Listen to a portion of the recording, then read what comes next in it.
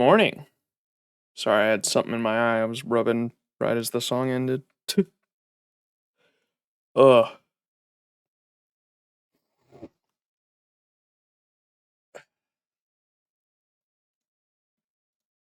All right.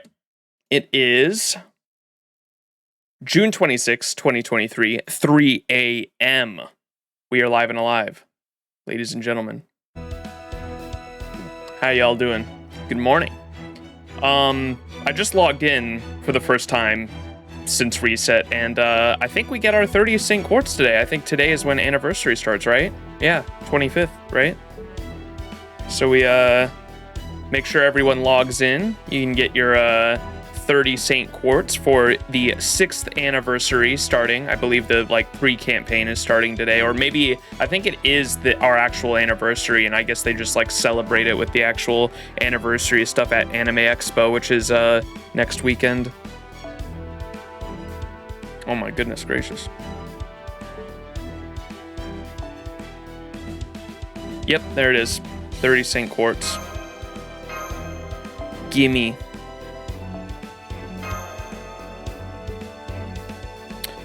Alright, so today, as you can tell by the title of the stream or video if you're watching on YouTube, we are starting Heian Kyo, Naraka Mandala, if I'm pronouncing that right. Apparently, Naraka, if I'm not mistaken, is that hell? Naraka meaning? Yeah, it's a place of torment, and it is essentially hell in Buddhism.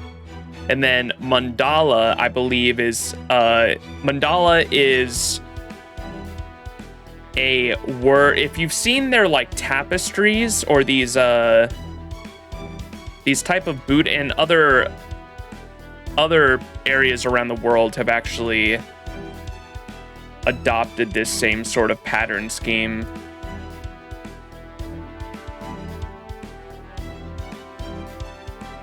So here, let me pull this up. So Nandaka is hell, and then mandala is this sort of pattern scheme that is related to Buddhism, and it essentially is supposed to represent infinity. And so they can say, Buddhist devotional images often deemed as a diagram or a symbol of an ideal universe. Mandalas come in many forms. Often they are painted on such scrolls and taken with travelers over long distances across the Eurasian continent. You can learn more, blah, blah, blah, through there. But yeah, it's essentially supposed to, if I'm not mistaken, represent infinity, or because the design is just the same pattern over and over and over and over again, almost like a kaleidoscope sort of effect. And they're supposed to represent life in all the different forms that it takes, because of course Buddhism, they believe in reincarnation until you reach enlightenment, which is going beyond the breaking through the source of, or not source of, but breaking through the cycle is the word I was looking for. Breaking through the cycle of reincarnation and becoming Buddha is what Buddhism is. And so this is just supposed to represent that cycle of reincarnation, I believe, which is why it's just infinity. And so Heian Kyo, the chapter, is of course called Naraka, which is hell, mandala. So essentially, translated, I can assume that means infinity hell. So, and if I was trying to think of what Ashiya Doman's goal has been, because we know he was related to Shimosa, and Shimosa was its own sort of hellscape, right?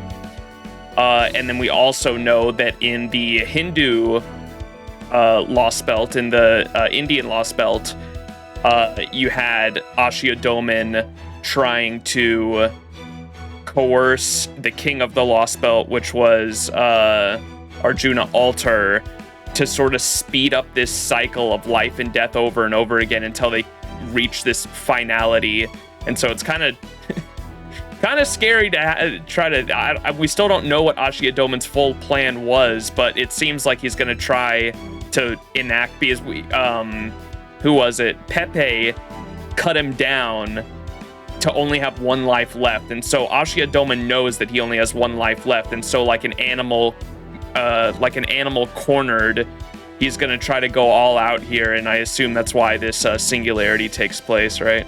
So, oh boy. All right, let's hop into it without further ado. Or let me do my... I haven't done my daily roll yet.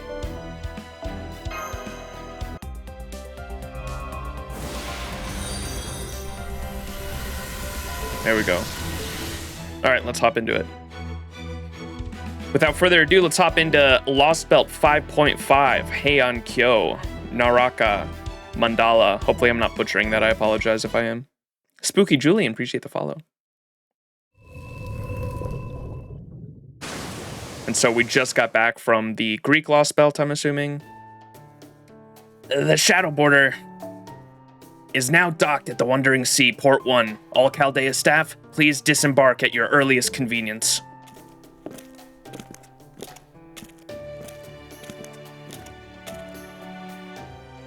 We're finally back. We're finally back. We did it. But at what cost? Great job out there, Shadow Border. That's right. It only took about 20 minutes from the time we anchored the storm border outside and made our way here in the Shadow Border. Thank you again, Nemo. I don't know what we would have done without your help. You're amazing. Well, I am Triton as well as Nemo when it comes to navigating the ocean. You'd better believe I can hold my own against the storm border. I doubt my Nautilus will ever serve as a strategy room for you guys again, but it's still nice to hear that. Well done out there, everyone. I have been eagerly awaiting your return. Congratulations on your victory over the Atlantic Lost Belt. Not only did you succeed at your primary objective brilliantly, you even brought back a more fascinating souvenir than I could have ever imagined. That battleship out there is simply fantabulous. The data you sent painted a truly spectacular picture, but now that I've seen it in person, your data hardly did it justice. Well, I can certainly understand how you feel, Miss Sion. I'm afraid I must ask that you postpone indulging your curiosity a bit longer. I believe you are already aware of the situation and of what the next move we need to make is. You had better believe it. Not to worry. Our next mission is right up my alley as well. I see. My apologies. I should have known Atlas's resident child prodigy would have already have the matter well in hand. Mr. Max, Director Gordoff, Miss Kierlight, and Mr. M. May I suggest we take this opportunity to roll up our sleeves and return to our respective positions? What the? How do you know my handle, Holmes? Don't tell me you're addicted to online games too. Oh, was it Mr. M? Is that just a reference to the Grail front that he was a part of? Wasn't his name Mr. M in there? Also, forgot to crack a cold one. What's up, Nendeko? How you doing? Oh my god, I couldn't get my fingernail under that. Hell yeah.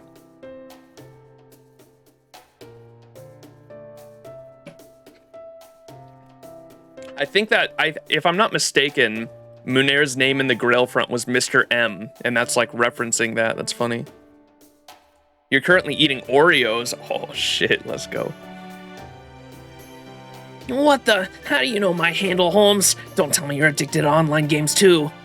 Well, I won't deny I have my own vices. Online games are not among them. Indeed, I still have a very little experience when it comes to video games. No, that was just a small demonstration of my skill. Wink. I feel like he'd wink there. While I may not have been at my best in Olympus, I am still the world's foremost detective, you see. By virtue of my profession, revealing secrets comes as naturally to me as breathing does to you. You really are the worst, aren't you? Nope, not buying it. I think it's more of a fetish than anything it is to do with your job. Now, that's enough of that, Agilio. His choice of topic aside, the point is Holmes has proven that his detective skills are still sharp. And I, for one, am most encouraged to see it. Administrative advisor, just make sure you keep your magnifying lens away from my own private affairs. It's wonderful to see everyone so relaxed again. I think we I think we all started feeling less tense on the way back from Olympus, and it looks like I was right. Yeah, we were all under a lot of stress for a long time. I know I'm pretty darn relieved. You're really not supposed to chit-chat on the dock, you know. Besides, last I checked, you Chaldeans are supposed to be getting ready to tackle the next Lostbelt. For all we know, this could be the last time we get to come back to a base like this. So I encourage you all to head back to your rooms and rest up for what's to come. Oh yes, you certainly don't have to tell me twice. I've been looking forward to putting my feet up on a fluffy bed and drifting off without having to worry about being woken up by an emergency alert for ages now. Oh yes, by the way, Captain, shouldn't my gorgeous director's office be done by now? Huh? What? Yeah, right. How could I forget? How's that coming along, Sion? Yeah, of course. It's all done. However, as luck would have it, I just began further renovations a few minutes ago with the aim of making it even more gorgeous than before. In the meantime, Gordov, I would ask that you continue to look forward to this office of your dreams. From the comfort of Storehouse 3 for the time being. I don't believe it. She clearly forgot all about me, but instead of admitting her mistake, she's chosen to power straight through with a 1,000-watt smile. What about you, Da Vinci and Captain? So what are you and Da Vinci gonna do now, Captain? I'm gonna head back to the storm border. It's still pretty unstable, even with all the renovations we made in Atlantis. I need to shore it up so we can eventually operate even without my presence on the storm border for that matter. I see. So you'll be replacing the virtual parts currently supported by the RNX Phantasm with real ones. It seems, then, that you have a great deal of welding ahead of you. Yeah, once that's done, I have to replace the central control system with something that doesn't depend on the shadow border so we stop piling more work on Da Vinci. I take it everything's ready to go, Sion? You know it! I already finished moving things out so you can focus all your energy on the construction. So, what does all that mean exactly? It means that both Captain and Da Vinci will be staying on the storm border for the time being. In the meantime, the rest of us will remain here at Caldea's base to prepare for the next main Lostbelt operation. Mr. Max, your task will be training to further improve your master capabilities. Miss Kirlight, you'll be fine-tuning the Ortnax. And Miss Sion and I will begin investigating and analyzing the foreign god in earnest. You can do that? Only with the information we currently have available, but yes. My first order of business will be to pursue the Animosphere records we brought along with Caldea's Antarctica base. These records should contain information on the former director Olga Mary, who has now returned in the form of the foreign god, and of her father, Sir Marisbury, the founder of Caldea. In that sense, I suppose it will be an internal affair investigation of sorts. As for Miss Sion, she will be... Say no more. You want me to observe and examine everything I can about the external side, the foreign god that now exists on our planet. Yeah, you can do that. Now look, you surprised me as much as I reacted Now look, you surprised me so much that I reacted in this same exact way as Max there. Heh, so you did. It was so very entertaining to watch. At any rate, yes, I can indeed determine the foreign god's whereabouts now. In fact, I have already done so. All is within the Trismegistus II's analytical capabilities. You may think of them as being analogs to Sheba from the original Caldea, if that helps. As we speak, the foreign god's signal has left the Atlantic Lostbelt and moved to the South American one, where it is holding position. After I had Trismegistus II analyze the time-lapse footage, it concluded that it could not observe a future where the signal would leave South America while the world was in its current bleached state.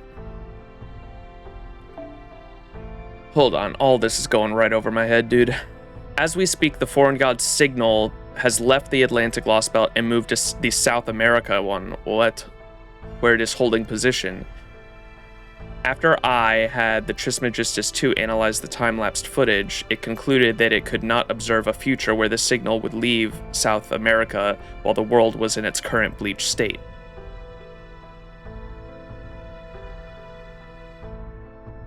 What? Alright, I don't get that. Moving on. Which means we can expect the foreign god to remain in South America for the time being. Yeah, I get that. I don't get it concluded that it could not observe a future where the signal would leave South America. They're talking about the foreign god. Trismegistus can observe the future, so there was no future they could find where the foreign god would leave South America as long as the world remained in a bleached state. I feel like you could have worded that way differently. Because I thought I thought Trismegistus already couldn't see any future that was beyond the bleached state anyway. I guess that's just what they're saying. That's why the wording is just confusing there.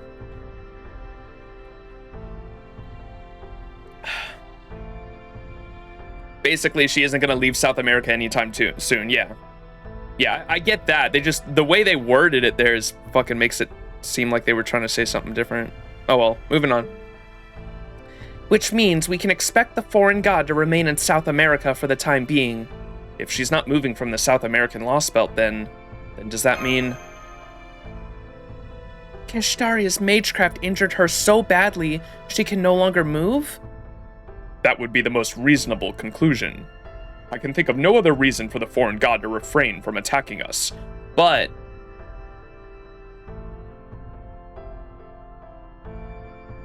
Oh, I guess that's what they were worried about. Okay. They were worried about the foreign god coming after us, and I guess they said Trismegistus confirmed that there's no future they see in the Bleached Earth timeline at the moment where the foreign god leaves the 7th Lostbelt. So we don't have to worry about... They're basically just telling us we don't have to worry about the foreign god until the 7th Lostbelt, I think.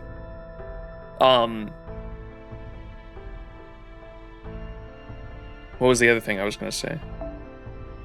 Oh, so MASH says, or they're assuming that Kishtaria's magecraft injured her so badly that she can no longer move.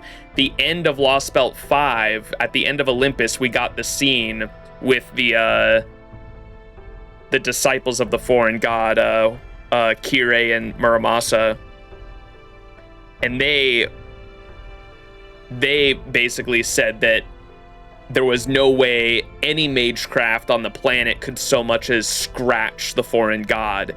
It was more so that it shocked her because it was like, it would be like you walking around and an ant threw a pebble at you and it like scared you. And like, that's what it did. So it scared or it shocked the foreign god. But she ran away because of that, but that's all we really know for now. We know for a fact that she wasn't injured by it, is all I wanted to say. I can think of no other reason the foreign god would refrain from attacking us. Then this is the perfect chance to strike back. If we go after her now while she's still injured, then... Sorry, Gordy, but I don't think that's a good idea. Oh, hope you don't mind me jumping in remotely. That's right, it's me, Da Vinci. I'm currently examining the storm border along with Nemo's Marines. What? Marine D, those are my skates, damn it. Why are you guys always messing with me? Because we're both rivals, which makes us rivals, and there's no way we're gonna let you win without a fight. Team the land cover, and we've got the sea. Whoever ends up controlling the sky will win all. Why, one of these days, we're gonna have the Nemo fight too, to see who gets to keep the storm border. Winner takes all! Let's win this thing! Huh? Well, what are you guys even talking about? Just ignore them, Da Vinci. More importantly, wasn't there something you wanted to tell us?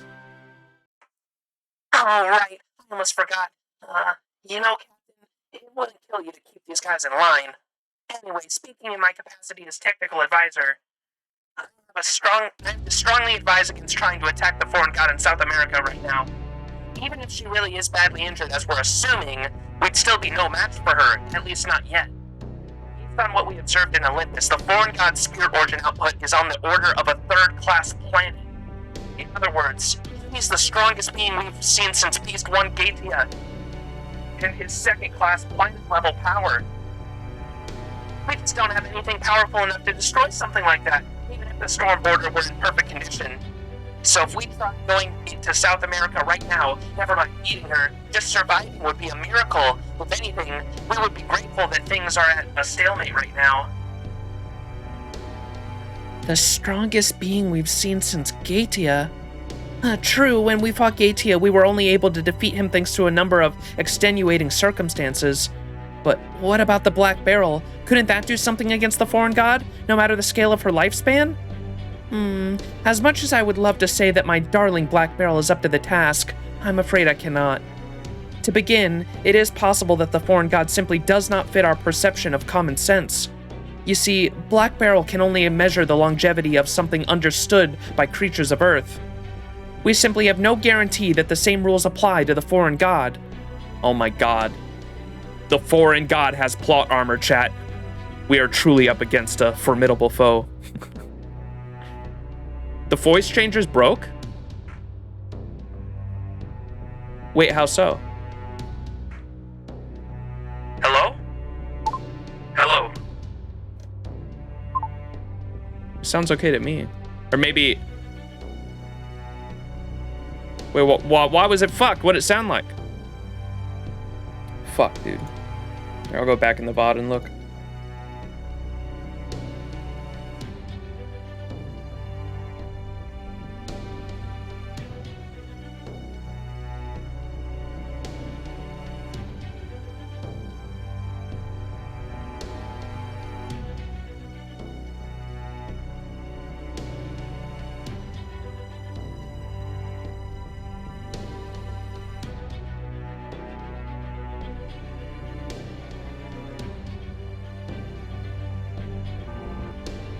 Does that mean would refrain from attacking us? I'm strongly advised against trying to attack the foreign god in South America right now. Even if she really is badly injured. Oh yeah, like the levels are going up and down, huh? That's weird. It's like an actual bad connection. Huh. I can try restarting the program. Hang on.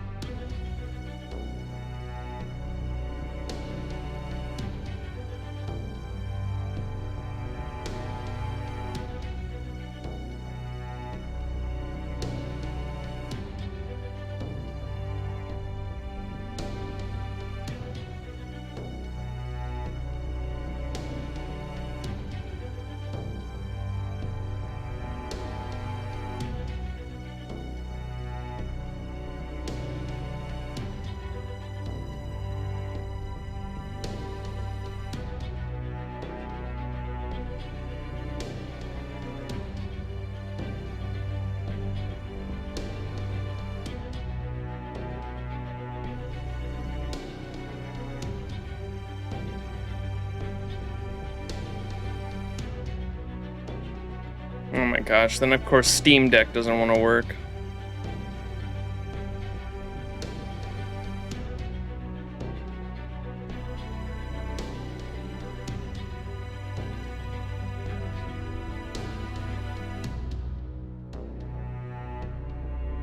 Technical difficulties. Hang in there. I need the picture of the cat hanging off the edge. Hang in there.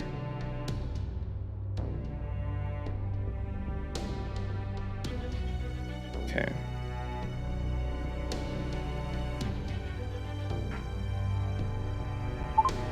Alright. Testing. 1, 2, 3. Does that sound better? Is it still fucked up? Hello, Kappa, 1, 2, 3. Testing, 1, 2, 3. 1, 2, 3, 1, 2, 3, 1, 2, 3. Pineapple. Does it sound better now? Is it still fucked up?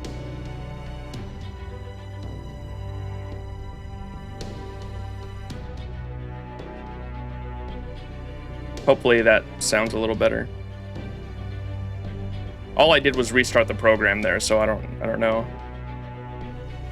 Not for you? Okay, sounds better. Okay, we'll keep going. Hopefully it's not fucked up no more. Alright, so back to the story. Foreign god has plot armor, so we can't kill her with the black barrel. basically because she's a humans cannot she sounds like an outer god, dude.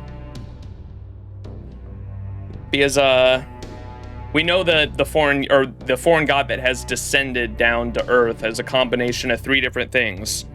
Olga Mary for some fucking reason.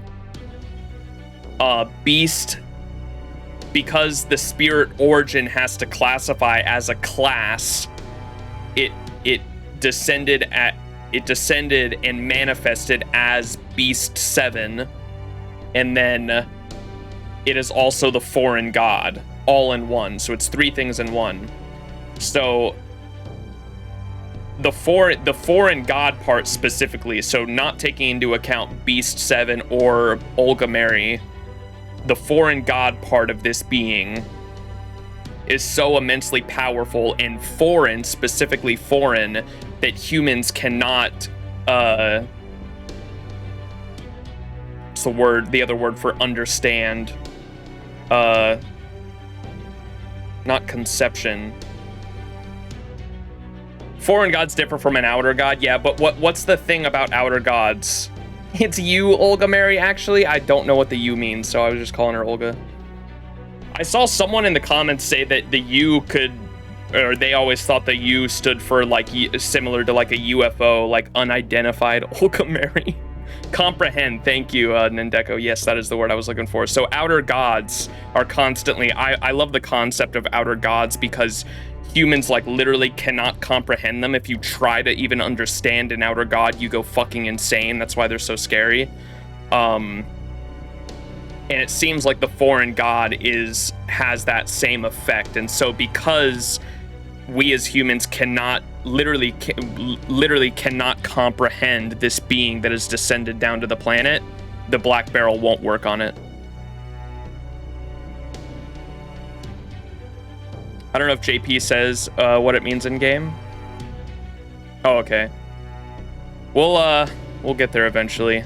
I'm sure Lostbelt 7, if anything, especially knowing that she's retreated to Lostbelt 7, we're probably not going to see her at all in Lostbelt 6, and I'm sure we're not going to get much context in Lostbelt 6, but Lostbelt 7 seems to be the one where we'll get a lot of understanding about it, hopefully, about what the fuck this foreign god even is. We simply have no guarantee that the same rules apply to this foreign god. That said, I suppose it is at least possible given that we are able to communicate with them. But even then, I doubt the Black Barrel's accomplishments measure would be able to get a full read on the foreign god's lifespan.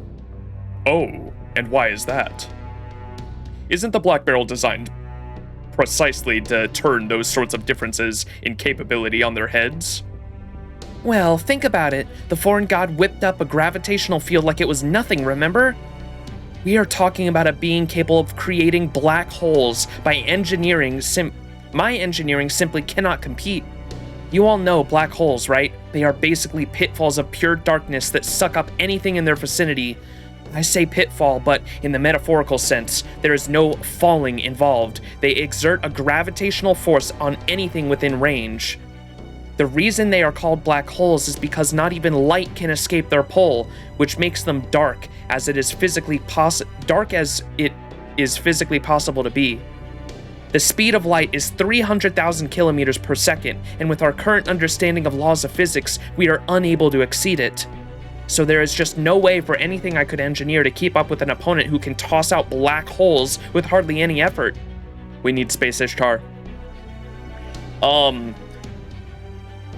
What else did I want to mention? The speed of light is cool how they were talking about speed of light there. And when I was looking into speed of light recently, not long ago, and how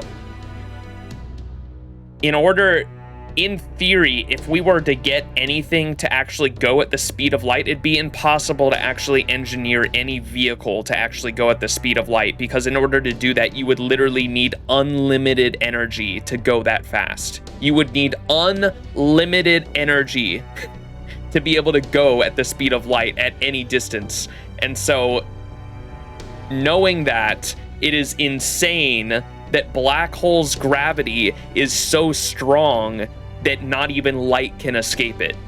So, like, we were just talking about human comprehension. How do you even comprehend something like that? A black hole's gravity is so strong that it can literally pull in light going at the speed of light that requires unlimited energy to be able to actually go that fucking fast. And it's able to pull shit in going that fast. Fucking insane. God Juna can do this. Get God Juna, baby.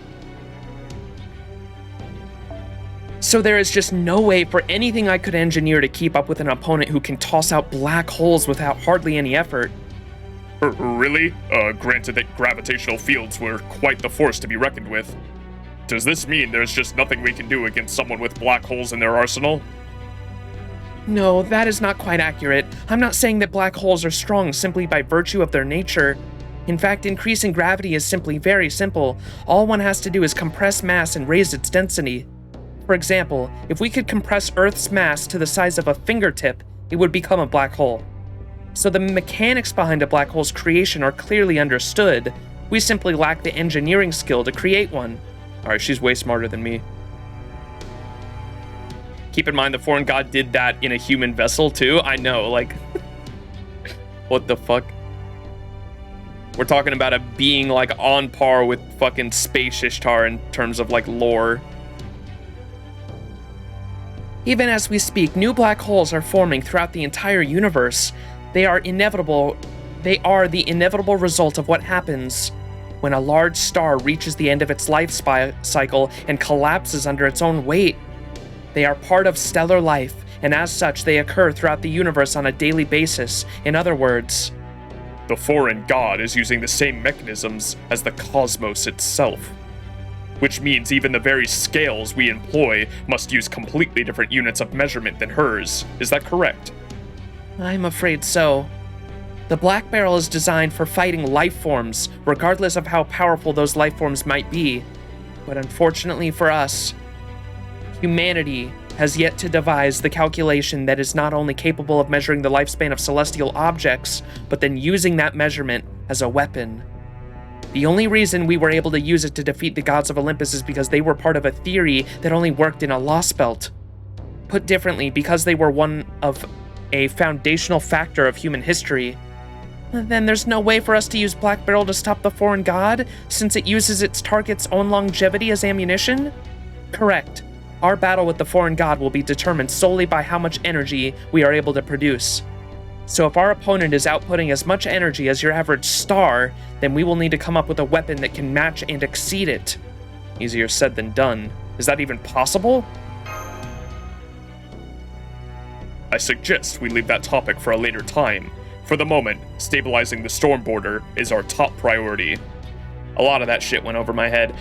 We need the power of a star to be able to defeat her. Dude. Let's just go get Chaos. Chaos was a star, right? Let's go ask Chaos if he's willing to give us a hand for a bit. I suggest we leave that topic for a later time. For the moment, stabilizing the storm border is our top priority. But even if we get the storm border in perfect working order, what good will it be if we don't have any useful weapons to bring to bear? Oh, I wouldn't worry about that. We do have some idea of where we might find such a weapon, don't we, Da Vinci? Maybe? Yeah, if you're only talking about where to look, that part's in the back. But actually getting our hands on it, that's a whole nother story. That's quite alright, Da Vinci. We'll have plenty of time to figure it out. What weapon were they talking about there? The one we were just talking about that had the power of a star? Stabilizing the storm border is our top priority at the moment. What good will it be fixing the storm border if we don't have any weapons to use against her? Holmes has an idea of where we can find such a weapon. And they're just not going to allude to what that is. Alright, fuck you guys. God damn it. That's quite alright, Da Vinci. We'll have plenty of time to figure that out. In the meantime, there's something I'd like to ask you regarding Kadok Zemlumpus. Oh yeah, we still have Kadok in the fucking freezer, don't we? Is it true that he gave you something before you put him in the recovery pod? Oh, I'm surprised you know about that, Holmes. Who spilled the beans anyway? Oh, that'd be me. You're talking about the memory chip, right? I'm the one who told him about it and how it probably has records of the Cryptor's communications. Right you are, Munair. Contains all sorts of communication logs between Kishari and the other hunters. I'm pretty sure Kata copied them himself. Most of it was about the Atlantic Lostbelt, so it's pretty useless now. There were 2 bits I found interesting, though. Oh? And what might those have been? That the attack on our world began with the bleed Earth phenomenon, not the seas of emptiness. And second, that the bleed Earth phenomenon's point of origin was in North America, in Area 51. Bum bum bum! The radio voice is going up and down again. Man, why? What the fuck? It was fine just a second ago.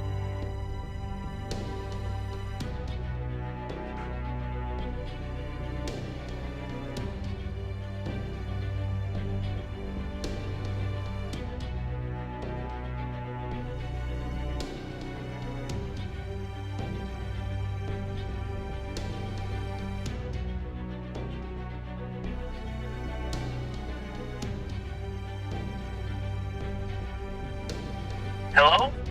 Kappa Kappa 123? Is it going up and down? Cutting in and out still?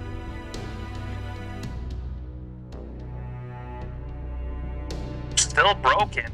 What the hell?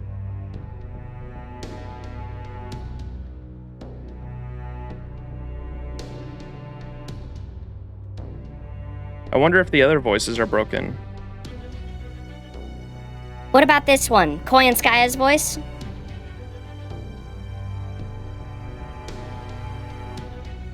Hello, Kappa Kappa, testing, 1, 2, 3. What about this one? Is this one broken? This one's fine? What the fuck? Just the radio voice?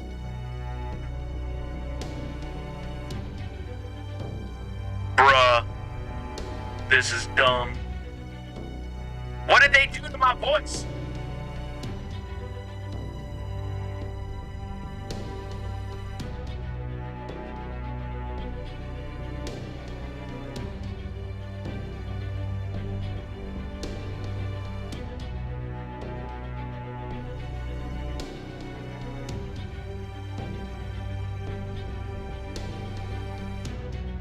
What about this one? Does this one sound alright for a radio voice? Is it going up and down? This one's like a telephone voice. I might just replace this one and use this one for now until it's fixed. Does this one sound alright?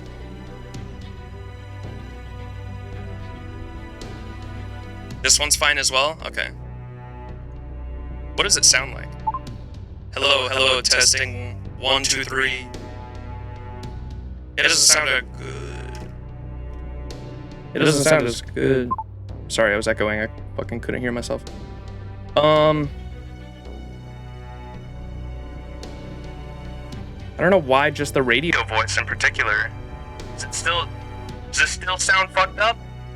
Rest in peace, old radio voice. I'll figure out what's wrong with it in my own time, maybe. I don't know why this app or the voice mod update yesterday must have just fucked it up. It's still broken. That's dumb. Yeah, maybe I'll just hang on. I'll keybind the telephone one for now then.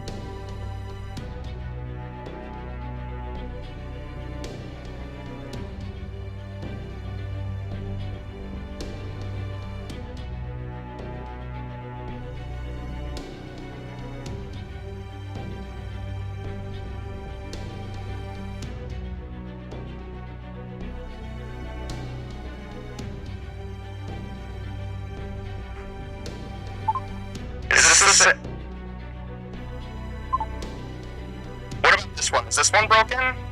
This one was the Radio Demon, which I think is what I used originally. I don't know if is this one broken by chance? I think it's a similar, or it's got the same icon as the one I made, the custom one I made for the FGO. It's also broken? Yeah, I think this one's just specifically broken. Weird.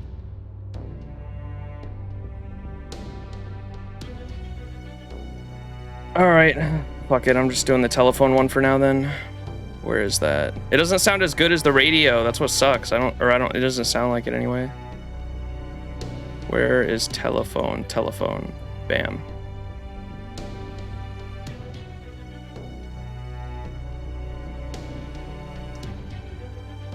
All right, we will just use this voice then for now, and hopefully this one isn't broken at all.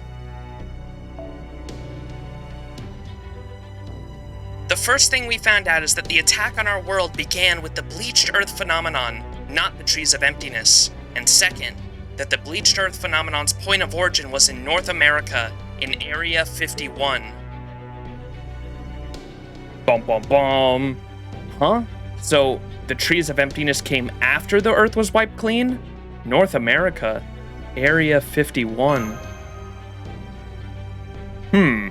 We may not have a great deal of information at this point, but nonetheless, Da Vinci, would you be so kind as to send that data over to me as well? Sure thing. Knock yourself out. All right, that's all for me for now. The storm border isn't going to improve itself after all. Max, Mash, I know things aren't easy right now, but try not to let them get you guys down, okay? Don't worry, you'll feel a lot less anxious once you've had a good rest and gotten back in the swing of things with your training. I might not get to see you guys for a while, but the next time I do, I look forward to seeing how much you've grown. Da Vinci already brought up everything I wished to, so there isn't much left for me to say. Now that the foreign god has arrived here on Earth, the situation has changed dramatically. However, that does not mean we should panic. For the moment, the best thing we can do is to keep our heads down and focus exclusively on what we are able to affect. For myself and Holmes and the analysis team, that means studying the enemy and coming up with a plan. For the field team, namely Max, Smash, and the Borders crew, that means equal parts of training and recuperation. No need to worry, according to the Trismegistus 2's prognostications, the world should remain perfectly intact for at least another month. And as the Atlas Institute's resident genius, that gives me more than enough time to come up with a plan guaranteed to succeed. So I encourage you all to kick back, relax, and enjoy this standby time as best you can. Nice.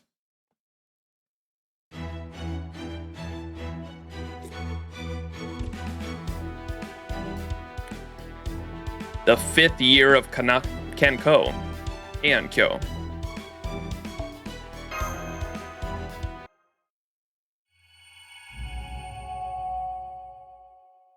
Can't wait for me to play Lostbelt 6. Yeah, it's going to be a fucking fat minute. It's probably not going to be until early next month. The moon is watching.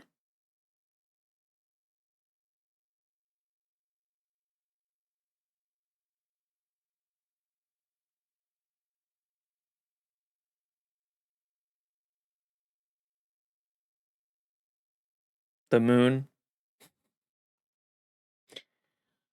Don't tell me that, Nasu. It's the dead of night. The time when humans lay fast asleep, and wild beasts wait with bated breath, as the moon alone looks down upon the capital reverberating with evil.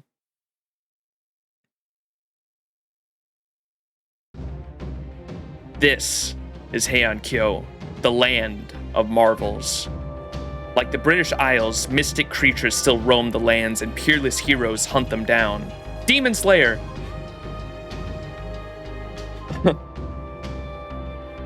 It is the nightmarish realm where myth still draws breath.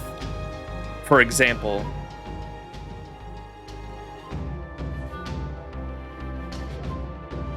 Saiji, located on the southwest end of Heian Kyo's central area. It was rebuilt only recently after a fire burned it to the ground many years ago, and it is said that the Minister of the Left may have read a poem of its honor during the reopening ceremony. Speaking of Minister of the Left Fujiwara, he is one of the Emperor's most trusted aides, a striking figure in both body and deed. None embodies the capital's prosperity or authority better than him. As such, Saiji, with its close connection to him, is a place of miracles. Or at least, it should have been. Instead, It was home to rage, to malice. Indeed, as the moon looks down, a vicious monster, practically the embodiment of loathing, roams the sacred grounds of this holy temple. Shut up.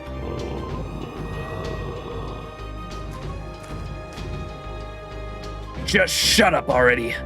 Some great evil spirit threatening the Imperial Palace of all of Heian Kyo you turned out to be. You're just another boring old evil spirit who turned tail and ran at the sight of 4 Heavenly King statues at Toji. Cheeky little punk. Stop it!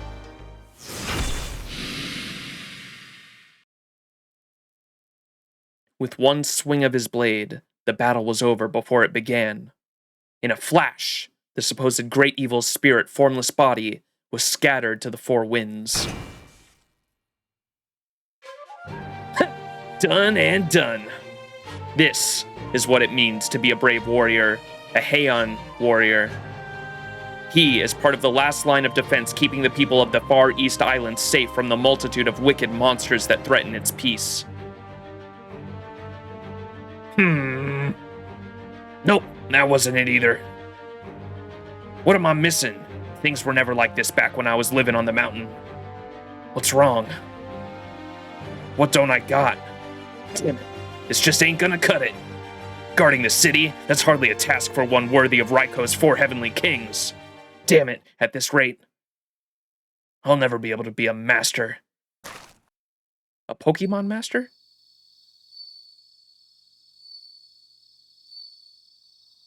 A master, huh? There's something about that just doesn't sit right with me either. How do you ever make your peace with it, Brother Tsuna?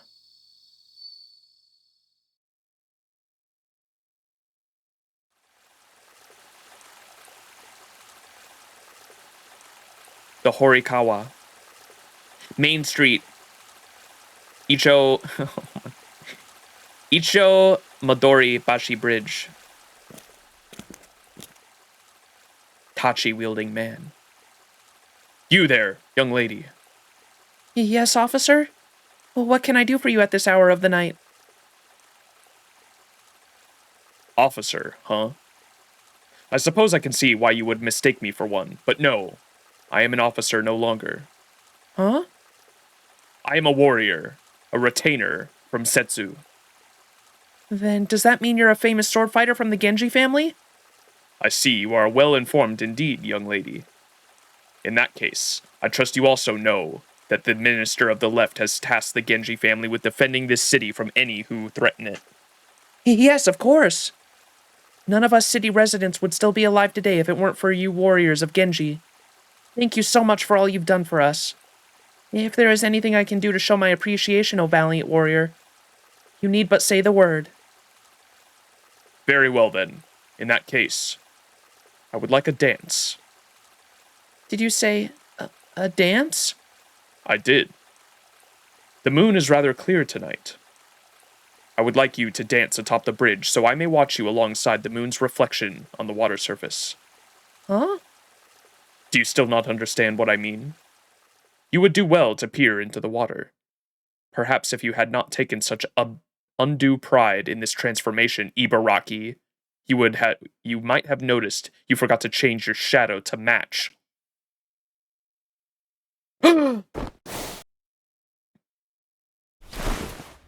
You! How dare you! How dare you! How dare you! How dare you! How dare you! You tricked me! You knew who I was and you tricked me into embarrassing myself! If this means you had figured me out from the start, then I'll kill you! You're dead, you hear me? Dead! Grr! I hate you so much! That's it! Tonight's the night I finally bite your head up, gouge your eyes out, skin you alive, and leave your mutilated corpse hanging for everyone on the Suzuka Avenue to see. You hear me, Tsuna? Hey, look at me when I'm threatening you. You're supposed to tremble at my fangs, shudder at my claws, and beg for mercy at my feet. How dare you look at me and see someone else, Tsuna? Look at me! Look at me, damn it! Why you?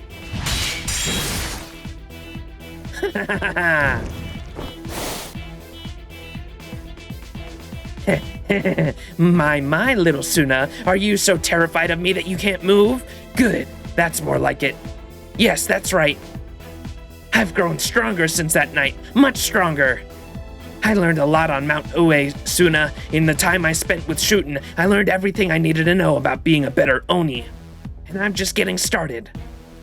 One of these days I'm gonna lead every Oni in all of Japan. As a pair of Oni kings on Mount Ue. Is that how I say that? Ue? Oe? Shootin' and I will descend from at high, wipe out you Genji, and devour every last person on the face of the earth.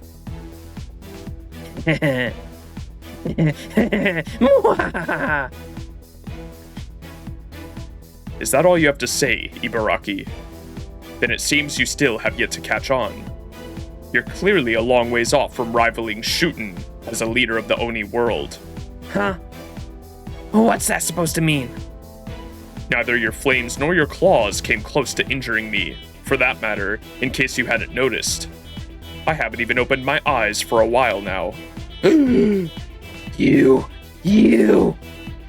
Grah! How dare you make a mockery of me, you human! Curse you, Tsuna! Ibaraki.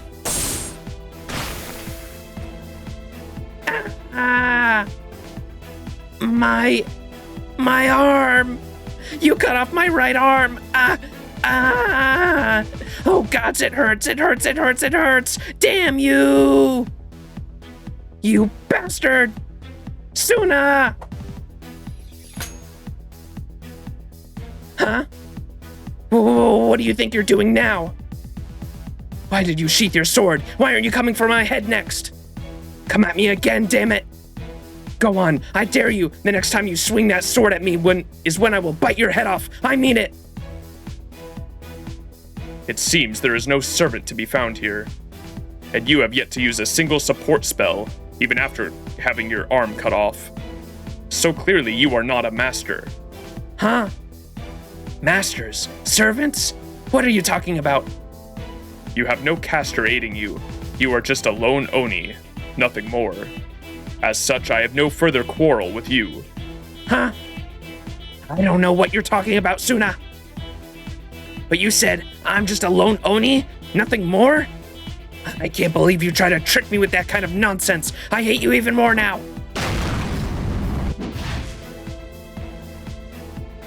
A smokescreen made of fire. And then she hid. If nothing else, Ibaraki, you do get better at turning tail each time we meet. Next time, I'm gonna take my arm back, and then I'm gonna kill you. It'll be our last time meeting. You have my word on that, Tsuna, my hated rival. Don't you dare forget it. So, she's returned to the mountain. Caster. What the fuck is she doing here? Yes, Master? Her magical energy was far beyond that of an ordinary human, but it didn't belong to a servant. Perhaps she was a phantasmal, or... He's an Oni. Right, of course. You never had such creatures in the land you hail from. Ibaraki and I have something of a history, as you may have guessed. But never mind that now. For the time being, I shall hold on to this arm myself. Understood. So that is what it feels like to have one's senses enhanced with magecraft. Magnificent work, Caster. As you can see, I remained without a scratch even after facing off with an Oni. Don't be ridiculous, Lord Tsuna. All I did was cast a simple spell to temporarily enhance your senses.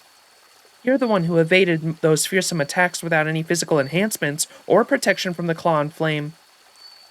And what's more, you did so entirely with your eyes closed. It was truly an incredible feat if I'd ever seen one, Master. Hardly. Anyone who carries a sword could, well, maybe not. But I will say that any warriors at the top of their art, that is, any of Raiko's 4 heavenly kings, could do so as such. Or at least, they should. Alright, my caster, let us be off. We have more quarrel we must find tonight. Yes, Master. Understood. Why's he got a bowl cut? What's up, STD? Notorious.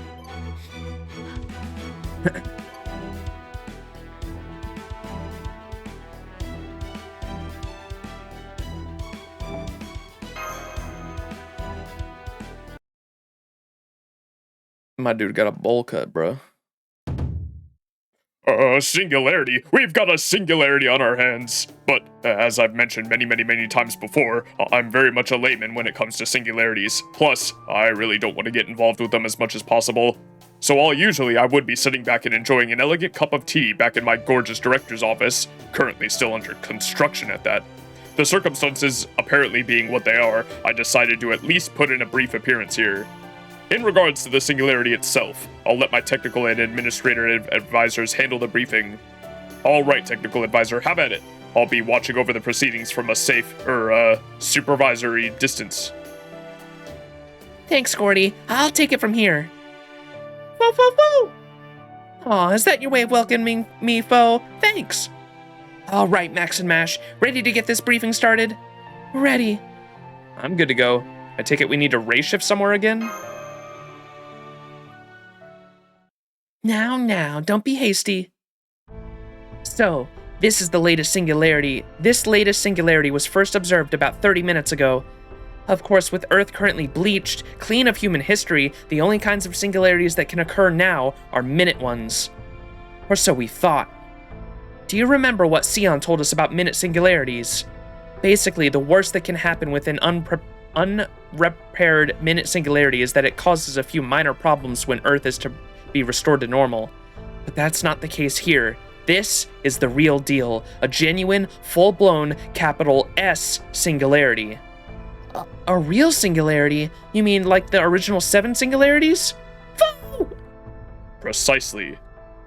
Which means this singularity represents a grave threat to humanity, even with the Earth in its current bleached state. The fact that this singularity has appeared as a blot of black stagnation even on this empty Earth suggests that its influence is far-reaching indeed. That is the unfortunate conclusion Trismegistus II has reached. A black stagnation? Yep, black stagnation. How can I put this? It's basically like a giant sunspot. That's the kind of stagnation we're talking about. But didn't the genius of Atlas Institute say we had at least a month? An excellent point, which is why I think you should hear what she has to say herself. Go ahead, Sion. I am so sorry. Please, just forget everything I said about the world remaining intact for a month. The thing about singularities is, the only people who can predict them are the ones who cause them. That is why Gaetia ended up being undone by them. They are like insects eating holes in your map before you can even be aware of their existence. Anyway, there you have it. I will let the singularity professionals take it from here. Good luck fixing this one and restoring humanity! Makes sense now, Max. So, your mission this time is to investigate and eliminate this dark spot on human history. The singularity is located in Japan during the Heian period in the 5th year of Kenkyo.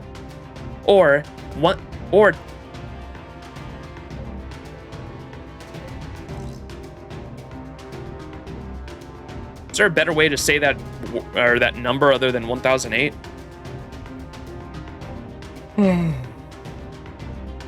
I guess not. I was going to say like something 100, but I guess you need a number in the second digit spot there. Or 1008 by the Gregorian calendar, the early 11th century. More specifically, it's located in the city we now call Kyoto. Though at the time, it was commonly referred to as Kyo or Miyako, meaning the capital. Perhaps it would be easiest to simply refer to it as Heian Kyo, as it is in the Heian period of Kyoto. Ah. Just say 1008. 1008.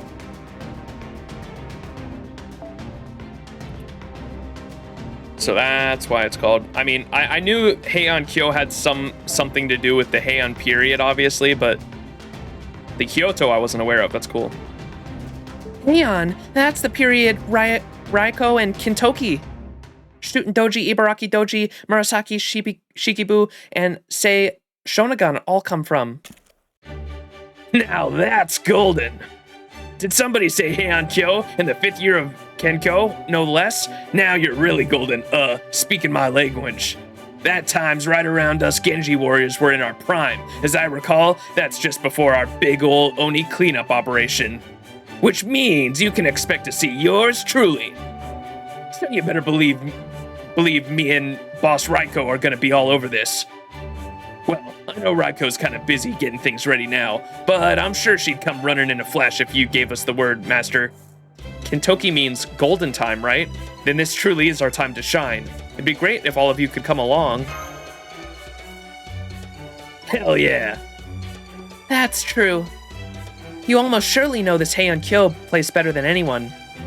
And if we could meet up with your historical counterpart, I bet you'd be perfect for getting him to cooperate with us and share what he knows. So I agree that having you come along would be ideal, if it were possible. What's the matter, short stuff? Why the long face? Well, the thing is... Hello everyone, long time no see. Fuma Kotaro, at your service. Kaito Denzo, likewise. Where'd you two come from? Oh, fur. What is it with ninja servants always popping up when you least expect them to? Sure, I might be able to handle the surprise thanks to the nerves of steel cultivated during a lifetime of racing, but you could have easily caused Mont Saint Michael here to die of shock. What? He got Munier's name mixed up with Mont Saint Michel? Tubby's not even sticking to the food theme anymore. I am so sorry, Director Gordolf. I promise I will be more careful from now on. Good. But, only within reason, of course. I am aware you ninjas are all about stealth, after all.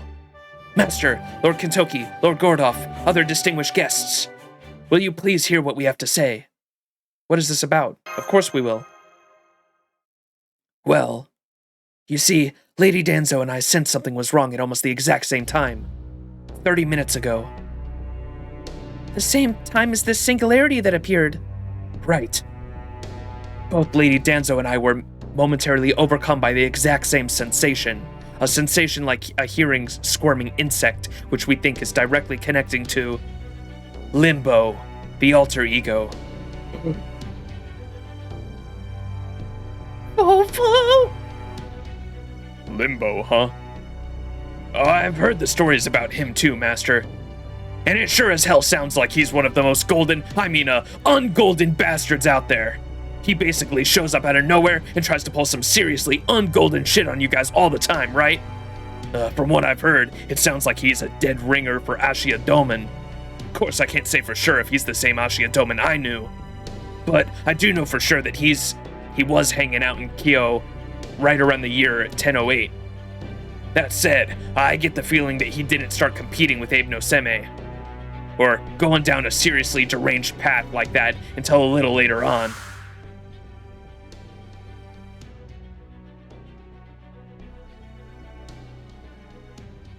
Monka.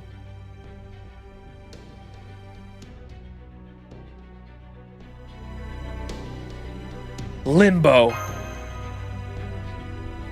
Limbo is truly a wicked creature, and yet I get a strong sense that he and I are intertwined by threads of fate. I feel the same. What's more, when I heard you mention Heian Kyo, that feeling only grew stronger. So please, Master, please let us come with you on this journey so that we may cut the threads of fate that bind us to him once and for all. Fate, Well, I certainly understand how you must feel, but I'm afraid we cannot make that call on our own here. What do you say, Technical Advisor? Sending contracted heroic spirits along on a race ship may work for pseudo-singularities and minute ones. But were you ever able to send them on real singularities that easily? Because as far as I can recall, you could only race shift 2 people at most. Well, of course, being able to race shift contracted heroic spirits from our time would be a huge advantage on any mission. But as our director so rightly pointed out, we're usually not able to have a contracted heroic spirit tag along. While there may have been servants with extremely rare skills that let them race shift into singularities on their own, for the most part, it just isn't possible, Since the most heroic spirits can't ray shift on their own, their only choice is to sync up with their master. As for how we determine whether there's a possibility, it all comes down to the Singularity's essence. By which I mean how harshly it treats elements that didn't originally exist in that history. To put it another way, how many gaps it has through which foreign elements might slip in.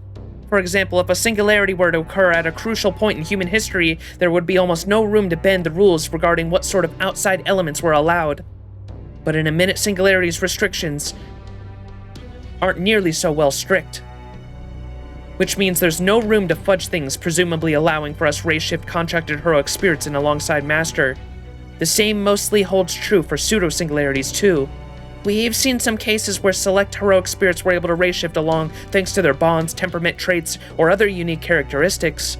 For example, with the Agartha incident, Astolfo and Dion had no problem tagging along. In Salem, we managed to send in Robin Hood, Sanson, and Matahari. With Shinjuku, we were able to technically send a few servants along. But they ended up unable to ray-shift all the way there thanks to a certain professor's interference. All right, so what's the deal with this one? Can we go along or not? I'm afraid that would be really, really challenging for this singularity. Well, I say challenging, but it's more like impossible. As far as I can tell from the numbers I got with the Paper Moon, there are no servants who could accompany Max on. This is the Stormborder Command Room calling from an anchor point. Do you read me, Da Vinci? I've been following along remotely, so don't worry about catching me up. Sion's actually touching the Paper Moon right now, and she says she has some new information about your current topic. Go ahead, Sion. She's here flapping her gums like a guppy. Like a guppy? I admit that it is a very cute expression, but you are aware that I do not have gills, right? Oh, right, the report. I was inspecting the Paper Moon and heard your discussion of the heroic spirits and the probability of ray-shifting. So out of sheer curiosity, I decided to try running some numbers, and the results were interesting. Interesting, you say? Oh yes, very interesting. It is not a result I would ever have expected to get on the first try. It is almost as though someone is extending an invitation for the relevant parties to come along.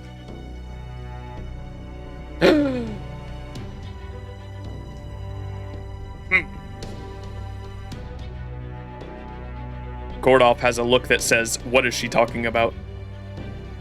Huh? Kintoki has a look that says, how the hell should I know? Foe? Foe's special translation is it bacon time yet? What?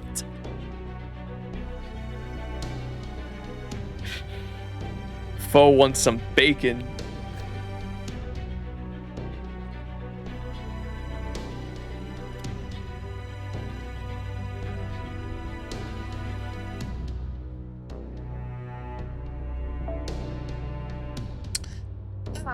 It is wonderful to see you guys acting in such solidarity. It makes you all seem more dependable than ever. But now is not the time for heartwarming scenes. No, definitely not, so I will jump straight to the point. The good news is I happen to observe 2 spirit origins that should have no trouble whatsoever ray-shifting with Max to this singularity. The assassin Fuma Kataro and Katao Danzo.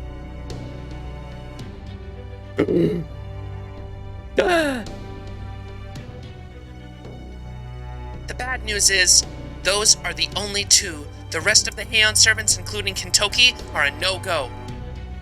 As are the servants from other regions and time periods. Gotcha. Lord Kintoki. Nah, don't worry about it.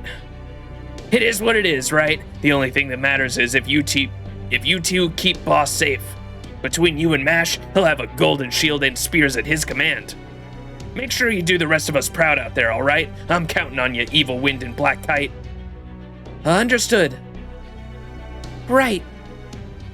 As for the rest of us, well, you better believe we'll show up to help fight battles and stuff. I've also got a golden advice I want to impart before you head out.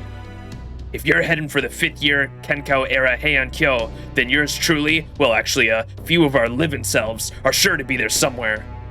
So make damn sure you find us no matter what. If you can just track us down and explain the whole singularity deal to our living selves, well, I can at least promise that Raiko and me will sure as hell believe you. Protecting the human world's the Genji clan's sworn duty, after all. And Raikau in particular would do anything to keep her people safe, even if that means she's gotta swallow what's gonna sound like a whole bunch of nonsense. Alright, that's all I got. Sorry I couldn't be of more help. Good luck, boss. I'll be golden rooting for you. Thanks, Kintoki. I'll do my golden best. Now that's what I'm talking about. Golden! Foo-foo! I see you're raring to go too, Fo. I'm not letting that little furball tag along on yet another mission. It's staying right here this time. Think about it. What if it gets lost and left behind at this latest ray shift destination? It could end up single-handedly ruining Japan's natural ecosystems. Fo! What is it, furball? You have something to say to me? Administrator, advisor, technical advisor, I'll take care of this brute with no sense of self-preservation. In the meantime, go ahead and brief the field team on the specifics of the operation.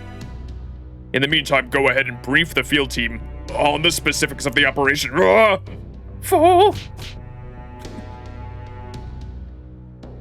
Alright, let's get to it, shall we?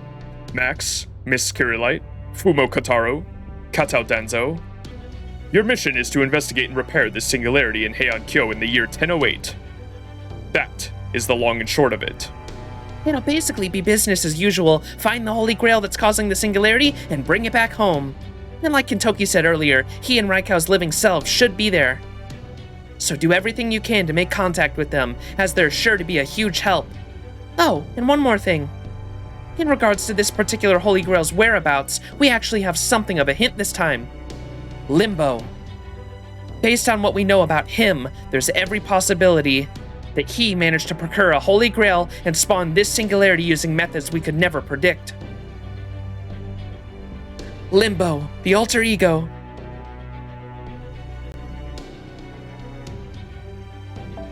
Every now and then you come across people who will give up everything if it means causing as much destruction as possible.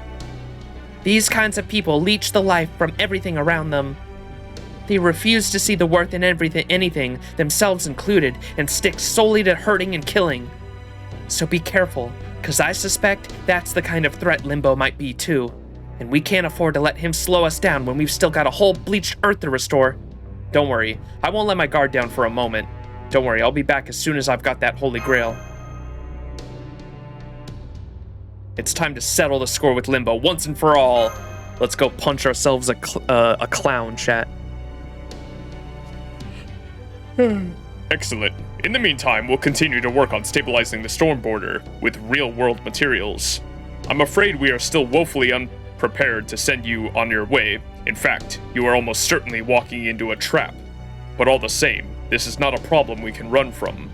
For the time being, it seems unlikely that the foreign god will move from South America, and Limbo appears to be the only external force behind this latest singularity, which means that right now, he is operating independently.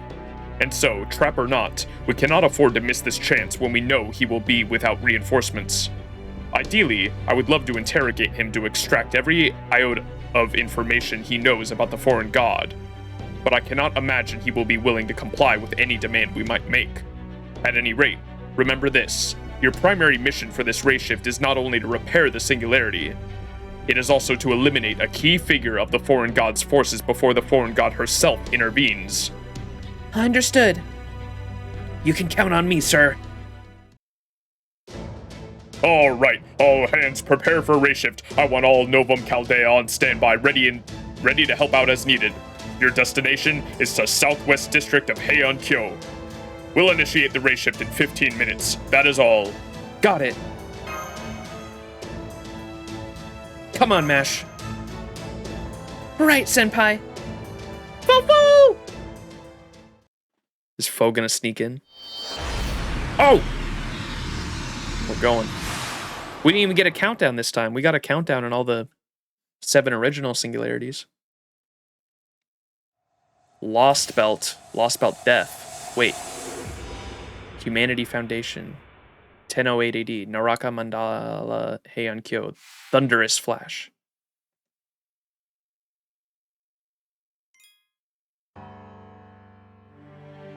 Ooh.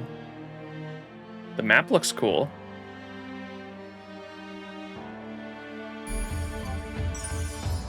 What did they say? This was Kyoto? This is Kyoto 1,000 years ago?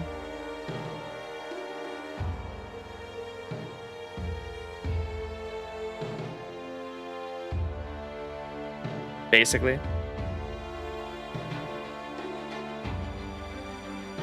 Damn, they were pretty well advanced for that time. I would love for someone, I'm sure there's a video out there somewhere of, I would love to see a video to show human expansion, like civilization-wise across the world, but like time-lapsed on a global scale. That would be insane to make, and it wouldn't surprise me if someone's made one at some point.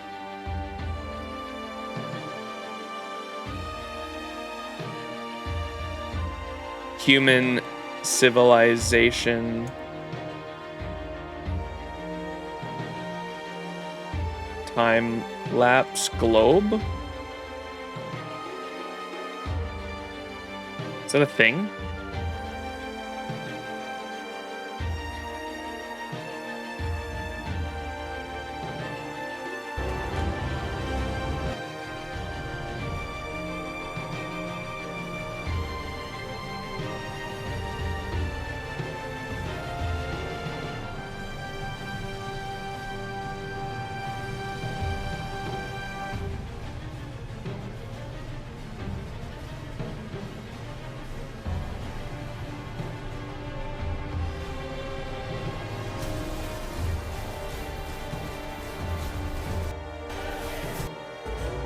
The fucking music.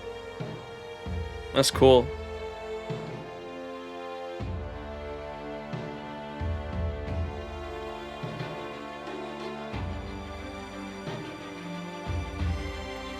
Civilization.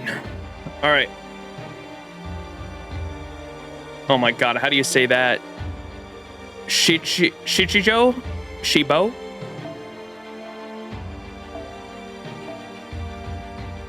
We're fighting a Lancer, huh?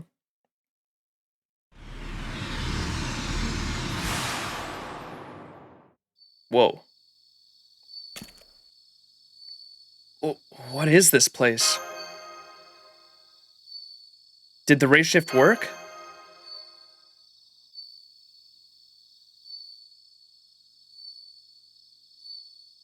Mash! Kataro! Denzo! Oh no, did we get separated? My apologies, but no, I am not Mash. It is I, Denzo. Robot waifu. I have scanned our surroundings and can confirm that our ray shift to the Heian period capital was successful. However, in regards to Lady Mash and Lord Kataro, I cannot see them anywhere. Nor can I sense their magical energy signals. I also cannot find any signs of their presence, such as footprints in Lady Mash's case or shinobi ciphers in Lord Kataro's. This is truly baffling. According to my pre-installed map data, I can confirm we are in an uninhabited area in Heian Kyo's southwest district. However, Lady Mash's and Lord Kataro's absence and the fact that I am unable to contact Novum Caldea, I am forced to conclude that you and I are the only ones to arrive at this destination successfully. And something must have messed with our ray shift. That might be Limbo's doing. Yes, it may well be. Master, as a countermeasure against the interference in ray shift, we were employing presence concealment. Lady Da Vinci came up with the idea of using interference data collected from Shinjuku pseudo-singularity. Sabers could use magic resistance, casters could use territory creation, and so on for each class. Naturally, both Lord Kataro and I used skills we were directed to use during this ray shift, but just before the ray shift ended, I felt an odd disturbance in my magical energy. Almost as though I had run into a bounded field. That must be what interfered with Mash and Kataro's ray shift. Yes, I believe so. As a matter of fact, I happened to sense Lord Kataro's magical energy though only for a moment. This is only speculation on my part, but I think Lord Kotaro may have acted as a decoy to draw the enemy's attention. If that's true, I can only assume he wanted you to have at least one servant by your side rather than none. I see. So he sent you in on ahead to help me. I believe so, yes. A painful reminder that there are areas where my skills are left wanting. Lord Kotaro, on the other hand, is a true shinobi. At any rate, I can't remember, what was the story with Danzo that we learned in Shimosa? Wasn't Danzo Kotaro's mother? Or something like that? She's a robot, though. Okay, that's what I thought. I'm trying to remember Shimosa's story with Danzo and Kotaro. She's a doll, but was his mother figure, right? Yeah, okay.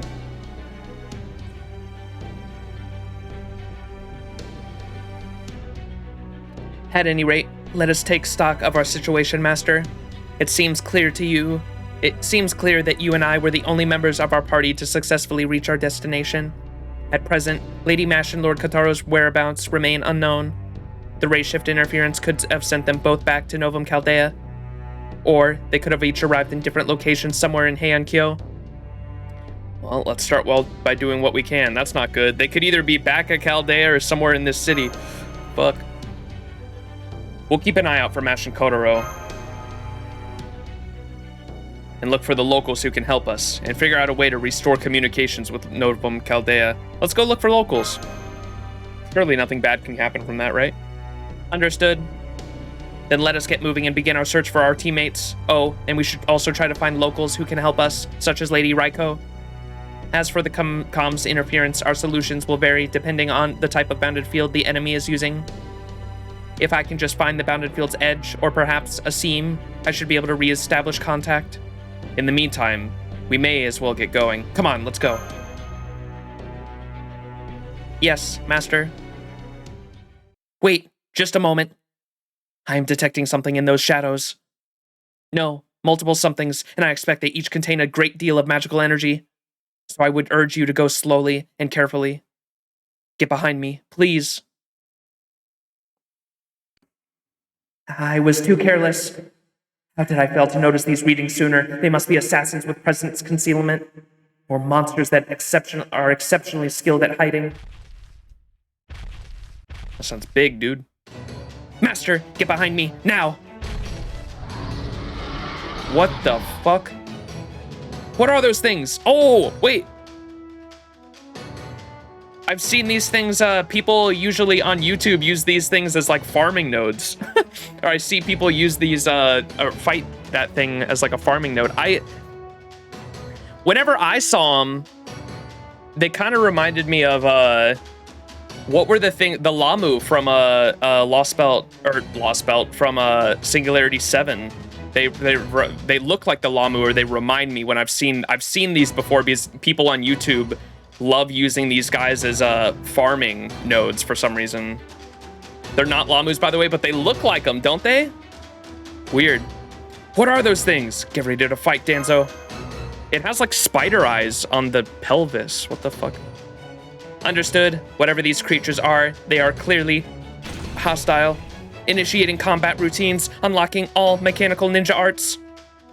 Since I cannot accurately assert their strength, I see no reason to hold back. I shall therefore employ every tool in my possession. Now, let us begin. Yeah, they're very it looks like the bottom half of the body is a spider and the top half is like something else. They do look very Lamu-like though.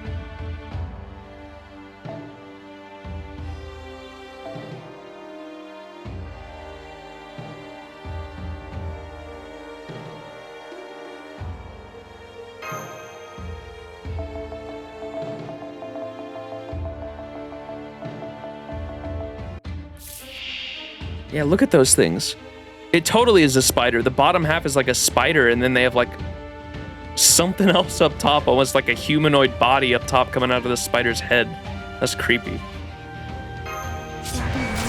What are they called? Wandering Tsuchigumo? I'm gonna look up Tsuchigumu. Oh, what the hell? They actually do look like that. A Tsuchigumo is a historical Japanese derogatory term for a renegade of local clans. Oh, and also the name for a race of spider-like yokai in Japanese folklore. So it was a derogatory term for certain clans, but also a race of spider-like yokai, which I believe yokai aren't they just monster or demons? I think yokai is. They're supernatural deities or spirits, yeah, is what a yokai is. So Tsuchigumo were a race of spider-like yokai in Japanese folklore, and they literally look just like that almost. They're like spiders with like claws coming out of their heads. Almost like a mix of like a bull. It looks like a mix of a bull and a spider. Cool. They're ripped as fuck, yeah, dude. The bodies, dude.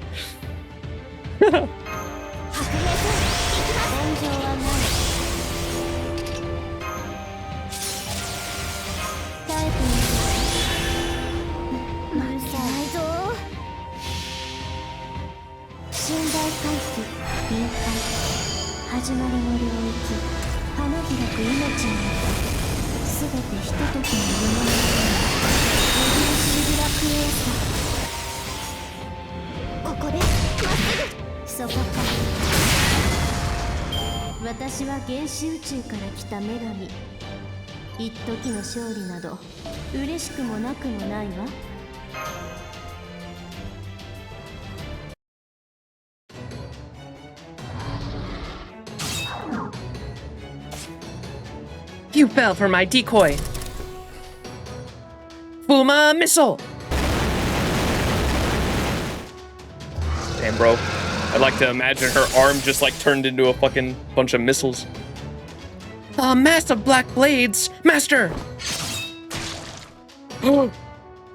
Danzo, this is nothing. All right, foul spider monsters. Tried this on for size. Evil wind, death storm.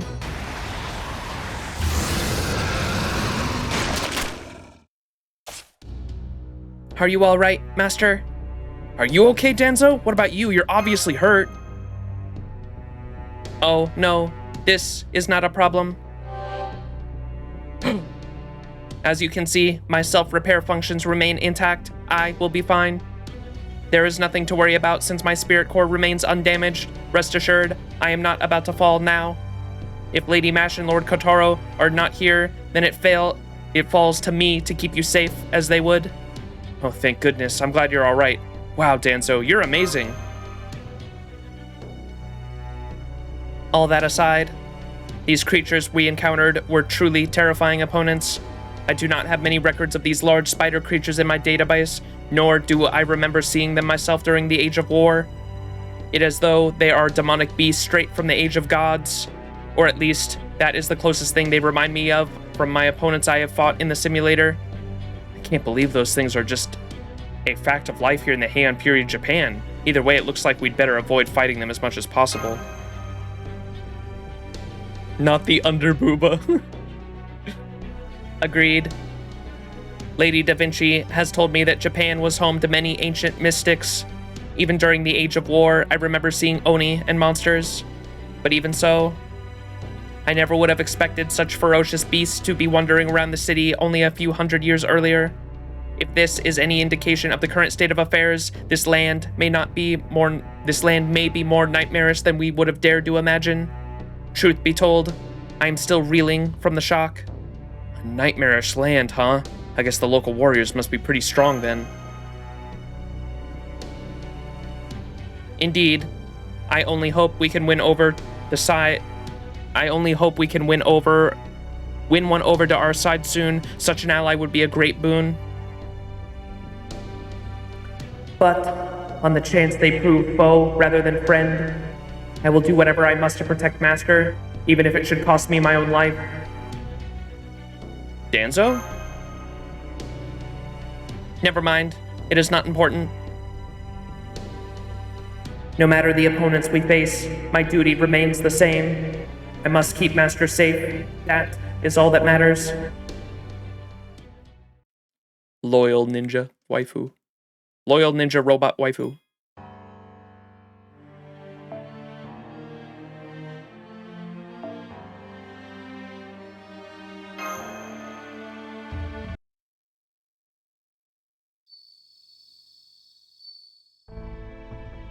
All right, Master. I have recorded all the information I can about the creatures we faced earlier.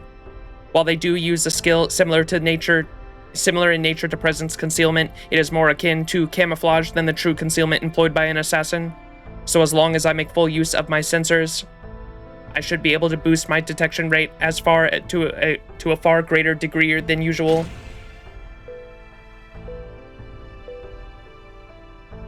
Fuma, scan.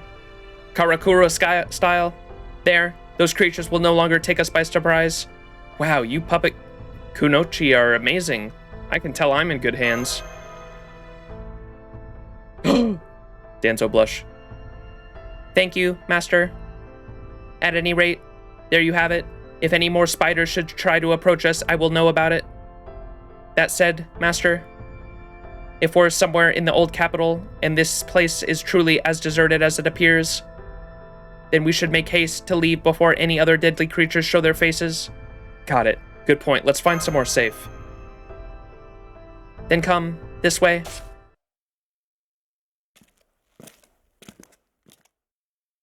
Master, forgive me for speaking to you from out of sight. I have detected a new creature not far ahead, but worry not. I shall deal with it. In the meantime, please go around the creature and make your way towards the nearby road. I will give the creature the slip once you have made it there. If we are lucky, there may even be an officer or two out on patrol. All right, I shall see you later. Wait! Yes, Master? It's too risky to fight alone. We're better off sticking together. But, Master, that would put you in. Right. Understood. Forgive me, Master. I should have known better. That is just the kind of person you are, isn't it? Very well then, I will gladly fight by your side. I feel a twinge of shame using my more underhanded shinobi techniques in front of one so as noble as you. But if that is the price I must pay to fight by your side, then so be it. Here it comes, get ready. Once we take this thing down, we'll make a break for the road. Understood.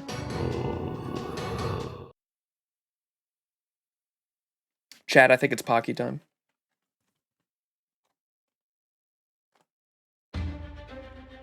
LB6 gives a lot of character development for Ritsuka. Nice. Yeah, we got some in Atlantis. I thought the Atlantis character development we got between us and oh wait, what the fuck? They got masks on, like Ashiya Doman's little things that are in between his fingers.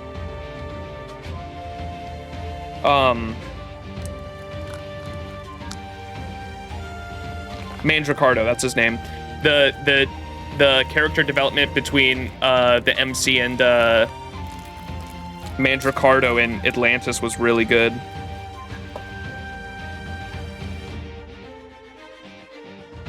LB6 is, I think, the first time Ritsuka gets actual dialogue, not like the options, but just speech like a normal character. Oh.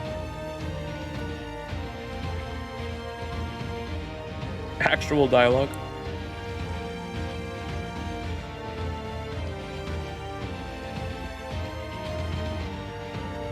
Good morning, got MP3 Lancelot first multi this morning. Let's go. Congrats. Hey, yo. Pocky time, chat.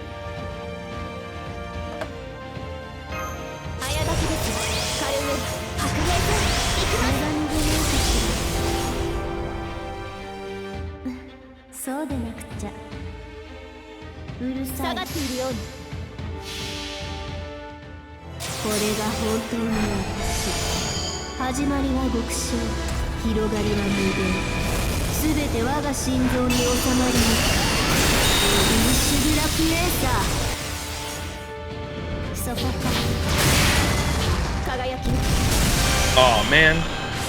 Oh well, it's a 2-turn.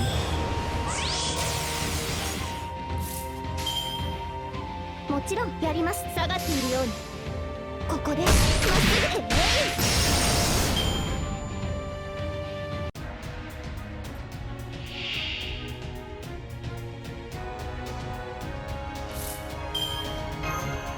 Whoa. Even he's got a little eyeball paper thing on him. What are those? 早書きです。カルウェナ。さん、黙って。私を悪魔と。You guys get rainbows? その通りよ。原始の地獄に帰りなさい。究極女神ヒーベ。そこか。逃げ惑いなさい。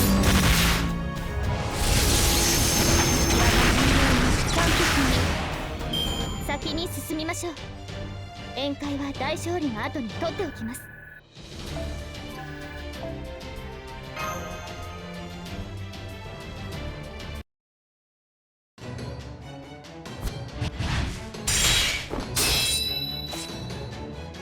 It's over. Take this.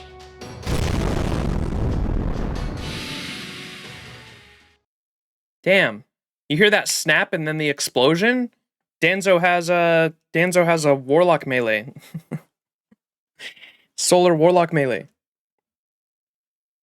You know, I think I've seen something like that thing before. Yeah, we have definitely fought that thing before. Was it Shimosa? You have? While I have no recollection of the events of Shimosa myself, I did view them in Caldea's database, and that creature we just faced does bear a great resemblance to those dark armored warriors from then. I can't be certain, but I bet Limbo's involved here. I've got a feeling Limbo's mixed up in this somehow. Yes, Master, I was just thinking the same thing. Oh, but never mind that now. For the moment, we need to get up to the road as soon as possible. I have a bad feeling about this. Well, more exactly, my Ikikyo circuits are picking up a faint. I knew this matched one of our records. This manner of camouflage involves manipulating the very earth itself. Master! Another giant spider?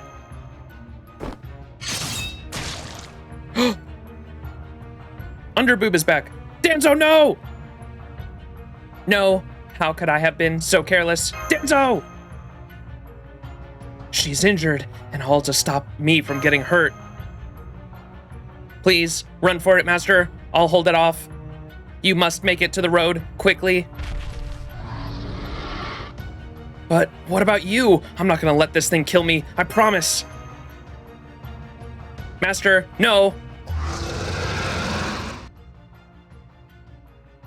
Here, in the nightmarish realm of Heian Kyo, it would not be at all out of the ordinary for a hapless young man defending his companion to be eaten alive by a vicious spider, especially here in the far outskirts of Kyo, where great spiders known as the Tsuchigumo prowl the land.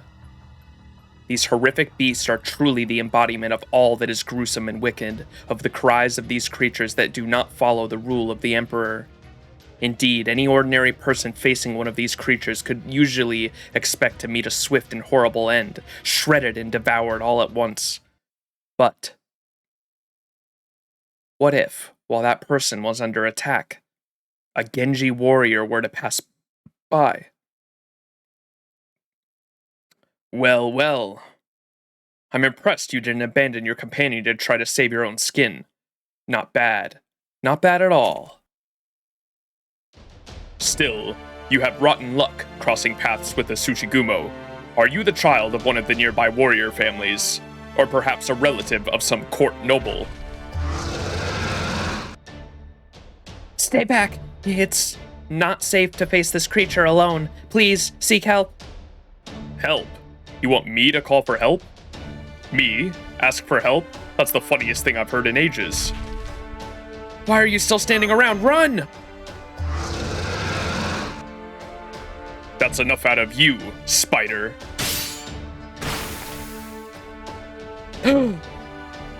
Did he just cut it in two, but my sensors didn't even see him move. Please tell us, who are you?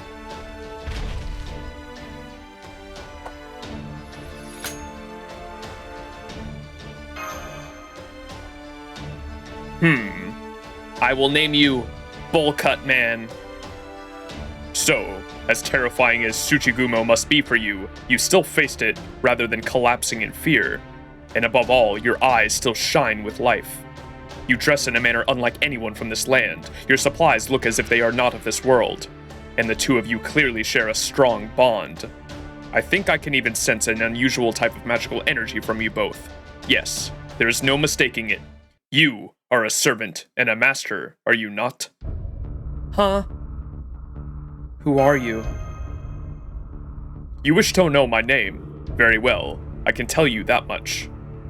I am the head of Raiko's 4 heavenly kings, guardians of the capital. I am the warrior of the Genji entrusted with our most prized sword, the Higekiri, escorting Special Agent Watanabe no Tsuna.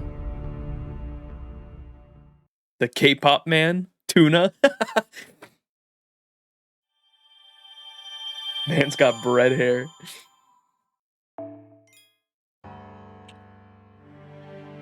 Whoa! Look what we get at the end of this one. We get a holy grail we get a chest. There's a holy grail in there, right, chat? We're about to beat the whole Singularity. Monkey.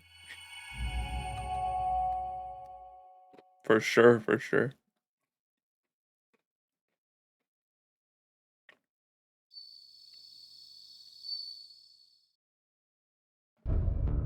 I am the head of Raiko's 4 heavenly kings, guardians of the capital.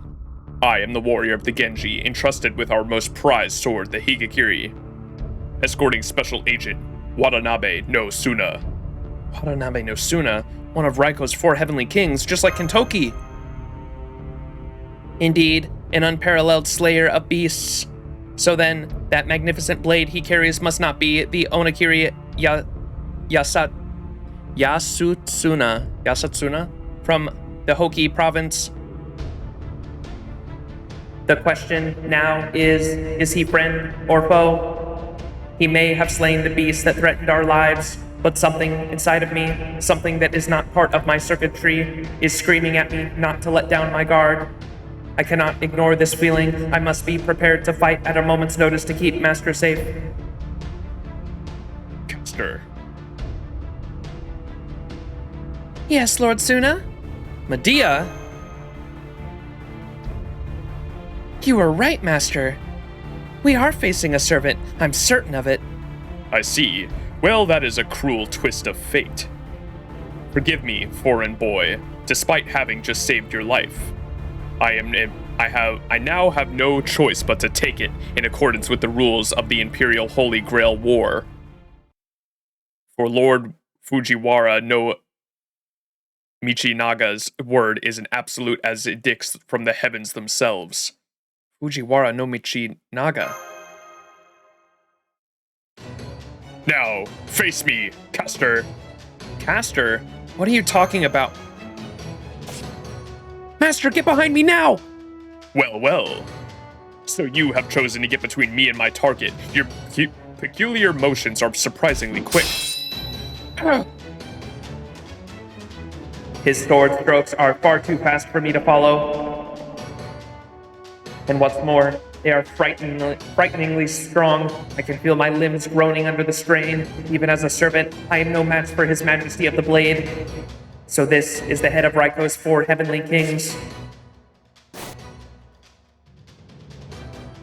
But why would the 4 heavenly kings attack us? And why is a servant accompanying him?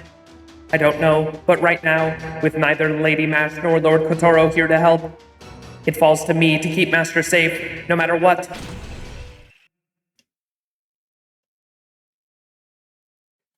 The inner voice changer is also going up, just down?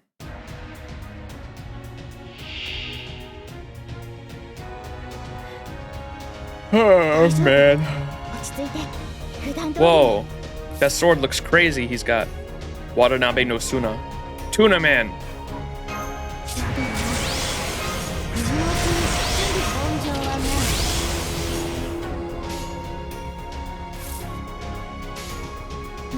ちろんそうでもないぞ。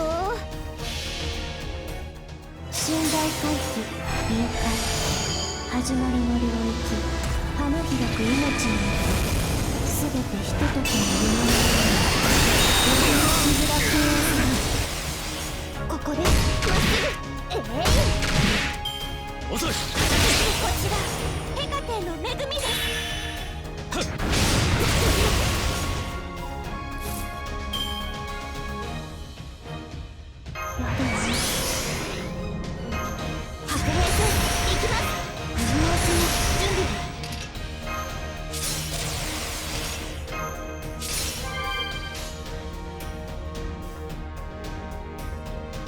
黙って静かにして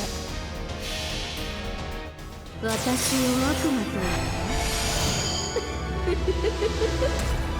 その通りよ。原始の地獄に帰りなさい。究極女神ヒーブ。そこから逃げ惑いなさい。リーダーを育てちゃう。 God damn. Let's go.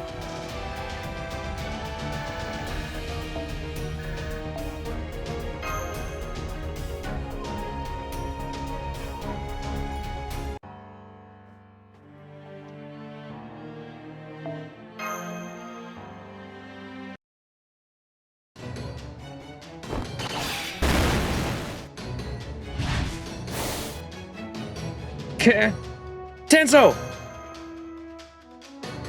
I'm all right.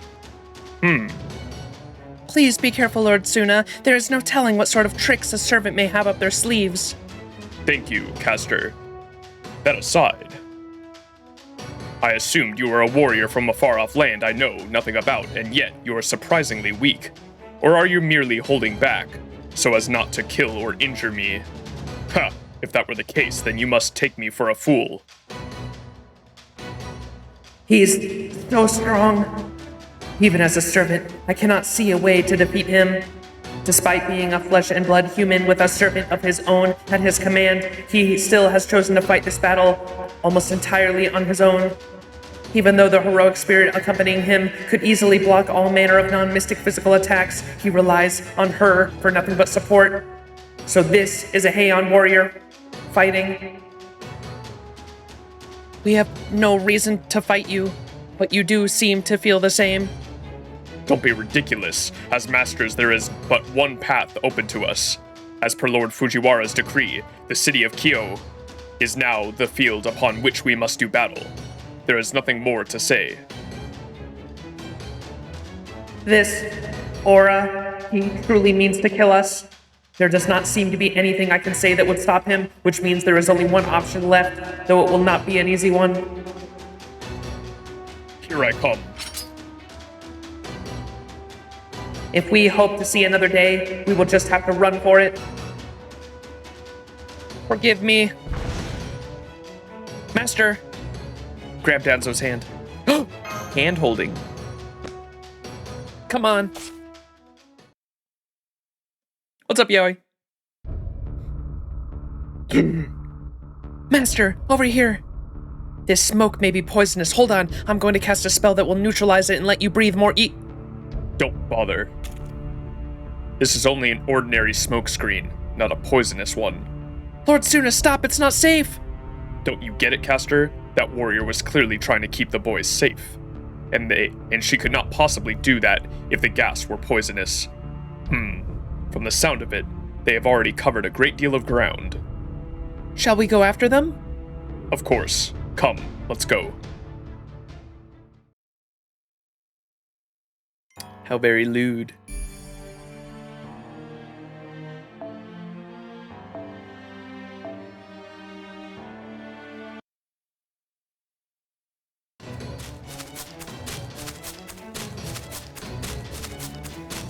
My apologies, Master, but this is an emergency. I hope you can forgive me for carrying you in my arms while we make our escape. Ordinarily, I would do so by leaping great distances rather than running, but I am afraid my body is still not functioning at optimal levels. Danzo, your injury! It's okay, I can run by myself. Do not worry about me. A few scratches like this are not... I am sorry. It seems my long-distance running in 1,000 li per second traversal mechanisms were more damaged than I realized. I suppose I should have expected no less from the famed Watanabe no Tsuna. Here, Danzo, lean on me. Let's try to put as much distance between him and us as we can. All right, Master. Thank you. Master, it won't be long before Lord Watanabe no Tsuna catches up with us. When he does, I want you to let me make amends for this horrific failure. I will do whatever it takes to delay him and give you an opportunity to escape, even if it should cost me my own life. So I want you to hold on to my right hand. Its mechanisms may be silent now, but it contains a communication device with a greater range and fidelity than yours. If you can use it to contact Caldea, I'm not leaving you behind. Master, it's too early to give up. Don't forget, I still have all 3 of my command spells. Master. Hey, you got a moment? What? So, I had a little too much to drink tonight, so I decided to take a walk to get some night air. And the next thing I know, I wake up sprawled out in some back alley. So then I heard you two whispering, and the lady there sounded real worried about something. Maybe not on the verge of tears or anything, but whatever's on your mind, lady, it seems pretty serious. You in trouble or something? Yeah, maybe you are. Maybe you're not. Not gonna lie, I can be pretty dense. So if you don't want to deal with that, just let me know, and I'll get out of your hair. But if I ain't got it all mixed up. Oh! And you really do need help. All you gotta do is ask. One word and I'll hop to and bail you out. Whatever it is that's bothering you, I'll take care of it. I sure ain't gonna make injured villagers fend for themselves. So how about it? You two on the run from a monster or bandit or something? Where's your house? Is it close by? Golden hair? Are you, perhaps... Golden! Huh? What are you talking about? Golden? Golden? No, that ain't right. Wait, it is. Golden! That's it! I like the sound of that. Something about that word just sounds, yeah, awesome. Golden. I love it. Wait. Oh man, I didn't realize how badly injured you were. Wait, what happened to you guys? You run into Tsuchigumo or something? Well... Close. A Tsuchigumo did attack them, but it is not what inflicted those wounds. I did. Just a graze. With Higekiri. Watanabe no Tsuna. Tuna Man. Curses, he already caught up to us. Huh. So that's how it is. Interesting. Kintoki. Move aside. You're in my way. My business here is with the woman and the boy, not you. Is that right? Kintoki. I don't know if you noticed, Brother Tsuna, but it's the middle of the night. I know I couldn't live with myself if I didn't make sure these two got home safe, so that's just what I was about to do. Whatever business you got with them can wait. Got it? Lord Kintoki. He really does mean to protect us, even though we have yet to tell him a single thing about ourselves. He made his decision in an instant, without any hesitation. So this is Lord Sakata Kintoki of Ashigara, one of Raiko's 4 heavenly kings. Stand down, Kintoki. I would prefer to avoid anything that might cause Lady Raiko grief. Ha! Big talk, even for the head of the 4 heavenly kings. Kintoki. You know, I got nothing but respect for you, Brother Tsuna, but that doesn't mean anything you say goes. Now, why don't you fill me in, because I don't get it.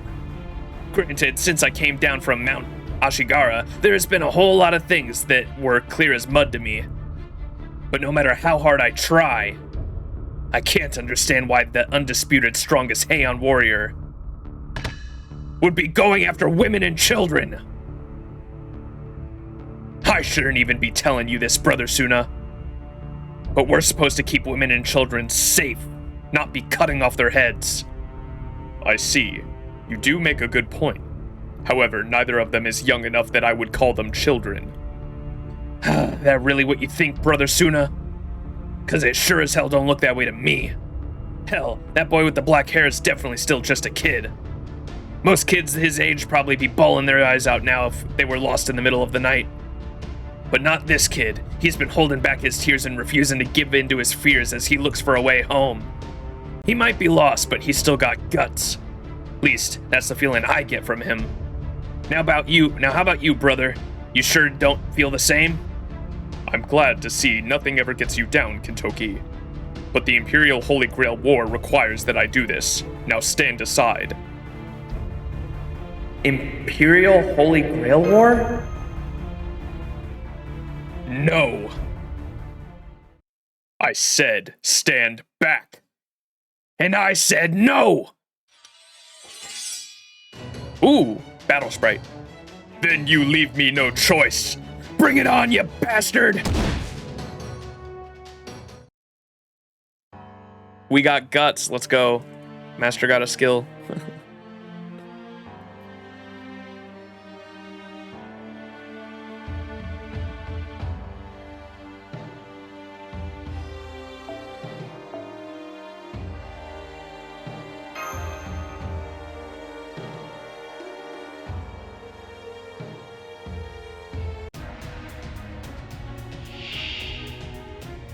Whoa! 大丈夫 Where do you get Dragon Tooth Warriors 普段 from? 通りに Oh, it's because of Medea. Medea spawns those. That's right. That's cool. 水のうちに全部破壊す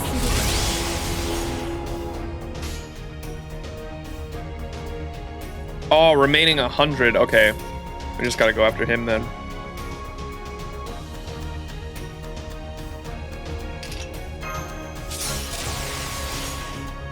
やりますさん黙って私 My Medea doesn't. Kill all 100. その通りよ原始の地獄に帰りなさい究極女神ビーム面白い Kinbroki. Oh my god, I love that. Kinbroki. 耐えてみて近いですか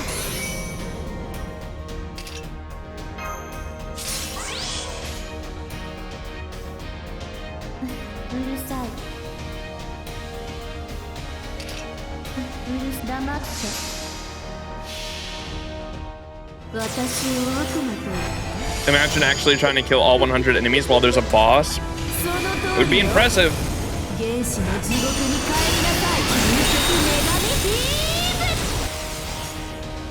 ム目障り逃げ惑いなさい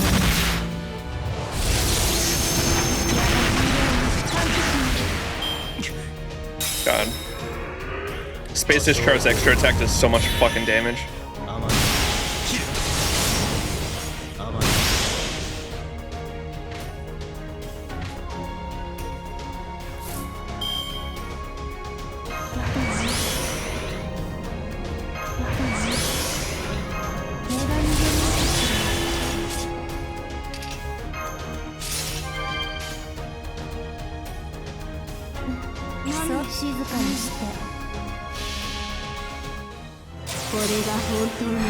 Yeah, it's definitely the she gets extra damage on the extra attack from the NP. I just love it's the kick, man. The third damage number on the kick is so fucking cool. It does so much damage.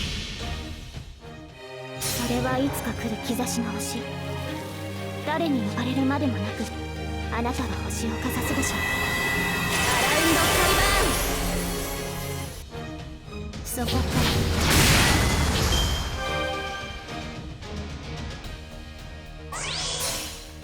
らくじを切り己を鼓舞する我は鬼を殺害する剣である行くぞ大江山菩提鬼殺出会ったことが不運だったもうやだ互いな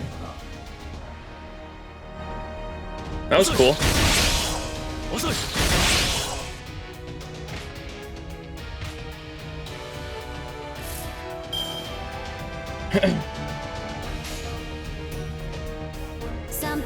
うるさい。これが本当の Please stop giving devs idea for 90 plus plus challenge quest. 広がりは無限。すべて我が心臓に収まり、シビラクエーサー。切り裂かれる。 God damn, the defense is so strong, dude. He only gets it for one turn, I think, though.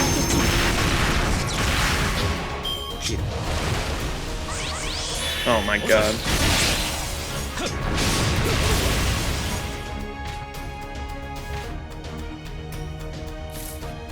Oh man, he has his NP again. Well, might as well use this. 望まれることを望まれたようで待ってないぞ。あれはいつか見た終わりの星。どれほど遠く汚れても私は星を探すのです。さあ幕を開けてアラウンドカリバーン。切り裂かれる。ここでまっすくじを切り己を鼓舞する。我は鬼を殺害する剣である。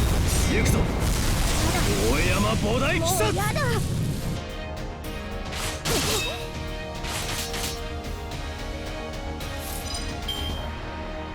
破壊す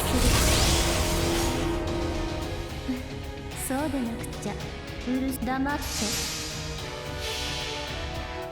私を悪魔と。 Currently listening to your stream while editing your LP6 videos? Nice, let's go. その通りよ。原始の地獄に帰りなさい。究極女神。 Yeah, his sword does look insane. I love the glow on it. 逃げ惑いなさ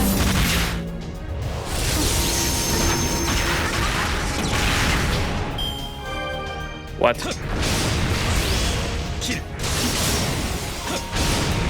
Hey, yo, chill out with that shit.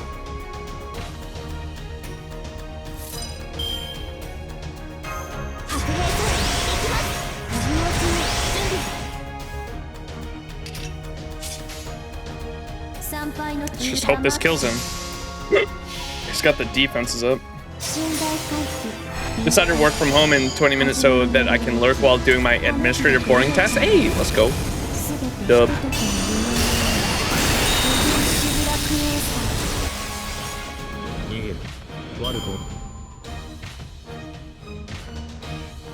They're like, now kill all of them. 負ける道理がないのだわ。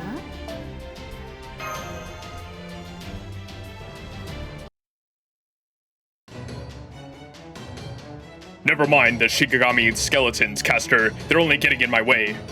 They're dragon tooth warriors. But anyway, if I do that... Don't bother. They won't be any help against Kintoki.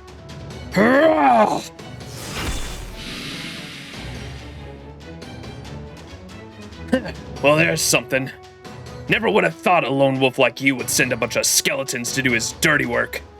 Not that they were gonna be much help against... Whoa! Phew! That was close. Well, well. Not so much as a scratch even after taking a direct blow from Kikigiri.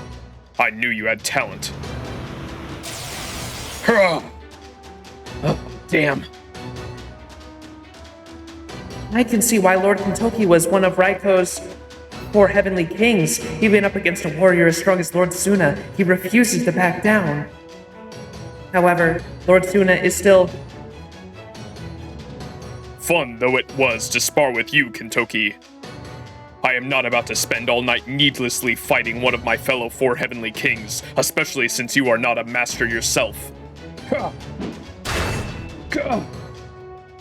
Since there are 2 casters present here, I need bring back only 1 head as proof. Lord Tsuna's sights are not set on Lord Kintoki, and they are not currently set on me either. So then, he must be after... Master? Oh, crap. Danzo, change into your spirit form. Understood. Whoa. Huh? Did she just disappear? No, it is not that. The boy told her to use her spirit form, which must mean... Caster! Yes, Lord Tsuna, she is definitely a servant. So you met the puppet rather than the boy? I see. So I have not been tricked so much as I was simply ignorant. I'm sorry. I should have been more specific. You're right. The service signal came from the woman with the long black hair who just vanished. Not that boy with the black hair. What's up, Dakota? I see. They thought I was the servant? I wasn't doing shit. Also, while we're on the subject, I don't think the woman is a caster. Given the way she carries herself, I would bet she's an assassin. What? You mean there are other kinds of servants besides casters? Lord Tsuna. No, it's all right. I shouldn't have been so quick to jump to conclusions. I just assumed this boy here was a caster based on their highly unusual clothing and the fact that I thought I saw him use some sort of sorcery. It just goes to show that I too have much to learn. Kintoki. I don't get it. How the hell that injured lady disappear like that? Oh, sorry, brother. What's up? Since there do not seem to be any casters here whose heads I can take, I will step aside for now. Go ahead and take that boy wherever you like. But know this. The next time we meet, I will have you show me your left hand. And if by chance I should happen to see those glowing red marks upon it. Yeah? What are you gonna do, brother? Put you to the sword, of course. Huh? So you're finally gonna come at me without holding anything back? Well, that'll be something. In that case, Brother Tsuna, I can't wait to see what you got. Let's go, caster. Right.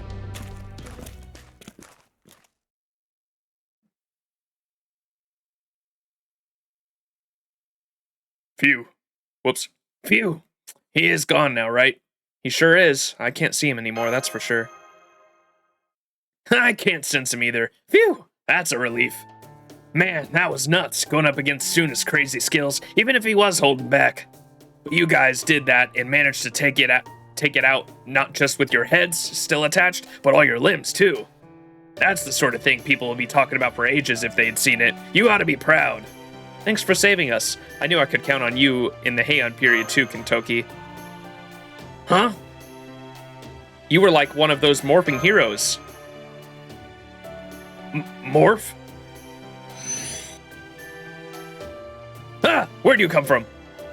Man, so you can just disappear and reappear out of nowhere, huh? What Lord Max here is trying to say, Lord Sakata Kintoki, is that you are a good person who always tries to do the right thing. Oh? Someone who's always trying to do the right thing, huh? Me? You think? 'Cause I don't got any idea what's right and what's wrong. Hell if I do. I'd love if you told me. As far as I'm concerned, I was just helping out a kid who lost his way. I wasn't thinking about it any deeper than that. Man, city life is complicated, huh? Especially now that with all the Imperial Holy Grail wars going on.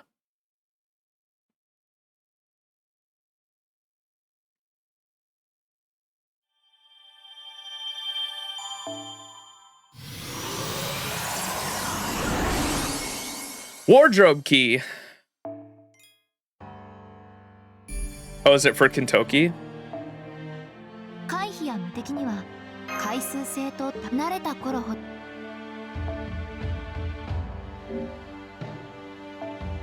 やあいらっしゃいだね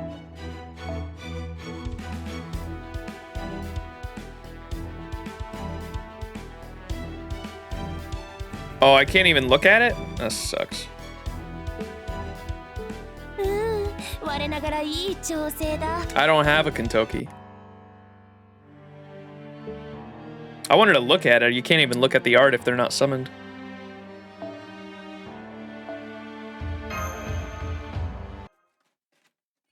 You have mine to support on the Husbando lineup? Oh, shit.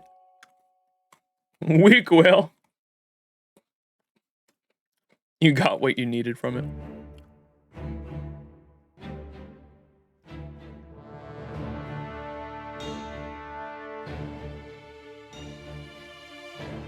Aw, snap. A chance like this comes but once a lifetime. This astounding ritual devised by the great Lord Abe no Seme. Abe no Seme, is it Abe? I think it's not Abe.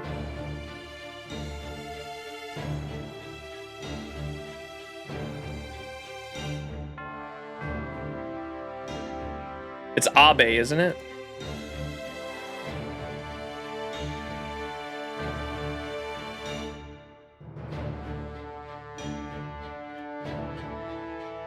Abe, okay, yeah, that's what I thought. This astounding ritual devised by the great Lord Abe no Seme is without peer in all of history. Its name, the Imperial Holy Grail War. By your grace, O Fujiwara no Michinaga, Minister of the Left, with my own Onmyo techniques, and the assistance of the Onmyo Bureau, this ritual can begin today. 7 caster heroic spirits will be summoned here from distant lands, where 7 of our fair city's fiercest warriors shall be chosen as these caster masters. All you have to do, Lord Fujiwara no Michinaga, is promise the servant and master pair to emerge victorious, will be showered with riches and granted any wish their hearts desire. And all 7 teams will fight without restraint or hesitation. And that's not even the best part. By sacrificing the casters' lives, the city of Kyo's defenses will be strengthened 100-fold, leading to 1,000 years of peace and prosperity. Truly an astounding feat, truly a miraculous prospect. It is all right. It is all right here in Lord Seme's letter. As I said before, O Minister of the Left, a chance like this comes but once in a lifetime. Whoa. Fujiwara no Michinaga. I see. And you say the only lives that will be sacrificed will be these casters from foreign lands? Indeed. The idea of sacrificing the lives of the capital's guardians for a mere ritual would be the height of folly. But if only the lives of distant foreigners are at stake, that is no matter for concern at all. And if that's the case, the Imperial Holy Grail War must begin at once. Consider this the word of the Emperor himself. Ha ha ha ha! My Heian Kyo will be known for generations as the 1,000-year capital. And that is what happened just a few days ago. It is said the Fujiwara no Michinaga appeared to be in cruelly high spirits. Fujiwara no Minnesota? Fujiwara no Maiden? A Holy Grail War? That's what I heard. Wait, you know what a Holy Grail War is? I should have known. Why's that? What do you mean? I am afraid I do not understand either, but at least Lord Kintoki seemed convinced. Whoa, so your wound's all closed up already? That's amazing. I simply used my self-repair function. Of course, Master's healing spells were a great help as well. You're still not at 100% though, are you? Try to take it easy there for a while, you hear? Right. Thank you. Now, where was I? Oh yeah, the Imperial Holy Grail War. It's been about 7 days or so since the Imperial Palace started this ritual thing in secret, and so far, 2 of the 7 heroic spirits summoned here have been killed. Not only that, but their masters were the other 2 members of the 4 Heavenly Kings. You mean Gatekeeper Usui Sadamitsu and Inspector Urabe no Tsutake? Damn, you really know your stuff, don't you? Yep, it was Brother Usui and Uncle Urabe. Anyway, not only did they lose their heroic spirits, they got pretty banged up themselves. The doc said they'll be fine, but they'll need some Arima hot spring therapy for a while. Anyway, the master who managed to kill those 2 heroic spirits was Brother Tsuna. Watanabe no Tsuna. That's right. Tsuna's about as strong as they come. Even our boss, Lady Raiko, the current leader of the Genji, said he was about the single most powerful warrior in the entire human world. Of course, that hasn't stopped him from claiming the only opponents he's comfortable with are monsters and such.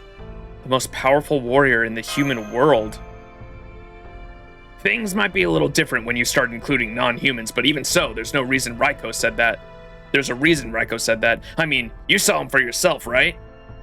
Yes, that we did. He's incredibly strong, yeah. The way things are going right now, Tsuna is the clear favorite to win the whole Imperial Holy Grail War. Master, I know. Yeah, this Holy Grail War has to be Limbo's trap.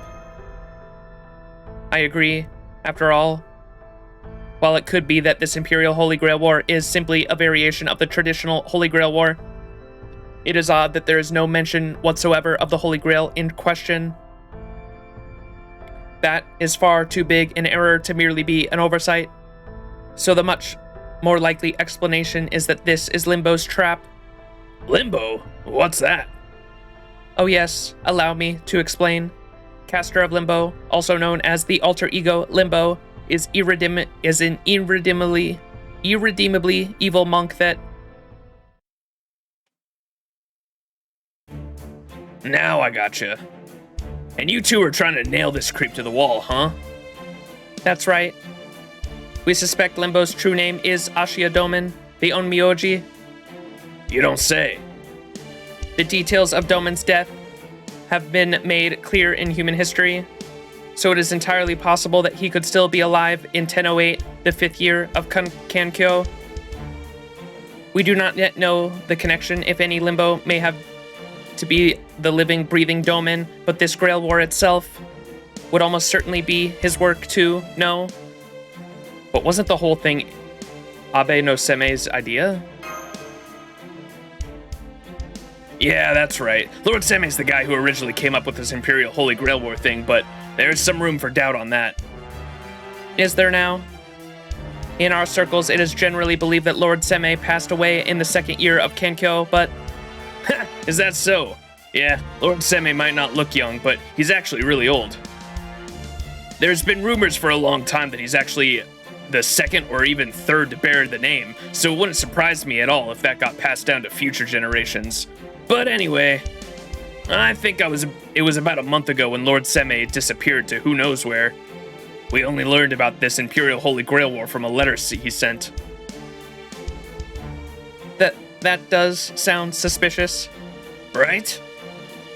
Boss Raiko tried to tell the Minister of the Left that we shouldn't be so quick to trust something we know nothing about. But that his Imperial Magistry... What was that word? Magistrate? Magistrate? Just laughed and said a few foreign casters' lives were a small price to pay for 1,000 years of peace. And that ain't all. The guy who's basically running the whole Onmyo Bureau in Lord Seme's absence is Lord Ashiya Doman. That's crazy suspicious, yeah? I think so too. Yeah, part of me thinks it's because you told me about that Limbo guy, but it's also because, well, Lord Doman's always been something of a schemer. Though I guess you could say the same about the Minister of the Left and Lord Seme too. I see. There are a lot of schemers here, it sounds like. Anyway. Well, as far as I know, this city is a hotbed of all the worst kind of stuff. Conspiracies, assassinations, curses, you name it. Sure, we ain't never had anything as outright as crazy as this Imperial Holy Grail War before, but I've heard stories about plenty of other kinds of spells, good and bad alike. Hey, Sonar, thank you so much for the raid. How was your stream? Welcome in, everyone. We are just starting Lostbelt 5.5 Heian Kyo. We're on like the 2nd or 3rd node. The Blondie boy, yes sir. Good people, evil people, they all die by the cartload here. Take just a few steps off the main roads and you're about guaranteed to run into some monsters. Or Oni. Or Tsuchigumo. And then there's all the Manners and Bando rebels out there in the Azuma province who don't give a flying fig about Kyo's authority. So yeah, let's just say the Heian warriors have got our work cut out for us. Trust me, this city's way scarier than anything I saw on that mountain I grew up in.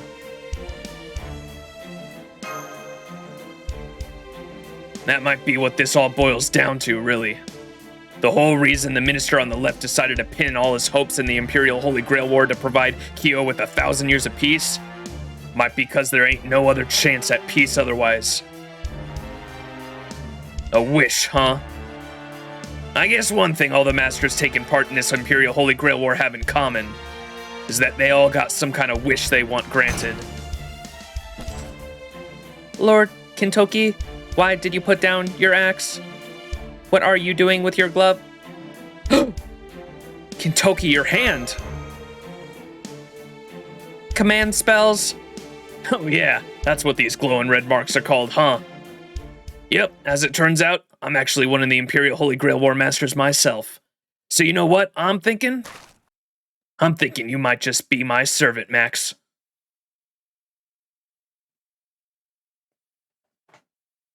What? Howdy, Sonar. Kintoki.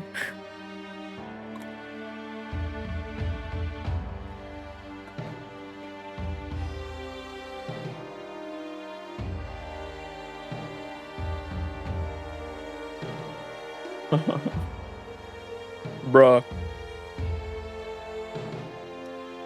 The first time we get the reverse, are you my master? Do we get to say the line? I want to say the line to Kintoki. Are you my master?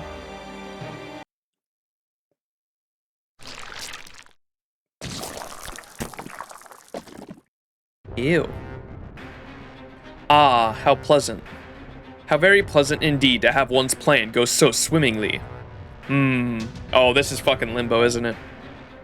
Ah, how pleasant. How very pleasant indeed to have one's plan go so swimmingly. A ritual that could not possibly exist in any hypothetical version of human history.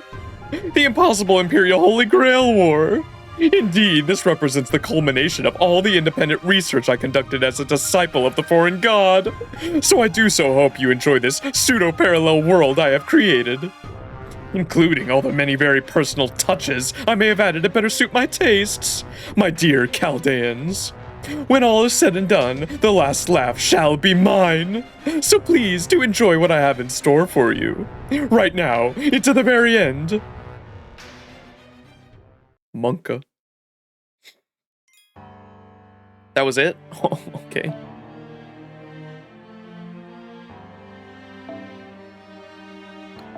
Wait, can I see it? I want to see the artwork for Kintoki. Oh, wait, you can't look at it because it's a guest servant, huh? Damn it.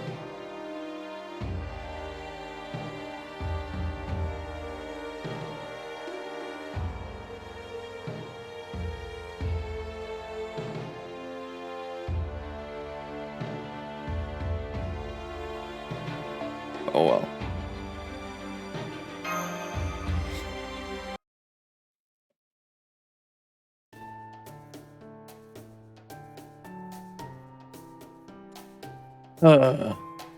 Gotcha. Guess I had it all wrong then. I'm sorry. I wish I knew what to say. Don't worry about it. It's my fault for getting my own hopes up. I mean, it's still disappointing, but I'll get over it. So you're not a servant after all, huh? Instead, the servant's this lady, and she's more of a scout than a spellcaster. I don't get it. You do not? Oh. I suppose I just assumed you understood the situation based on what Lord Tsuna said earlier. Oh. So that's why Tsuna let you guys go. I thought it was weird for him to give up on a target like that.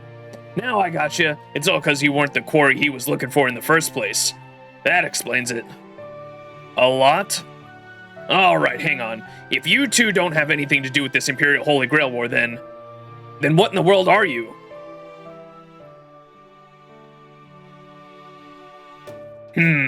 Alright. The pruning theoretical phenomenon, lost belts, ray shifting, and singularities, huh? And basically, you guys are guests from a way in the future, like tomorrow's tomorrow. Well, a long ways past that, really.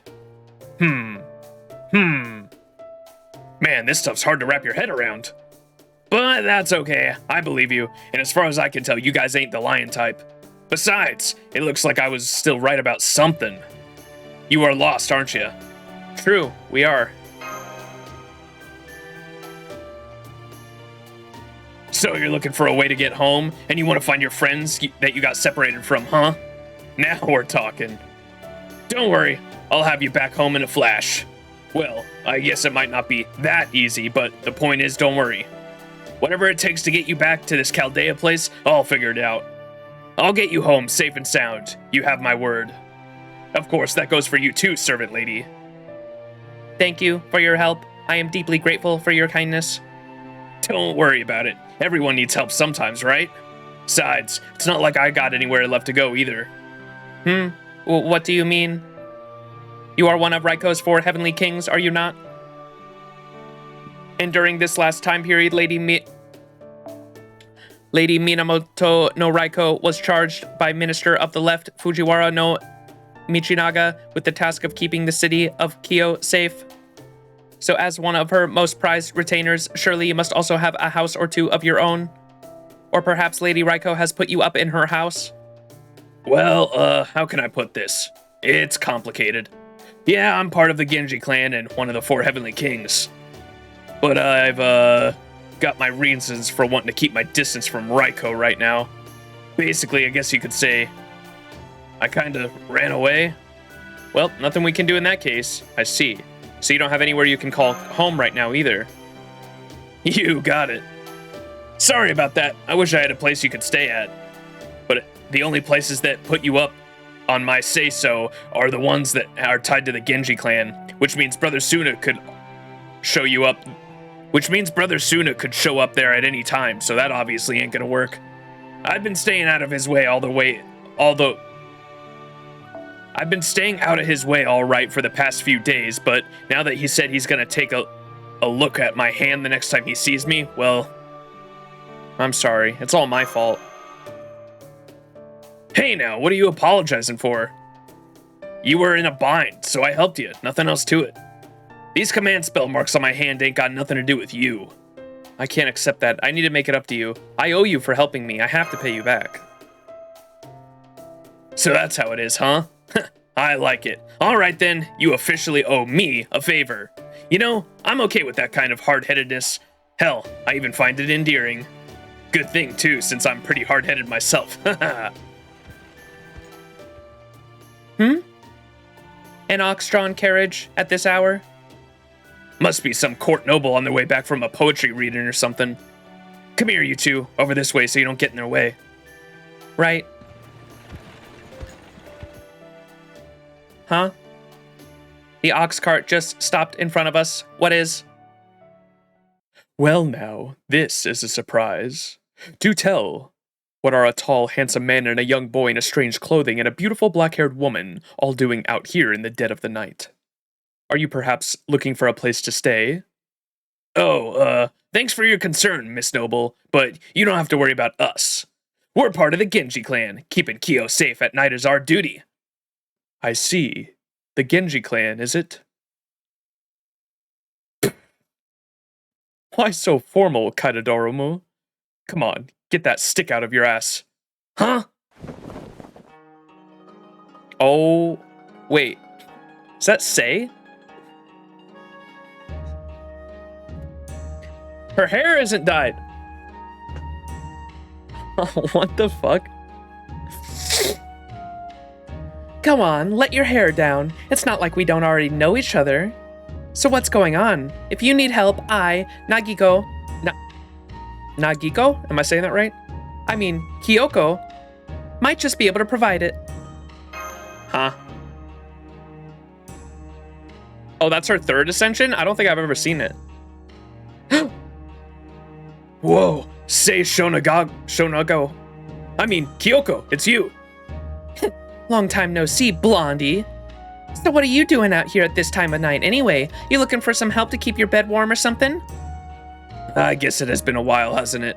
Oh, what was that about my bed? Is that more of your mainland poetry? I don't get it. Don't worry about it. I was just saying the first thing that came to mind. Are you? Hey now, cut that out. Hasn't anyone ever taught you it's rude to stare?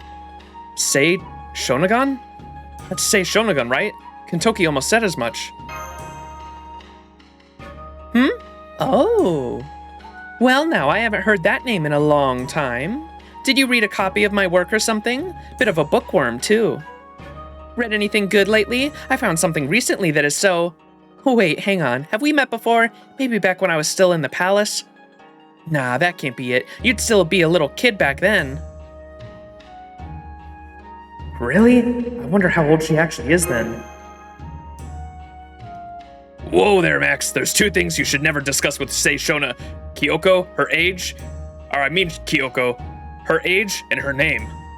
She's put a lot of work into making herself look young, you know. Her real age is... Wahaha, say. Ow! Lord Kintoki, could you please tell us how you came to know this lady? Oh yeah, let me see. Well, I can't say exactly which family she's from, but Kyoko here is a genuine noble. I know you two might not have any business with the palace right now, but if you're gonna be staying around the city, it won't hurt to take this chance to introduce yourselves. As for me, well, back when I was a kid, who just couldn't get used to the life in the big city. Heh, let's just say she helped me out of a few jams. Yep, that about sums it up. I know I might not look like it, but I actually love helping people out. I see. According to the stories told in the Edo period, Lord Kintoki was born several years before Lady Sei Shonagon. But in reality, it seems Lady Sei Shonagon was actually the older of the two. Of course, this would hardly be the first time a heroic spirit did not exactly line up with their real-life counterpart. I mean, in my case, I am a puppet, so... Anyway, what's going on tonight? Oh, does it have something to do with Lord Michinaga's latest scheme? As if that'd narrow it down, considering how many schemes he's always getting up to. Nah, I just ran away from home, and I'm still running. I see. Did something happen back at the main Genji house? Or maybe Lord Mitsunaka demanded that Lady Raiko give up her leadership position? If it's going down how I think it's going down, then Lord Mitsunaka's being a real piece of work. My bet is that he wants Lady Raiko to give up leadership while keeping her in charge of fighting and stuff so he can declare one of his other kids leader and force her to form a branch clan entirely. What's the main house got to do with me running away? Nah, this is just my own little screw-up. I guess I couldn't have left the city. I could have just left the city altogether, but there's reasons I need to stick around. So I was just trying to think of a place where we could take shelter for the night. I see. So you need a place that'd be brave enough to take in 3 strange visitors in the middle of the night, huh? Lucky for you, I know just the place. Whoa, you do? I sure do. I'd invite you guys to stay at my place, but 3 new guests all at once would be a little much for the semi-retired woman like me.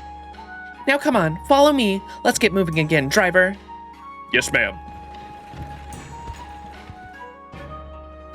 That's my zoomer. You get in the carriage with Kyoko, Danzo. Don't want you tripping in the dark and making your injuries worse. Thank you, but I will stay by Master's side. It's okay, Danzo. You should ride in the carriage. But what about... It's okay.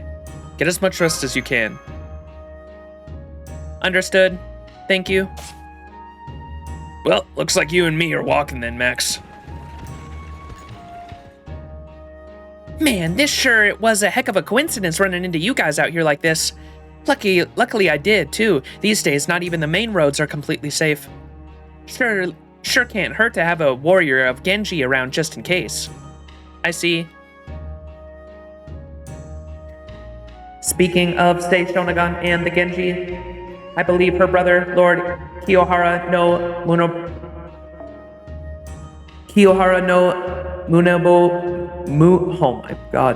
Munenobu eventually loses his life to someone from the Genji family. Not that I can say anything about that now. The main roads are usually pretty safe, but things have been weird even on them last few days. The last few days, huh? Whoa there. Looks like Kyoko was telling the truth, Max. 5.5 is really full of good luck pronouncing this. Oh boy. There's something dead ahead. Oh, there's something dead ahead. I thought you meant there's something dead ahead. I see him. Don't worry, Danzo. You stay put. Me and Max can handle him ourselves. All right, let's do this.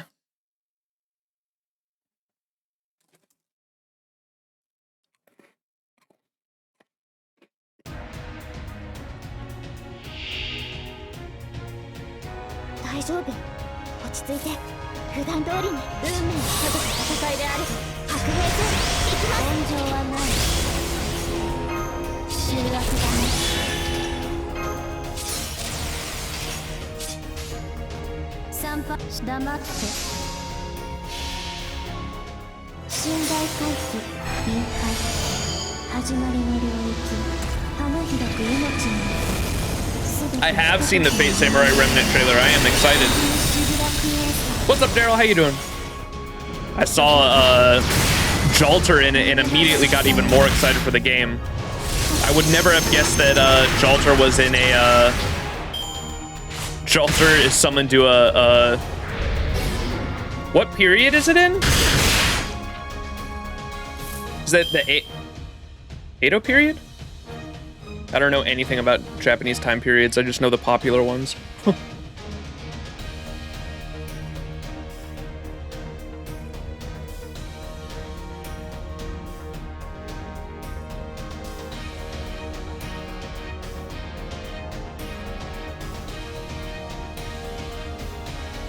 Yeah, the Edo period, if I'm pronouncing that right. Yeah, I would have never guessed that Jalter would be summoned to a Holy Grail War in the Edo period of Japan, but I'm all here for it.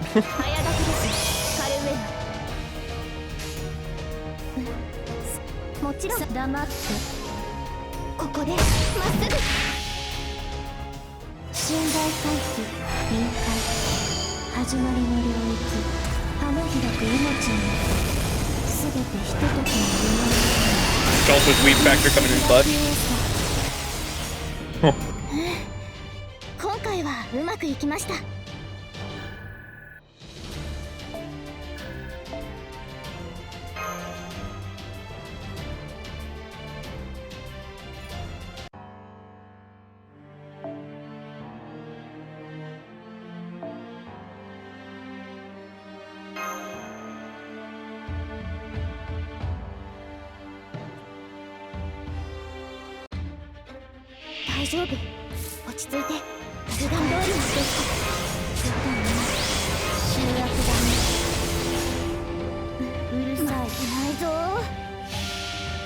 The year is specifically 1651. Let's go.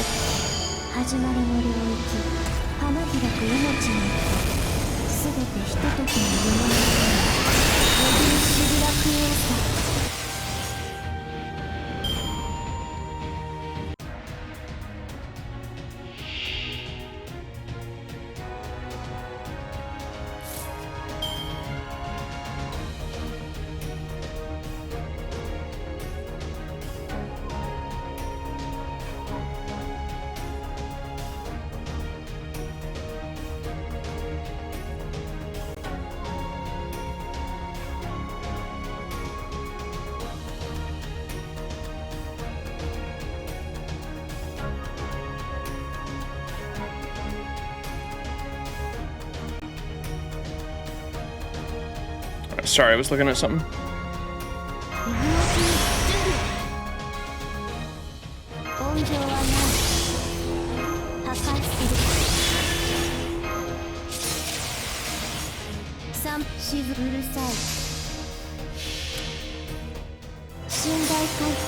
I'm excited for that dynamic. I know it's weird. I don't think it's the Lostbelt timeline either. So like the fact that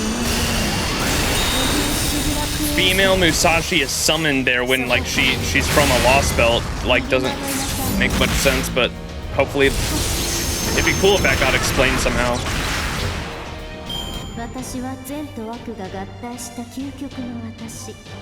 Same thing with Jalter though, so maybe it doesn't matter. Maybe it's a don't worry about it moment because Jalter also is supposed to be like a abnormal thing that spontaneously happened because one of the singularities was caused by fucking Caster Gill's freaking out about Jalter wishing upon a holy grail that a John the Ark was summoned with the rage of fire in her heart to take revenge on what the church and all of, or maybe not the church, but France did to her, and that's how Jalter manifested. And so Jalter herself, like, shouldn't exist out of the FGO timeline itself either. But maybe it's just one of those don't worry about it moments.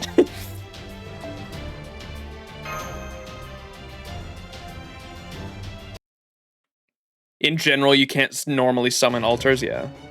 That is an added thing as well.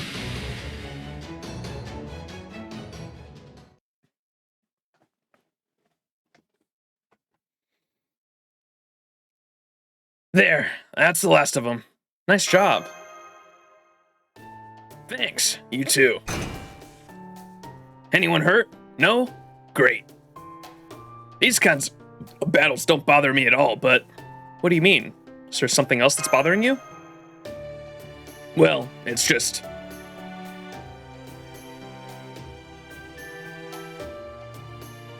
I'm a little unsure about what to do.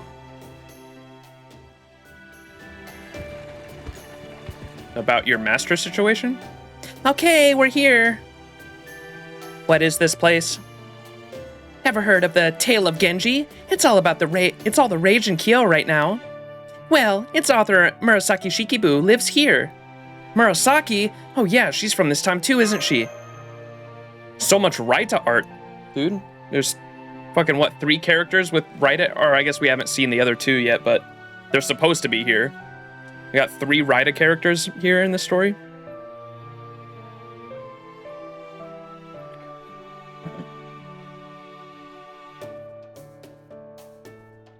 Is Lady Murasaki a friend of yours, Lady Kyoko? Nah, I've never met her. You haven't? But I'd bet anything she's like the graceful noblewoman's noblewoman. So I'm sure she's the type of girl who'd never abandon anybody in trouble. Come on, she's gotta be too old to be called a girl by now, right? Stay! Ow! Anyway, the point is, we've arrived at Murasaki Shikibu's house. Chat, why'd she say her name before hitting Kintoki? She's a lady in waiting for Empress Shoshi. So when she's not writing stories, she works at the palace. I don't know if I'd feel right asking anyone we've never met before to put us up for the night.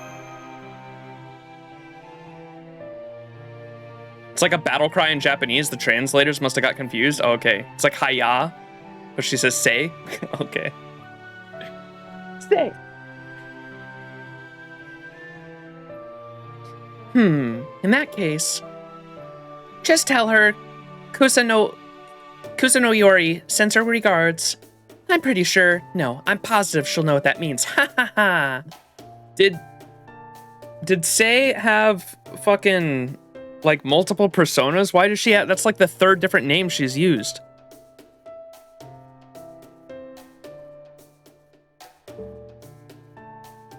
I don't know much about Sei Shonagun's, like, lore or history. Don't worry about it? Okay. Alright, my house is over there, so this is where we part. See you guys some other time. Bye, Kyoko. Thanks for the help. Wait. We just ran into some other monsters not too long ago.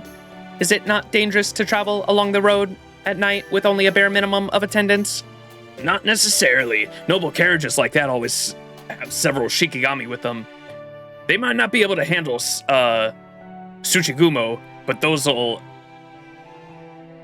are kept out by the bounded field the Onmyo Bureau set up around the main roads anyway.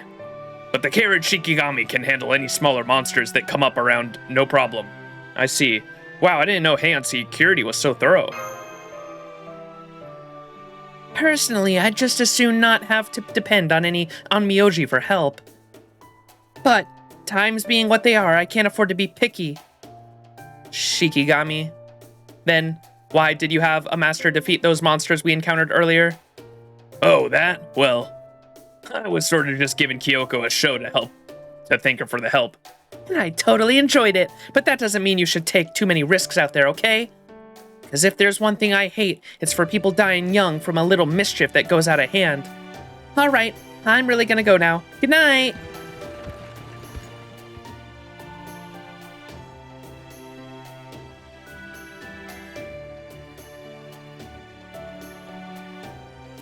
Oh, it could be a fun or a pun for say no. That would make sense, which is like ready, set, right?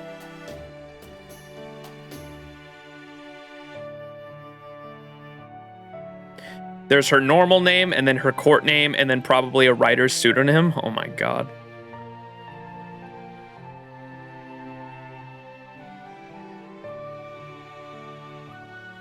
Sei Shonagon's her court name.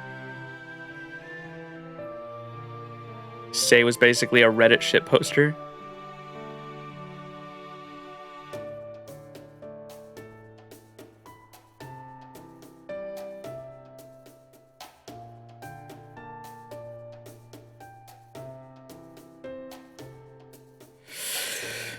Jesus fucking Christ, okay. It's just hard for me to keep up. I have a small American brain, you'll have to forgive me. Okay, let's go ask this lady Murasaki here to put us up. Murasaki, Murasaki, Murasaki, Murasaki. Oh my goodness. That's one of her ascensions too, huh? I'm sorry?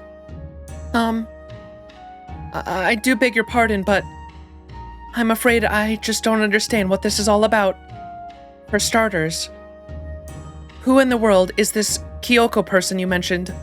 I recognized you as Lord Sakata Kintoki of the Genji family, of course. I've seen you around Lord Mishinaga's mansion a number of times. That's me, and here I thought we were meeting each other for the first time. Sorry for not recognizing you from the Minister of the Left's place. Oh, that is quite all right.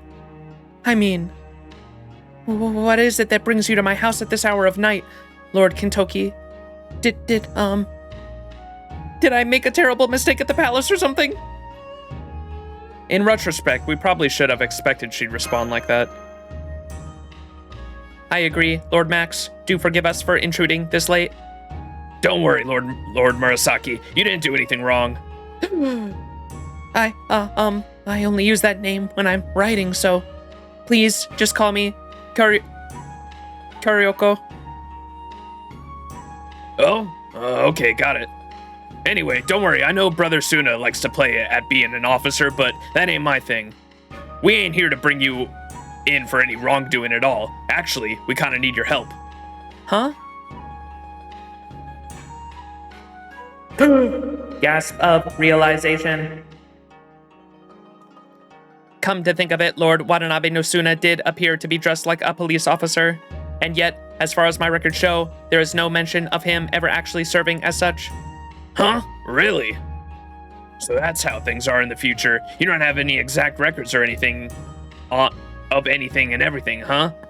See, Tsuna's not exactly a typical proper officer. When he was first ordered to protect the city, he said it was only right for him to learn how to be an officer too. He went to the bureau on his own and asked them to make him one. He's nothing if not responsible, that's for sure. Huh? Records?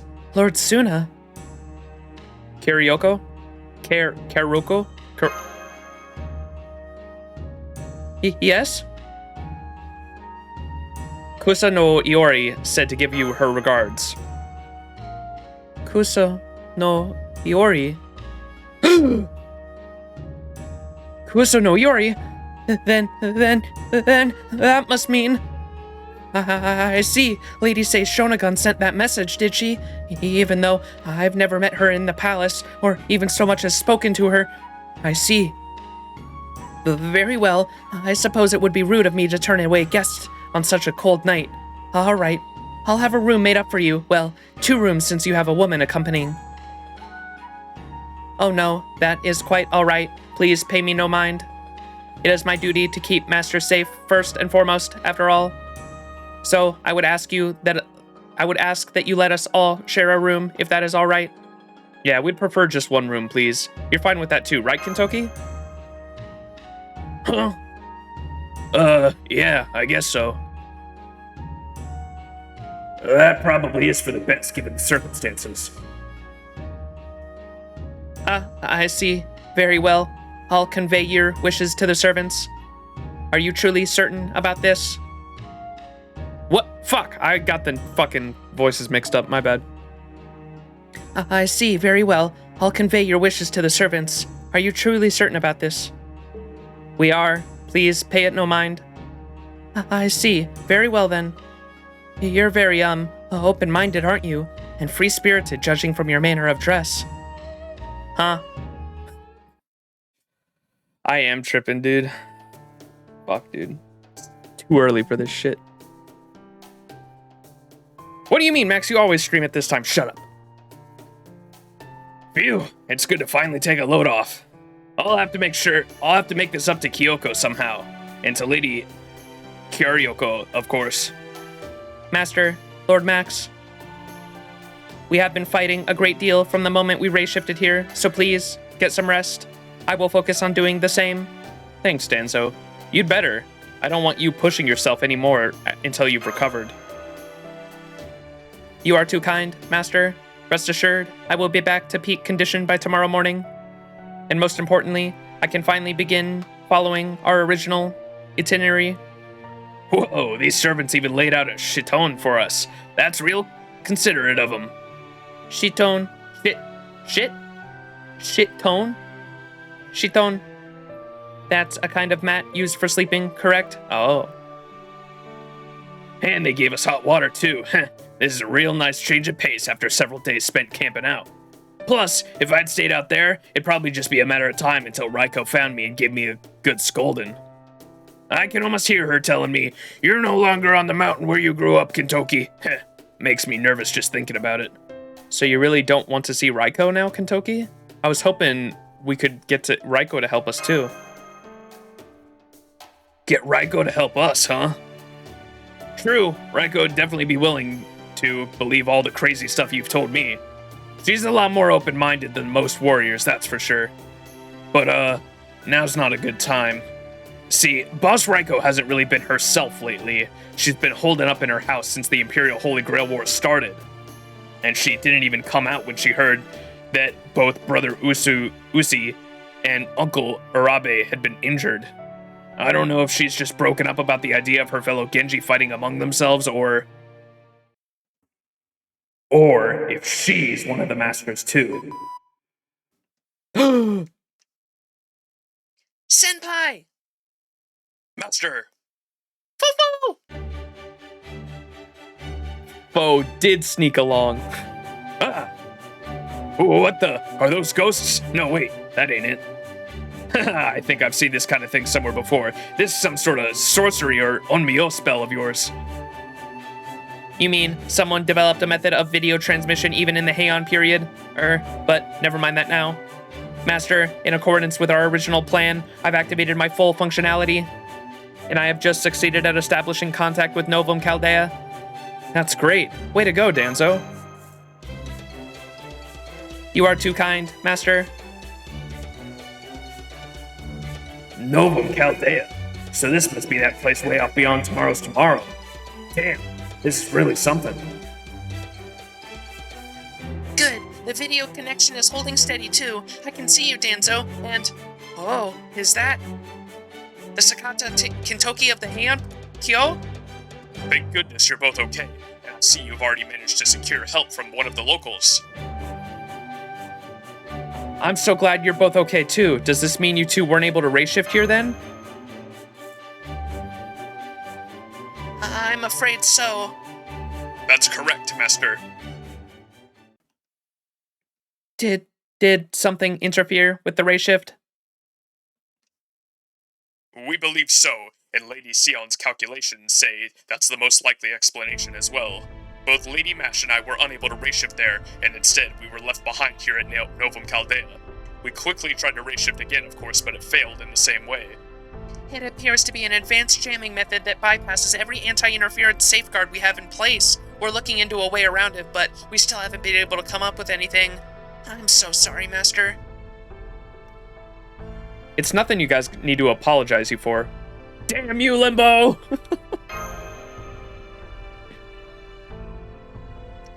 I'm glad to see you're safe, but the situation isn't great. The reason you and Katao Danzo were the only ones who race shifted there successfully is that whoever was interfering with it considers you two special cases. In other words, you're basically welcome guests. I see. So nobody besides us is welcome here? But who could be the one inviting us? I'm sorry, that was foolish of me. This has Limbo written all over it. Yes, I agree.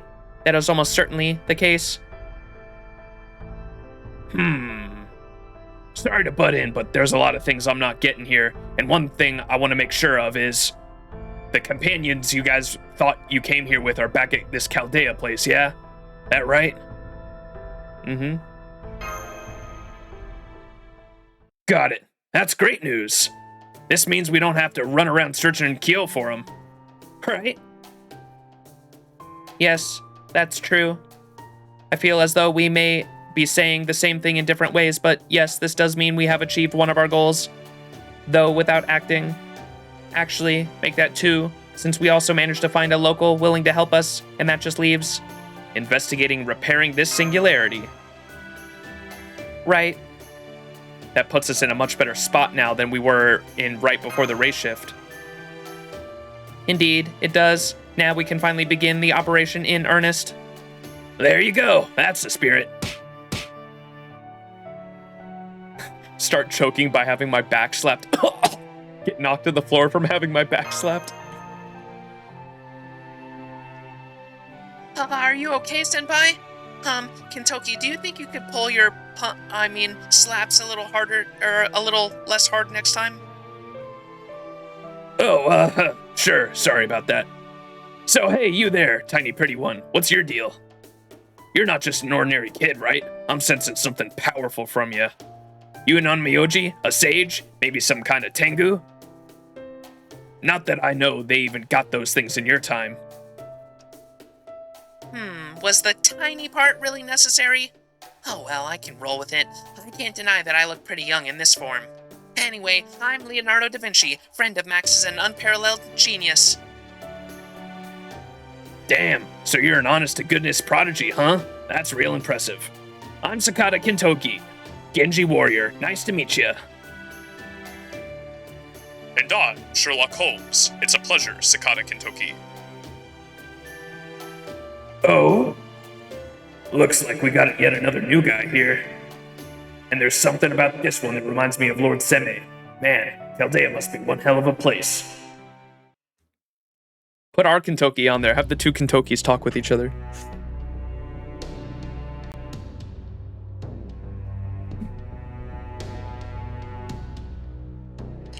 Alright, here is the situation as we understand it.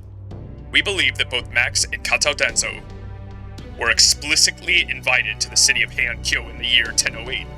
Invited by whom, you may ask? Limbo, naturally. While it was an unfortunate surprise to learn that Mash Kirlight and Fumo Kataro were unable to accompany you on your race shift, everything else has unfolded just as we predicted. Limbo has gone out of his way to create a new singularity, a black mark on human history. His targets are almost certainly you, Max, for having been an obstruction to his plans so many times, and Katao Danzo, with whom he has a history of sorts. I doubt his plan here is to achieve final victory. Rather, his goal is likely to simply be toying with you on his home ground, nothing more. Now that he has cut you off from any aid, and seems to be focusing on boxing you in on all sides, he has clearly foregone any pretense of strategy in favor of indulging his proclivities, foul and steeped in death and pain as they are. And that is all there is to say. I suspect he may have someone else helping him before you race shifted there. But I am at this stage absolutely certain no such collaborator exists. Limbo is the one behind this, and he is acting entirely on his own. Whoa, you almost never use that you're almost never that definitive. Are you still not quite recovered, Holmes? I may not be back to 100% just yet, but for something this obvious, I assure you, I am more than equal to the task. mean, it doesn't get more obvious than the bad guy outright signing their work. I gotta tell you, I was not expecting to see a bunch of letters in the logs for Mash and Kyoto's failed race shifts. Letters? That's right, the letters. D O U M A N. Whoops.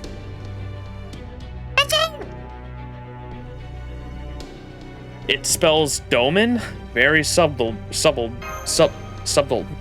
Doman. So what? This guy put his name in some kind of message? Indeed. This is clearly Doman telling us he is the one behind all of this. If that's supposed to be some kind of joke, it ain't funny. So basically, whoever this guy, Limbo or Ashiya Doman or whatever he is outright daring you guys to come after him. Ha! This guy's gotta be one piece of work, straight up signing his name like that. Indeed. That said, I still do not understand. If Limbo's goal is to seek revenge upon us, then what is the point of this Imperial Holy Grail War ritual? An Imperial Holy Grail War? I've not heard that term before. Tell us everything you know.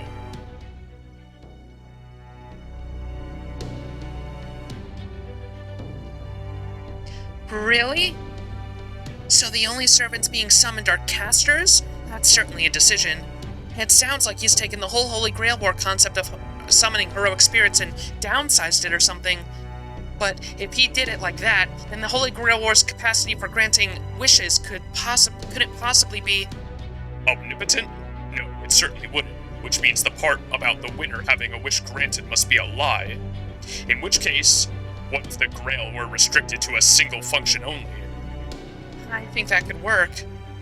The idea of using heroic spirit souls as an incredible source of magical energy has been around since long before the Holy Grail Wars were even a thing.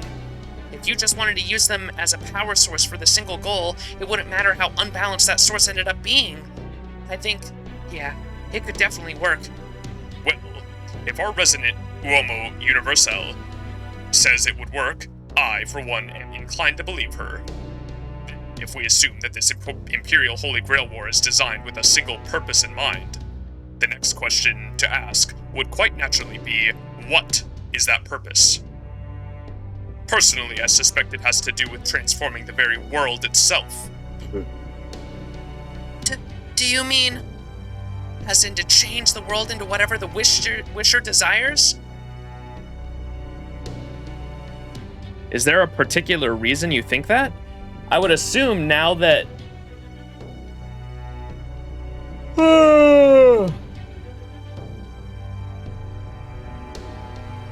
Now that the foreign god has descended upon the planet because Ashiya Doman is a disciple of the foreign god, Ashiya Doman, the foreign god didn't give a fuck what the texture of the earth was in terms of the Lostbelts, or else they wouldn't have picked 7 Lostbelts to all go at each other. I bet you Ashiya Doman's goal now is to create the texture of the earth to what he wants now. I bet is what it is. That's what his wish or whatever this Holy Grail War is. So he went back to Heian Kyo to make this Singularity, to make his own Holy Grail War, and all the servants that die, their heroic spirit forms will go into the Holy Grail, giving him enough magical energy to grant his own wish, and his own wish would be to create his own new texture around the planet. So I'm assuming that's what it is, because now that the foreign god has descended, Ashiya doesn't give a fuck about the other trees or the other Lostbelts, or I don't even know if I think they said the last 2 Lostbelts don't even have trees, so it's still a mystery to why they're even still there, but that's a question for another time, a future time. Is there a particular reason you think that, Holmes? Naturally. Think back to the events of Shimosa. A great ritual was held there involving the deaths of countless human souls and several heroic spirits, and as a result, As a result, Shimosa became a pseudo-parallel world of sorts, a pseudo-Lostbelt, if you will.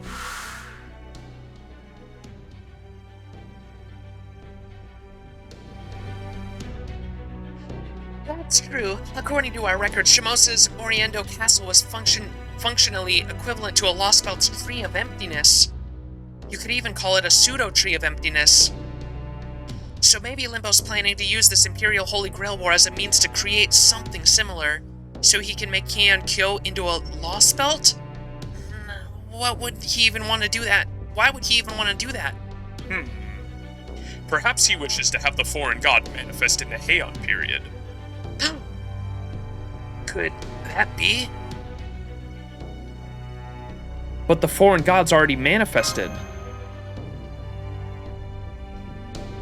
Precisely. Now that the foreign god has manifested in Olympus, it should have no further need of a vessel. Unless perhaps as a spare? No, I cannot see another way a transcendent being of that magnitude would require anything like a spare. And let's not forget, with nothing but caster souls in the mix, the result's not exactly going to be balanced. Like I said before, it's no easy feat to keep magical energy source for such a massive spell stable. Even if the ritual is designed for such a single purpose, any imbalance in the heroic spirit souls used to power it could still cause the whole spell to implode. There must be some trick we're not seeing. Unless, maybe the whole thing's just some kind of twisted prank?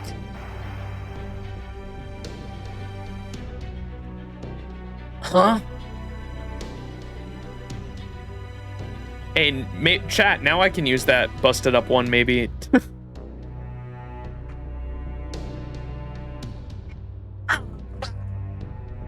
We're losing our connection. Senpai!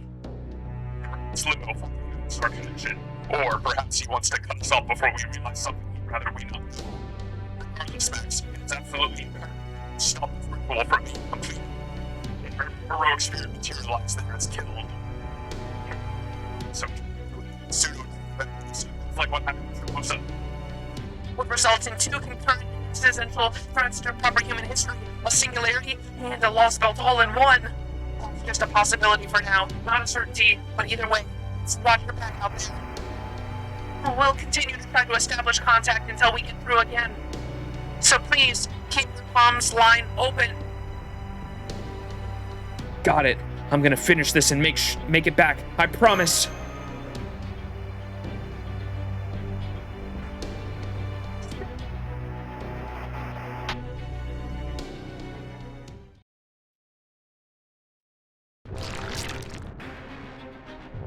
Oh my! It seems I got a bit carried away.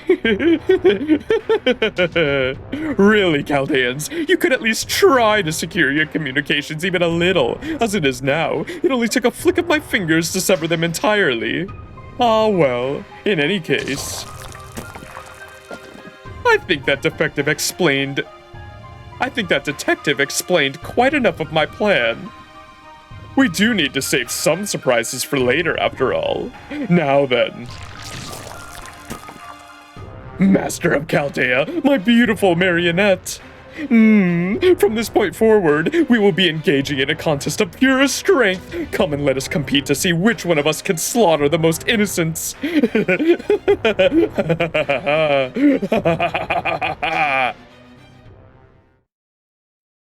Monka.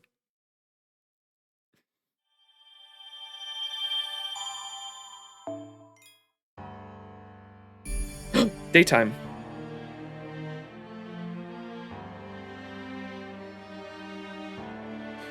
Da-da-na-na.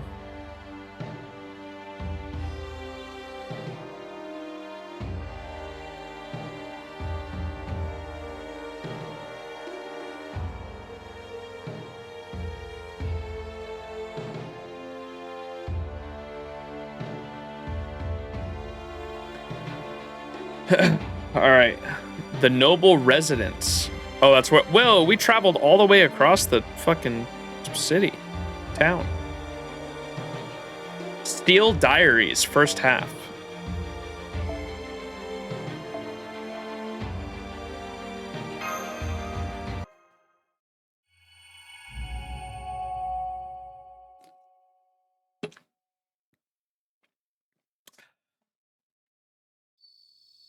Also, chat, did you like my Kintoki, the artwork that I threw up there? It's it's supposed to be like Johnny Bravo.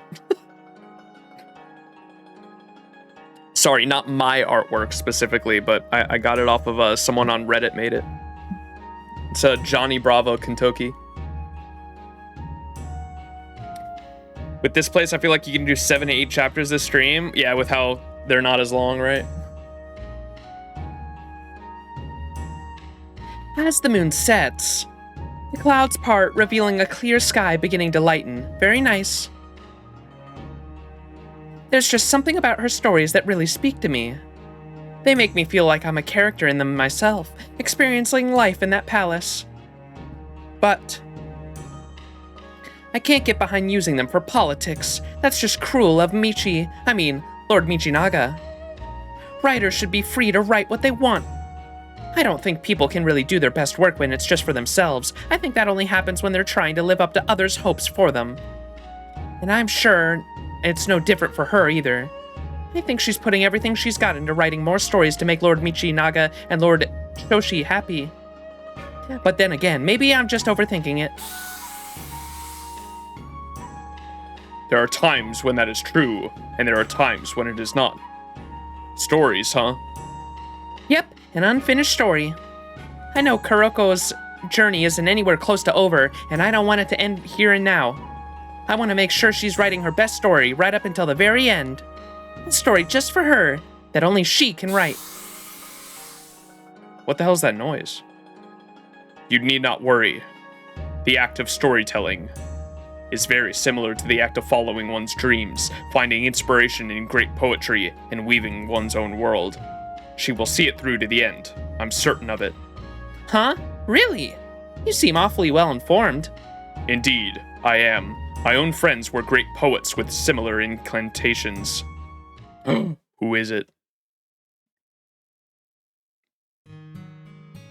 The city of Kyo, where monsters, evil spirits, and oni run rampant.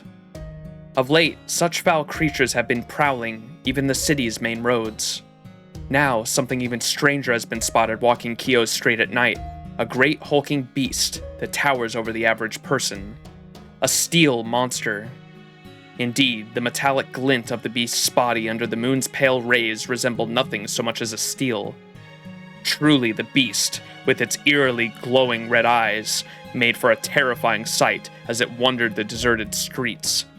The people of Kyo cowered in fear from this beast, convinced it would devour them if given the slightest chance. Even though no remains of the beast's meals, human or otherwise, were ever found. The end. Excerpt from a diary.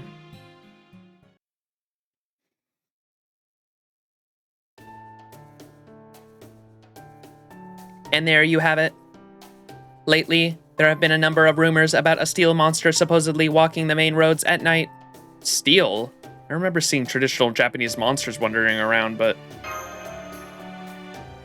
Indeed, I too am unsure as to what this means.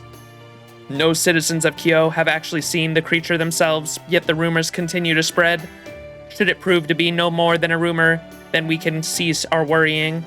However, these rumors did begin only a few days ago, almost at the same time the Imperial Grail War started. Yes, exactly. Steel, huh? So this thing's using steel to armor its entire body? If that's true, that's a hell of a thing.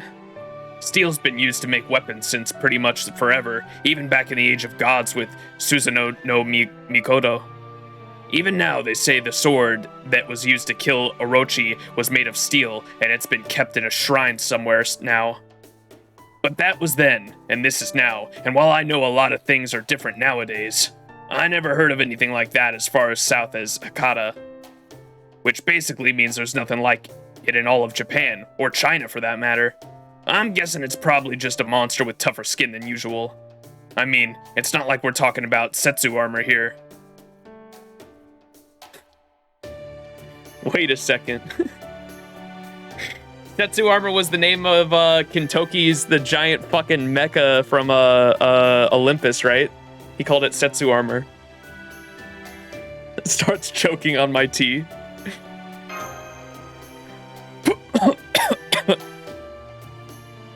Master, you mean Golden Huge Bear?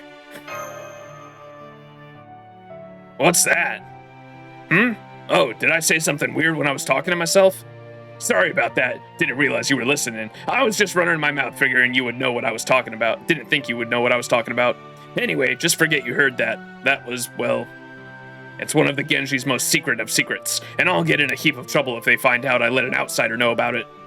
So please, just forget I said anything. Okay. I didn't hear anything. You didn't either, right, Danzo? Right. I never heard or nor recorded anything. Danzo's blushing sprite is so damn cute. We heard you say armor of steel could not possibly exist no more. Indeed, even several hundred years from now in the Age of War, when I myself lived, steel armor was an extremely rare sight. I have never heard of such a thing being made in Japan. The only sets that existed were imported from foreign lands. Like China? No, like countries like the South Sea. Countries? In the South Sea? Oh, so down in the South there are actual countries out on the sea? I suppose that is technically what my phrasing suggests, but that is not generally what is meant, no. I was actually talking about foreign lands from much farther away, Western lands to be exact.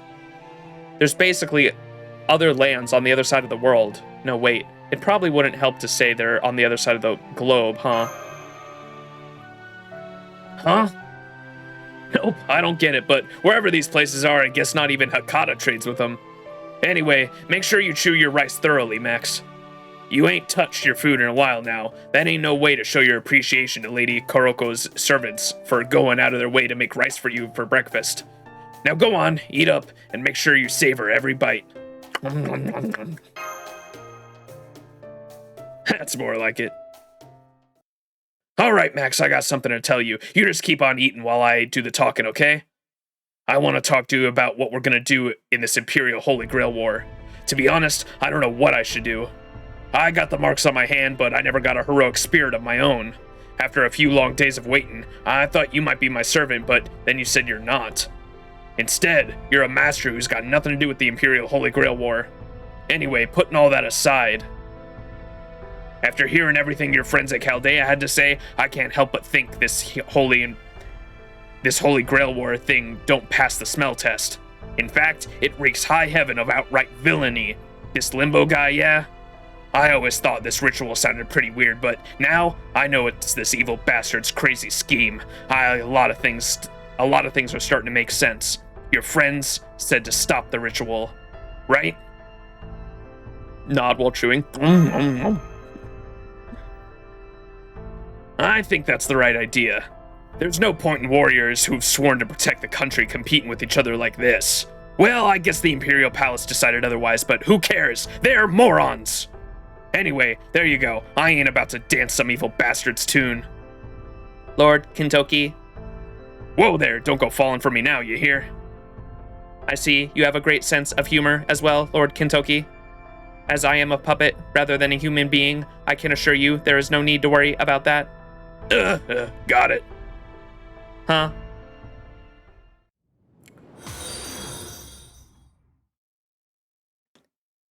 Heavenly Tart, appreciate the follow.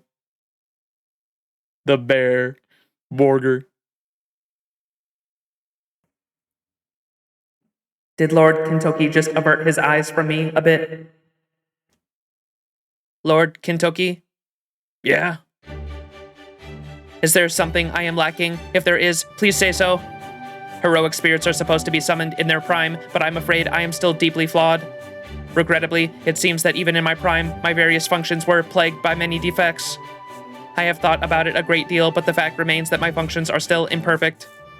If I have done anything to offend you, I would ask that you please let me know. Right, got it. Now, do you think you could maybe... Huh?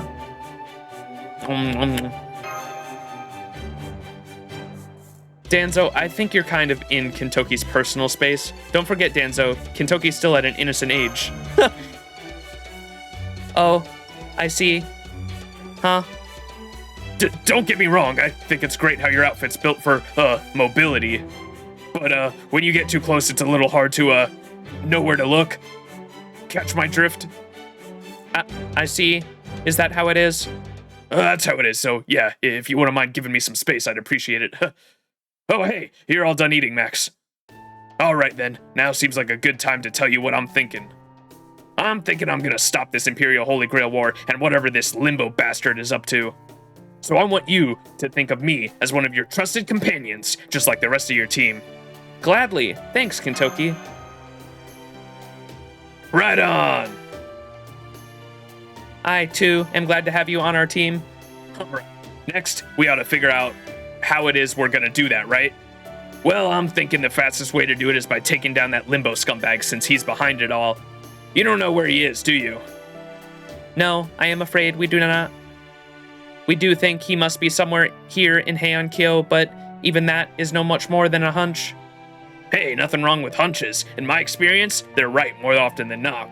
Besides, it's not like we have to do any it's not like we don't have any clues at all to go on, right? What do you say this Limbo guy's other name was? Ashiya Doman. Ashiya Doman, though not the original one living during this time. That's it, Lord Ashiya Doman. He's the Onmyoji running the whole Onmyo Bureau in Lord Semei's absence. He's about as high as the higher-ups come. Rumor has it that the Minister of the Left's keener to listen to him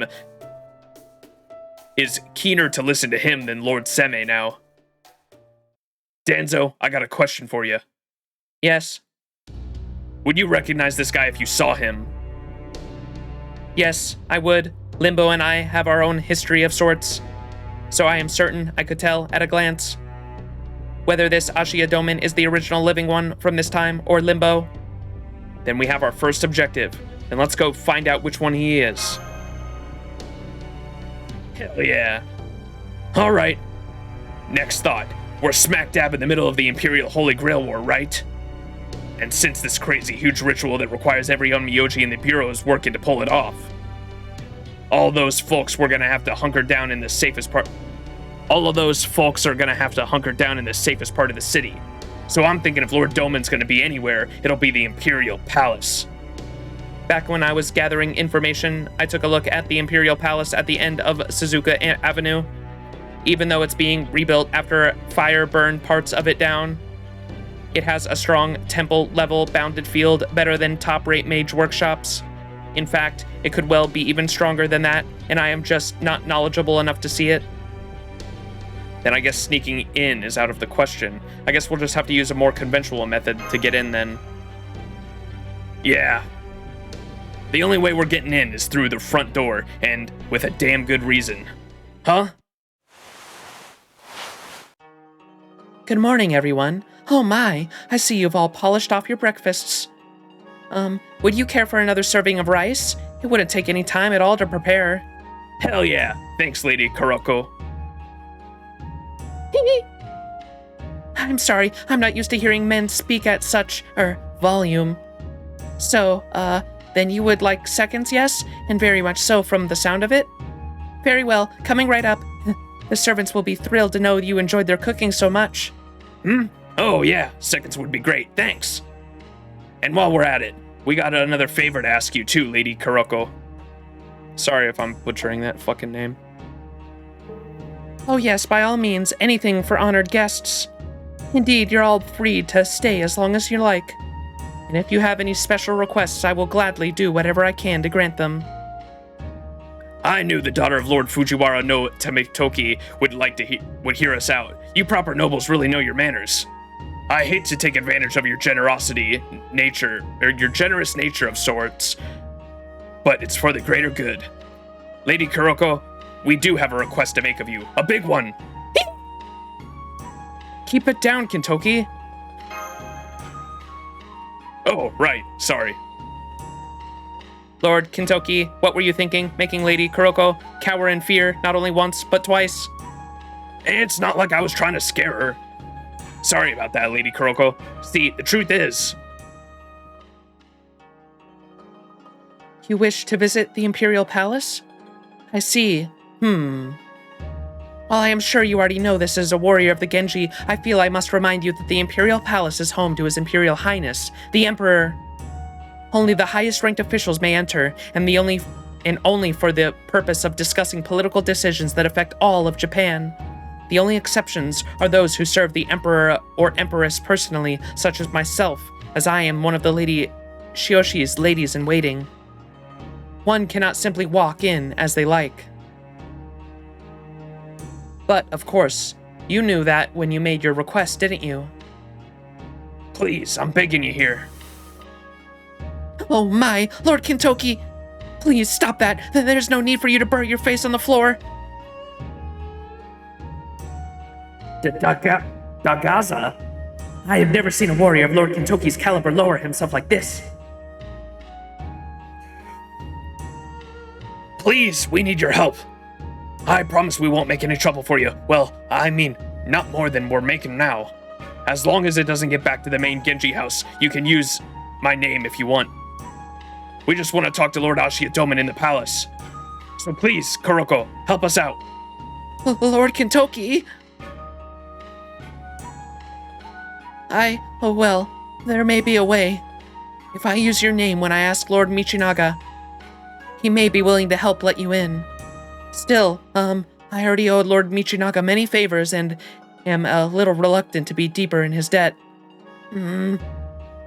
I don't want to ask you to do anything you're not comfortable with, Lady Kuroko. If you can't help us, that's okay. We'll just lay low here until we come up with something else. Well, I guess we'll be making trouble for you either way, but... Yes, that's true, isn't it? All right, I understand. I understand very well now. At this rate, owing Lord Michinaga a few more favors won't change anything, so I'll figure something out. Okay. Huh? Hang on, I ain't hearing things right. Kuroko just said she'd figure something out, yeah? She sure did. Why the sudden change of heart, Kiroko? I was a little uncertain of what to do since it was such a big request, but I'm not uncertain anymore, that is all. So while I am uncertain how helpful I can be, I will do my best. Awesome. Thanks, Kuroko. Thank you, Lady Kuroko. We are in your debt. Thanks, Kuroko. You're welcome. At any rate, I will do everything in my power to get you inside the palace, but I am still not certain Lord Michinaga will allow it. So if I am unable to make that happen, I hope you can forgive me. Oh, I don't know. I think you've got a pretty good shot. You're not just any lady in waiting after all. You're the Murasaki Shikibu. I'm the Minister of the Left. I'm sure the Minister of the Left remembers who you are. I mean, from what I've heard, everyone in the whole palace reads your stories. Oh, right. You're still working on the Tale of Genji, aren't you? You must still be in the middle of writing the Tale of Genji, huh? Yes, that's right. Don't tell me. You've read it, haven't you? No, wait. I'd love to know what you think. I mean, I'd really love to know what you think, but... If you say anything I'm not ready to hear, I don't know what all... But never mind that. You need permission to enter the palace, right? Then leave it to me. I'll, do my very best I can to get you in. It seems that authors have, various difficulties of their own. Sure looks that way. I can't even imagine what it's like for them. Of course, this is my first time meeting a storyteller genius. Writing stories is basically like looking into other people's lives unfolding in completely different places and describing them one word at a time, yeah? That's a whole different story from just recording some noble's accomplishments or rumors of some warrior. It ain't at all like keeping a diary either. I think it was Kyoko who said writers pick and choose whatever they like from real events, rumors, or journals, dreams, and so on. And then they weave all those different elements together into a single story. So you start with just words, and then when you're done, you've got a vision of a whole other world from You've got a vision of a whole other world different from the one we live in. Man. I bet both reading and writing things like that have got to be a ton of fun. Nasu's self-insert. It's Koruko? Koruko? Kauruko? Kauruko.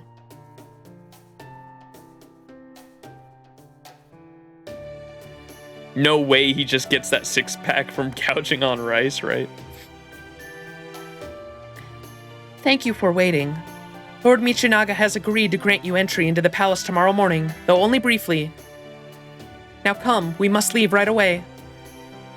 That's great, Kaoruko. Thanks a ton. Come on, Max. I know you're sleepy, but it's time to get going. I'm okay. I was just taking a quick nap. Here, Master, I have brought you a damp towel. Perhaps it will help wake you up.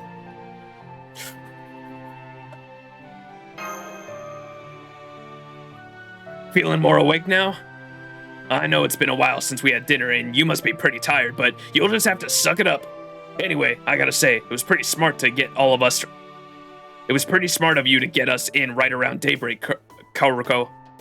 I'm sorry it took so long for my messengers to obtain the necessary permissions. Still, if we take a carriage right now, we should arrive at the palace shortly before the gates open. I'm surprised they'll let us in at that hour. I didn't know the palace opens up so early.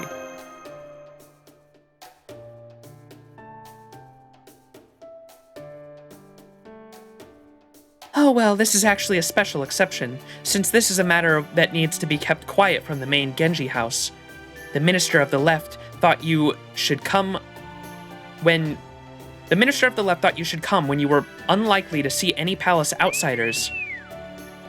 Nice thinking, Lady Kaoruko. Of course, I expect we'll still have some waiting around to do once we get there. But hey, that means we ought to get to see Lord Doman first thing in the morning, right? Yes, that is true. You hear that, Max? Great, let's get going. I'm fine. I'm not sleepy. I can do this. Right, Master.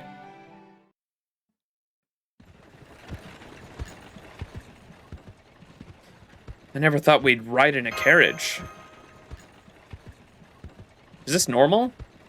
This is really something, isn't it? Yes, very much so. Typically, carriages are only for nobility. Normally, it would be unthinkable for a shinobi like myself to so much as set foot in one. This is so exciting. I cannot believe I got to ride in carriages not once, but twice.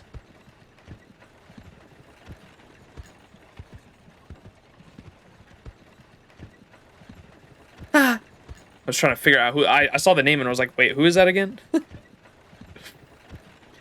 Kaoruko? Is something wrong? Oh, no, it's just, well... Master, I am detecting vicious magical energy signals outside of the carriage. There are monsters afoot. But don't worry, Lord Senmai's spell should keep them away from us.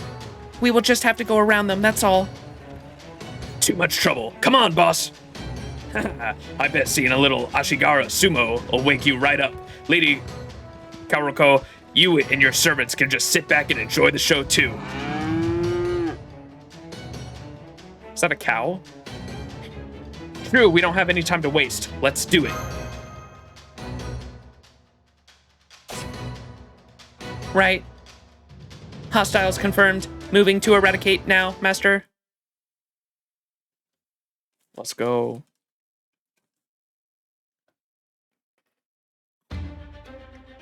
Go go go go go go go go go go go go. Go, go, go, go, go, go, go, go, go, go, go.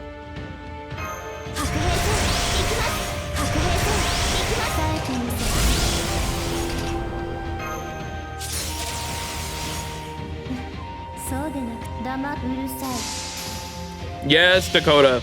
I love that emote. Go, go, go, go, go, go, go, go, go, go.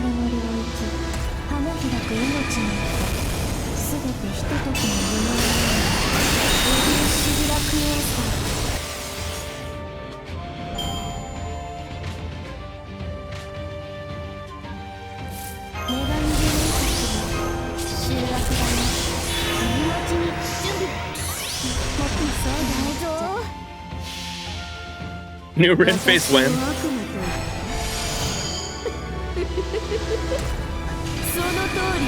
Summer era, yeah, dude. We're coping. We're coping, man.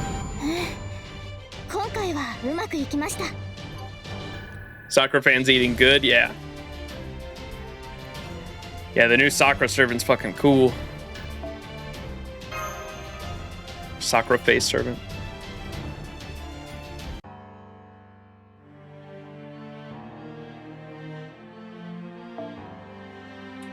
All right, Steel Diaries, first half.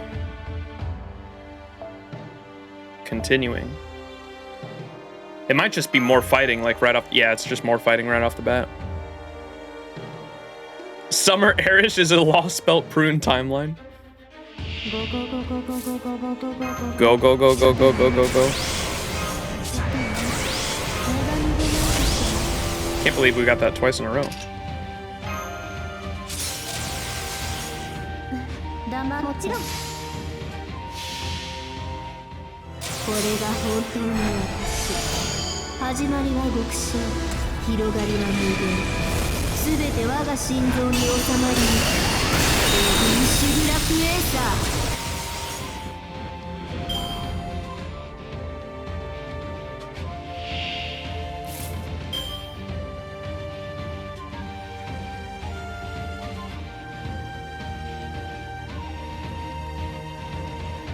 Go, go, go, go, go.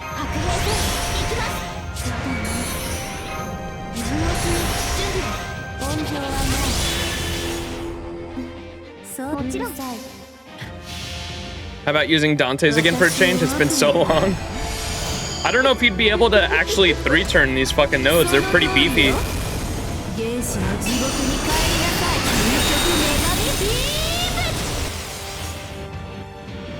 私は原始宇宙から来た女神。一時の勝利など嬉しくもなくもないわ。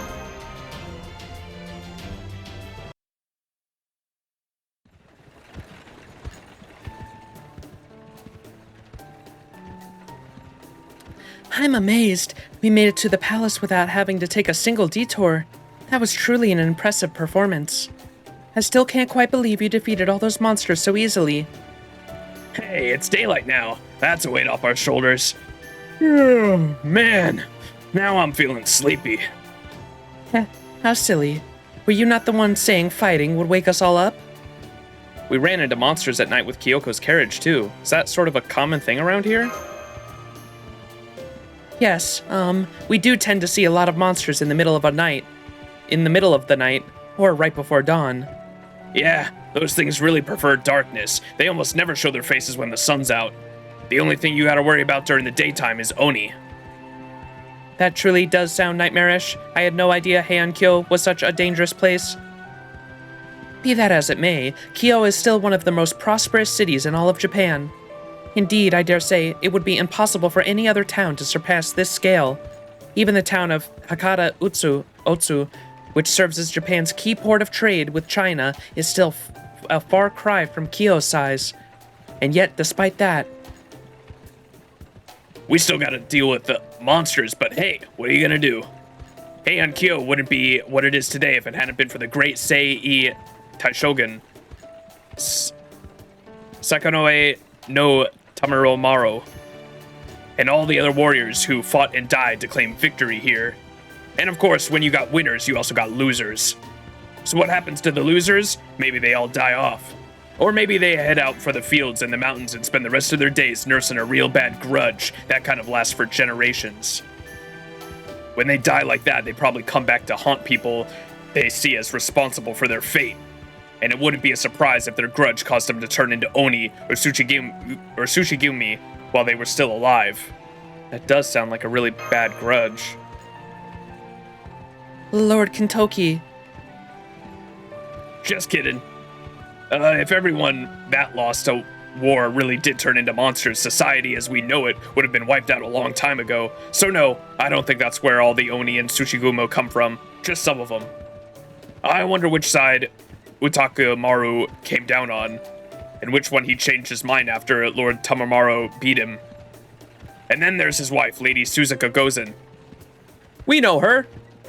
Some say she was an Oni herself, or maybe the daughter of a demon king, but who knows? Maybe she was just a really tough warrior from a powerful family, one with many horns, flames, one without any horns or flame breath or anything like that.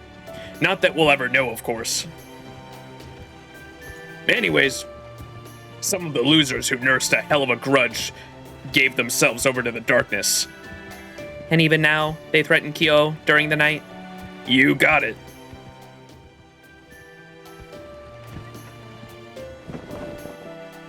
Here we are, everyone. We've arrived at the Imperial Palace. Then, if you will, excuse me. Huh? Lady Dancer was just there. I don't see her anywhere, though. Is she still in the carriage? No, she's not. That's so strange. Maybe she got off before us. I'm thinking the less I say here, the better. I could have sworn I just saw her here. I even thought I heard her voice. But if you're sure, I suppose it must have been my imagination. Perhaps it's because I didn't sleep last night. Well, that certainly won't do now. I need to be clear-headed and on my best behavior here. No, not just me. That goes for all of you, too. Remember, the palace does not tolerate any rudeness whatsoever. So please, make sure you do take extra care with how you speak and conduct yourselves. Is that clear? Understood, of course. Got it. No, wait, I mean... I am aware, Lady Kaoroko. Rest assured, I, Sakata Kintoki of the Genji clan, have matters well in hand.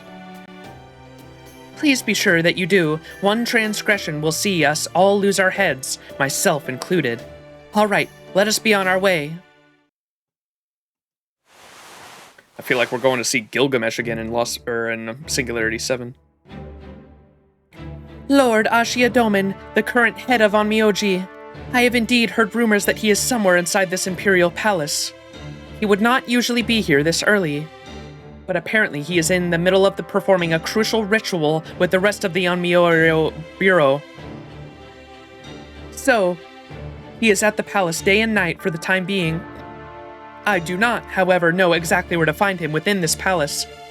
All I can do now is show you around, while no one else is around. Whatever you do, please make absolutely sure you do not go anywhere the Emperor or Lady Shioshe may be. Understood. Understood. Good. Then please continue this way. Although Lady Shioshi's father, Lord Michinaga, has taken up residence in the palace, we should not have to worry about running into him at this time of day. So please, do not worry about that. Got it. Whoa. Whoa there, hold up, Lady Kaoroko. There's someone heading this way. Whoever it is, they've got a real glamorous air about them. Could be a lady in waiting or... What the? We actually are in the alternate timeline of Shimosa, bro.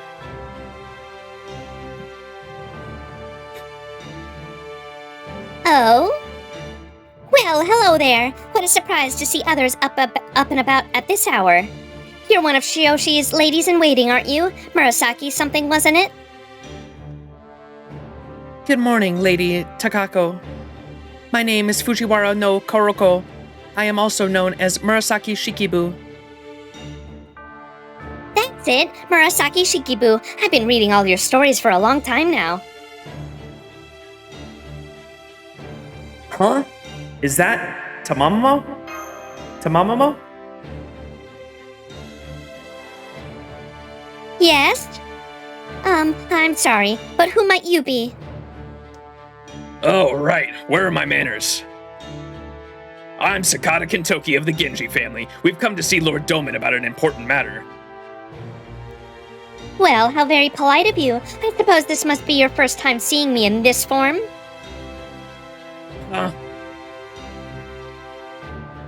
You mean you don't remember? Come now, think back to when you first came down from that mountain in Sagami. Oh, but then again, you were so young that maybe you couldn't tell your foxes from your tanuki back then. I do beg your pardon. Not at all.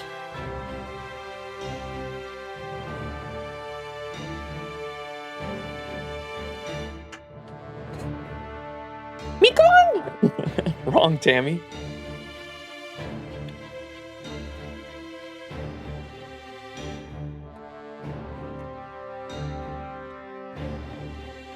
Foxwife.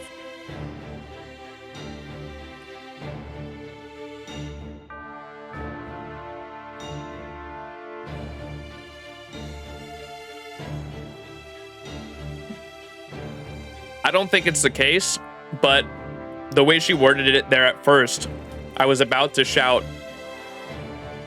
you know how fucking insane it would be, because the Shimosa was essentially a lost belt and it got pruned, right? But how crazy would it be if, like, due to the course of singularities and how, like, time travel works, if the little boy, because remember Tamamamo took care of the little boy and the girl that we saved, the Goo Goo Gaga, the little boy and girl in Shimosa, remember Tamamamo took them in? How crazy would it be if that little boy ended up being Kintoki, dude? Not the Goo Goo Gaga. Tasuke, yeah. It's definitely not the case, but my mind immediately went there when Tamamamo said that she saw him when he was a little kid.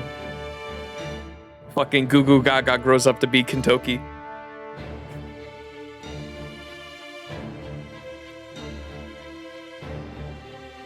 We do appreciate everything you do for the city of Kyo, Lord Sakata Kintoki. As for the, young man with the dark hair, I couldn't help but notice you seem rather transfixed with me. Have we met somewhere before? If we have, I'm afraid I cannot remember. I am Takako, one of the Emperor's concubines. It should have been me! A pleasure to make your acquaintance. The pleasure's all mine. That face, those ears, those tails. I'm sorry? What is it, Max? Cat got your tongue or something? Oh, I got you. It wasn't a cat. It was a pretty noble lady. Sorry about that, lady Takako. I hope you can forgive my young friend here. Yes, it's all right. It's quite all right. You certainly are a straightforward one, aren't you?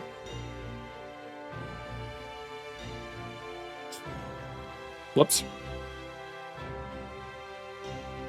Oh, what the? What the frick? You can see me. You there. You can see me, can't you? How strange. My illusions are perfect. No one but Lord Seme should be able to see my tails or the ears atop of my head. No matter how gifted you may be, this should be entirely impossible. And yet, you saw straight through my illusion like it was nothing. Are you sure we haven't met somewhere before? If you and I have already had a connection of some kind, that would be a different story. Technically, we've definitely never met before. Oh man, this is really hard to explain. Oh my, I see. Then we do have a connection of sorts. Still, it seems you aren't here for me, so you truly are here to see Lord Doman. Well then, that's quite alright. I'm happy to keep my nose out of your affairs. So I do hope you'll return the favor and keep my little secret. Do we have an understanding? Uh-huh.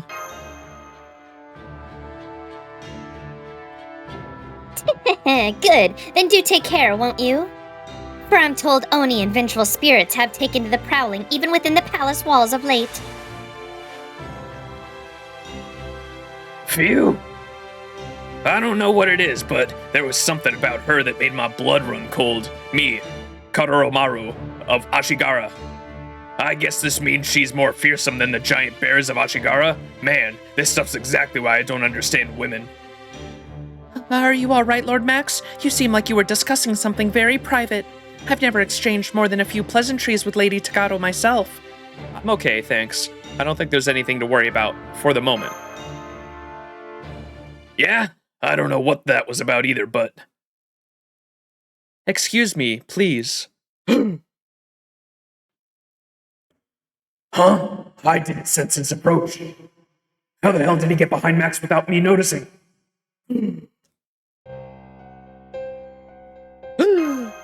Gasp. I do beg your pardon. Could I have a moment of your time, young man? I couldn't help but notice the many impurities circling around your head. They have something to do with your unusual manner of dress, but no matter, please remain still.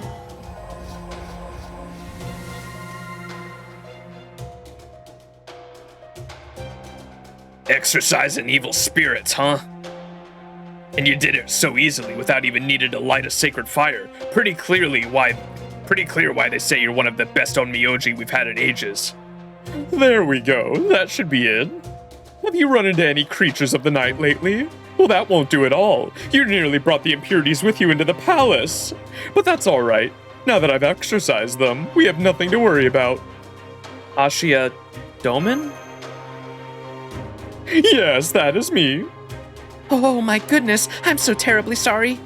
Though I have been fortunate enough to study under Lord Seme, I had no idea the residual anger from the monstrosities that roam Kyo at night were clinging to you. I do hope that you can forgive me, Lord Max. Then, you mean... Did you just help me? It is good to see you again, Lordy Koroko. I mean, Lady Murasaki Shikibu. And you, Lord Sakata Kintoki. As for you, I don't believe I've had the pleasure. Indeed, my name is Ashiya Doman. I am but a humble onmyoji.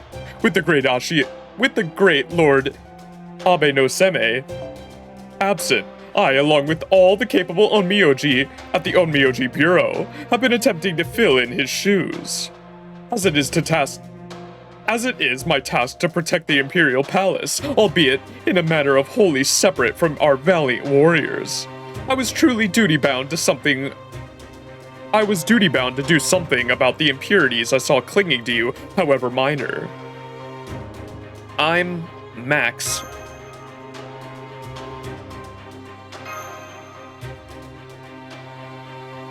Goodness me, it seems you're not overly fond of me. Perhaps I shouldn't have been so hasty in stepping in to exorcise you?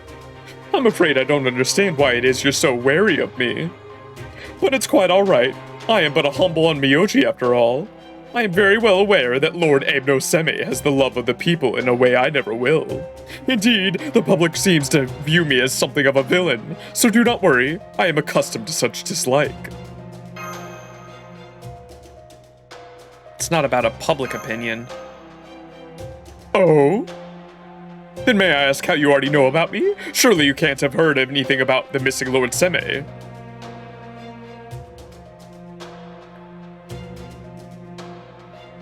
Danzo. I've been doing my best to let him blab on without cutting him off, but I can't wait anymore. Is this the bastard you guys were telling me about? Is this your Limbo guy right here? Right. Master, Lord Kintoki, forgive me for remaining hidden while I speak. This man here does indeed look exactly like Limbo. However, I cannot sense any of Limbo's unmistakable malice from him. In fact, I sense nothing evil about him at all. It is almost as if the very type of magical energy he uses is completely different from Limbo. Huh, is that so? Then this guy and Limbo must be different people. This is great, Danzo. Just knowing that's a big help. Lord Kintoki? Do I perhaps have something on my face? Nah, you don't. We just wanted to see you and check in on something, and we have. We're all good now. If my friend here can't seem to stop shuddering, well, it's probably because he's never met an onmyoji before. Can't blame him, really, since he's from real far away. Oh, I see. Do you mean like Sagami?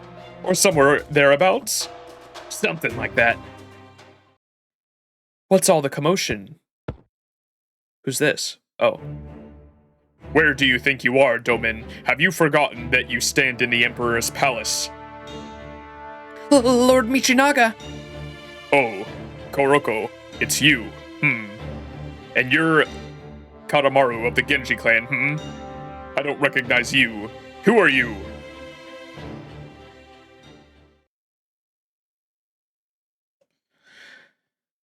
He's what, the stand-in emperor? The Heian Imperial Palace.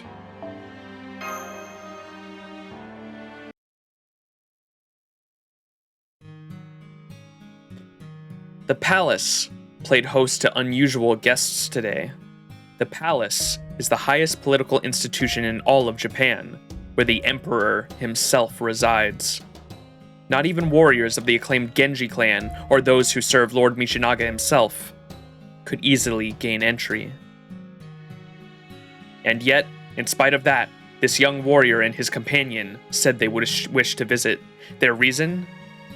to meet with Lord Ashiya Doman, the Onmyoji currently serving in Lord Abe no Seme's stead, along with this man who has seemed vaguely unsettling to me despite his soft demeanor. Fortunately, the young warriors were successful. Their business now concluded, I thought they would turn around and leave right away. But as luck would have it, it was then none other than Lord Michinaga, the minister of the left and the emperor's father-in-law, oh, that's who he is, should appear. I was so shocked I feared my heart might try to leap out of my mouth. The end. Excerpt from a diary. So who are these? These must be diaries of Murasaki then, huh? It would make sense. Or Kintoki? I guess we don't know.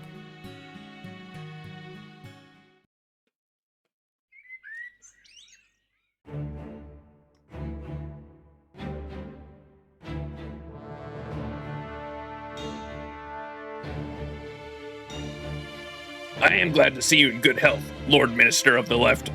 This young man here is my apprentice. I expect he will one day be equal to even the 4 heavenly kings. I am responsible for bringing him here, so I beg you, please be lenient with him. Lord Michinaga, these are the two visitors I told you about the other. Silence, Koroko. I am speaking with Kadomaru right now. Yes, Lord Michinaga, forgive me.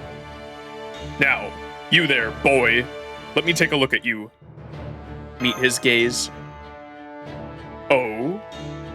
How odd. It seems you are truly unafraid, even in the presence of the Minister of the Left.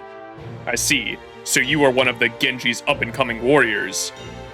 Kadomaru never mentioned that.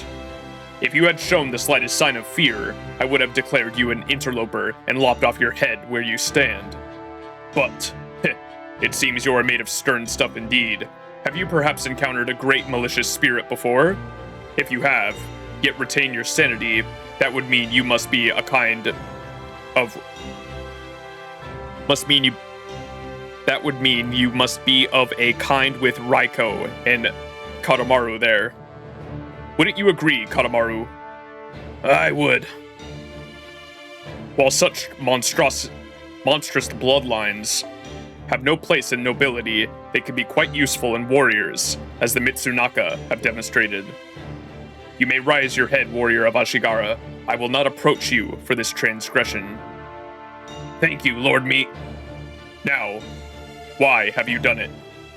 You said you have you had a reason for this? Very well, tell me what it is. Yes, sir. Oh boy, now what do I do? Just our luck to run into the Minister of the Left like this. And in front of Doman, no less.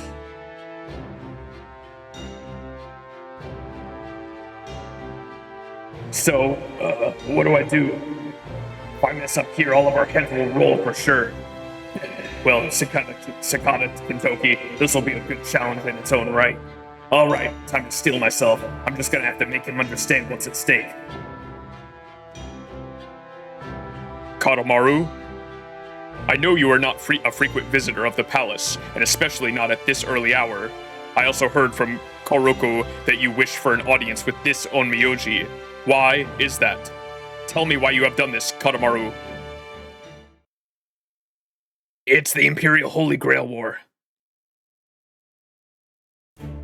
All those claims about the Imperial Holy Grail War bringing Kyo 1,000 years of peace are a pack of lies! Huh? Oh? The Imperial Holy Grail War's true aims are pure malice. We believe it's all the villain's scheme, and that it will lead to a great uprising that threatens the peace of the entire city of Kyo. So please, Lord Minister of the Left, we beg of you, please reconsider going ahead with the Imperial Holy Grail War. A villain's scheme? But Lord Seme himself detailed the workings of this ritual in the letter he sent. A villain's scheme that will lead to a great uprising, Of all the things I thought you might say. Have you forgotten, Katamaru, this contest was Seme's own proposal? I can understand how an innocent youth of the mountains to the east may not fully grasp the weight of the words of the great Omniuji of our times hold, but that is no excuse not to think before you speak. Remember, Kyo is already beset by constant threats to its peace.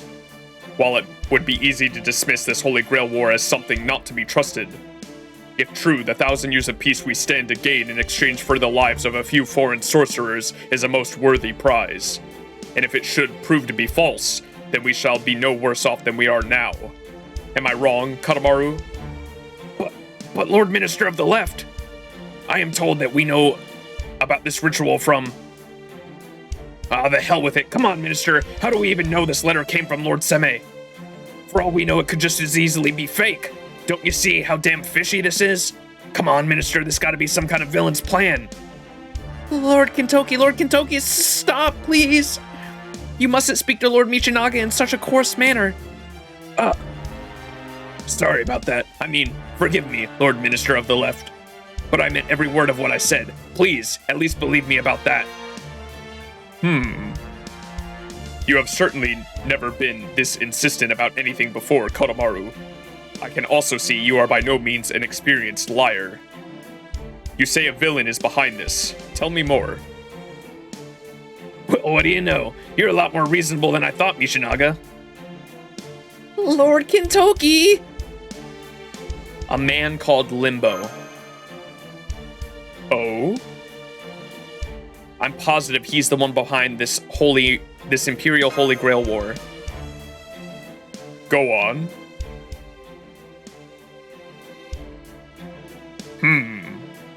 So you believe this to be the scheme of a villain from another world, do you? Fascinating. Indeed, we do know there are worlds beyond Japan and China, as evidenced by different casters from different lands we have already seen. And it does stand to reason that not every person from these other worlds would be kind and of pure heart. So I can see the logic behind your claims. However, everything about the letter we received, from the crest on its seal to the strokes in its writing, matches Seme's other letters. Isn't that right, Doman? Yes, Lord Minister, I am certain of it.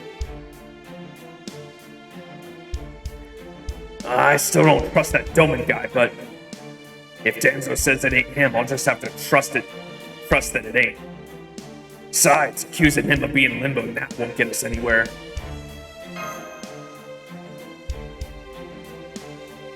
Is something wrong? No, it's nothing. Furthermore, you have no evidence to verify your claims. It is one thing to make claims about this Limbo person being behind it all, but as we are now, we only have your word, and we cannot halt the Imperial Holy Grail War on that word alone. Damn it, I should have seen that coming. Of course that's how this is gonna go when we had no plan for things to go like they have. Right now, the only proof we got is that Max and the rest of the Chaldeans' word. I believe him. I'm already totally on board, but of course Lord Michinaga isn't gonna go for it. Especially when he doesn't have the same bad feeling about all this that I got. So now what do we do? However, I am a reasonable man. If you claim that the Imperial Holy Grail War is in fact a wicked scheme that must be stopped, then bring me proof. Michinaga. Watch your tongue, Katamaru.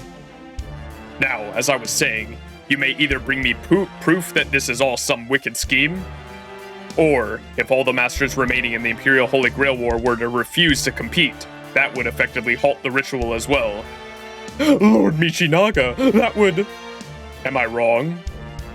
No, it would indeed be impossible to complete the ritual if all the masters refused to participate. As I thought. And those are not the only ways.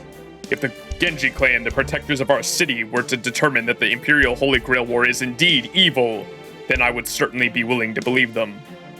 There are few tasks more important than protecting the city where the Emperor resides. So if the clan charged with the task were to abandon this ritual in favor of protecting the city, I would certainly have no grounds to object. How does that sound? Hell yeah, you are a reasonable guy, Michinaga.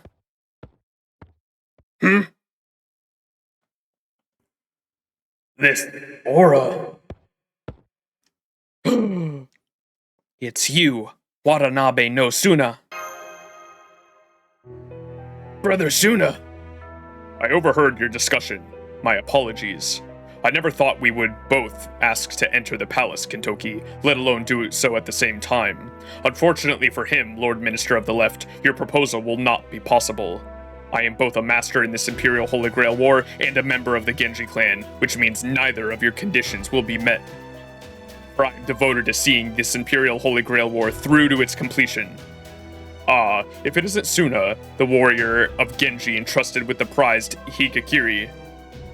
Ha ha ha! It seems as though you have your work cut out for you, Kintoki.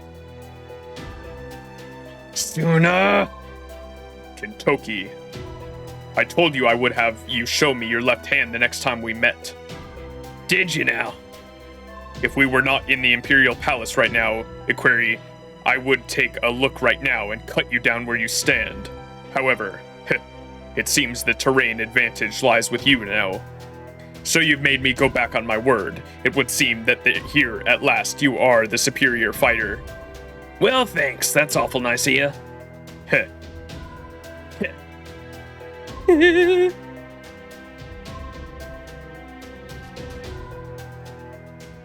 Both of you cut it out right now. Oh, brave and powerful Genji warriors, please, please, no further. This is the Imperial Palace. You simply cannot fight here. I beg of you, do stay your blades.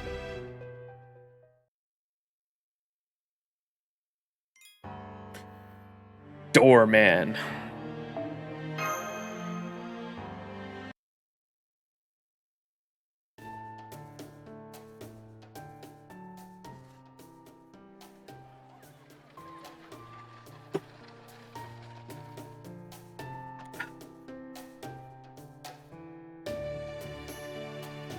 So there you have it.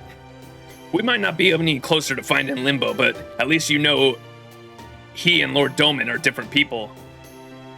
And the Minister of the Left even gave us a chance to stop the whole Imperial Grail War. I'd say we got luckier than we could have hoped for. All we gotta do is get either the Genji clan or the other masters to wash their hands of it. So what's our next move? Well, Lord Watanabe no Tsuna does pose a major threat. If we put him aside for now, I believe our best option would be to find the 3 remaining pairs of masters and servants.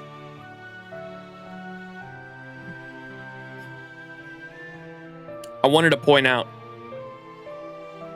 the fact that Danzo specifically was invited to this Lostbelt along with us, the MC. It's probably possible that that plan of Doman's was specifically because Doman knew that Danzo could be the one to tell if it was Doman or not. And so that was all some 5-head chess move to get Danzo in the palace to confirm that that wasn't him when it was in fact actually him. Just wanted to throw that out there. I also thought while we were talking to him, it's probably possible that somehow that is the real Ashiya Doman and the other Domans like in here as well. And Ashiya Doman specifically chose Heian Kyo as this pseudo Lostbelt as a way to cover his tracks, because there's an actual version of him that is the real like Ashiya Doman and not the Limbo we know. But we'll get more. Just throwing theories out there for the moment. We'll learn more as we go. But I just thought it was, I definitely think it's important to know that Danzo specifically is probably part of Ashiya Doman's plan, considering Danzo was allowed into this pseudo Singularity Lostbelt because of the other, everyone else was kicked out except for us and Danzo. I believe our best option would be to find the 3 remaining pairs of masters and servants. Unless it would be easier to convince a majority of the Genji clan to denounce the Imperial Holy Grail War instead. Nah, you're right. Boss Raiko ain't gonna help much right now, so sorry about that. Then we should start by gathering information. Then let's start by talking to people to see what we can find out. Right on.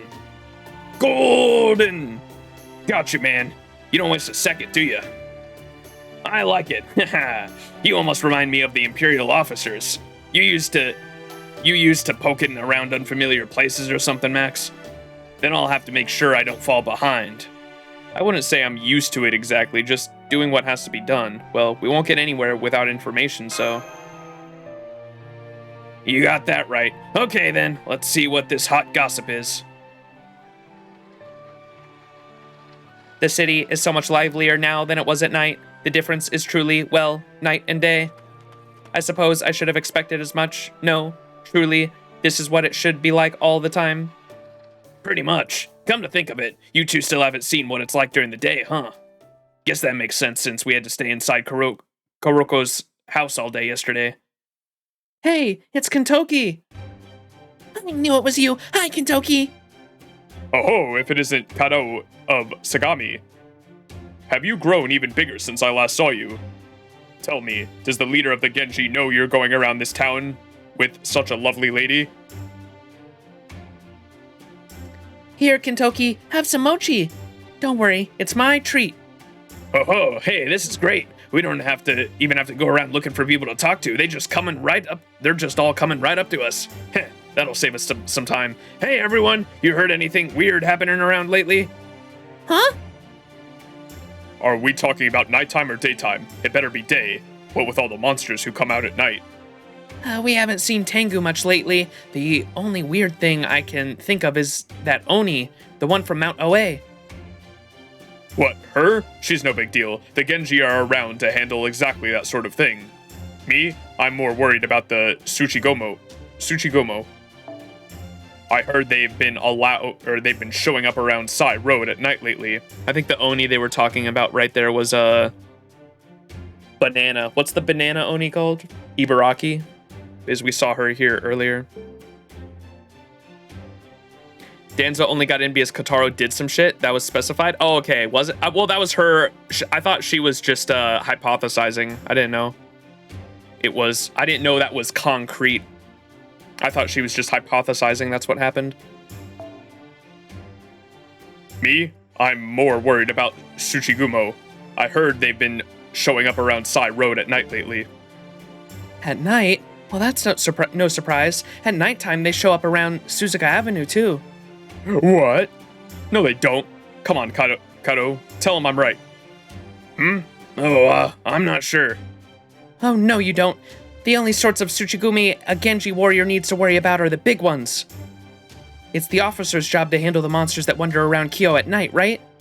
Haha, thanks for saying so. We don't usually divide the work up that neat and tidy, but yeah, that's basically right. Oh, Kintoki. What about the steel monster? Eh? I think we've heard that one before, haven't we? Isn't that there's a giant monster that walks around here at night? The steel monster, a great hulking beast that wanders the streets of Kyo at night and that towers over the average person. That's it. You know, the Inari Shrine down the road from the palace? Well, my big sister said that she saw it slipping from where the ground... My big sister said she saw it slipping out from the grounds there. So there are monsters out there not even the great virtues of Inari can do anything about? Yikes, that's scary. Oh, you mean the shrine where they keep the Inari... palanquin? Yeah, I think I've heard that one too. My cousin has a daughter who lives out near Nishi Baojo Alley. And she said a big steel monster shows up around midnight, making all weird creaking noises. So, how long has this steel monster been showing up? Has it always been around, or is it more of a recent thing? I'm not so sure. I think I heard about it yesterday or maybe the day before. My sister says she saw it yesterday. Master. That put it right around the time the Imperial Holy Grail War started. Oh, so it's probably a servant. We better look into it. Yes, Master. Then let's go check it out. Denzo, let Kuroko know we'll be coming back late, okay? Understood.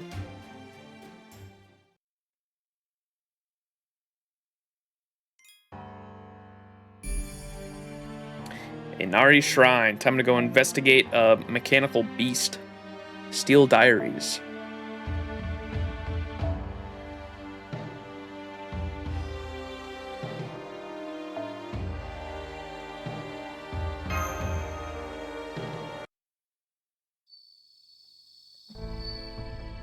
Alright, it's nighttime now.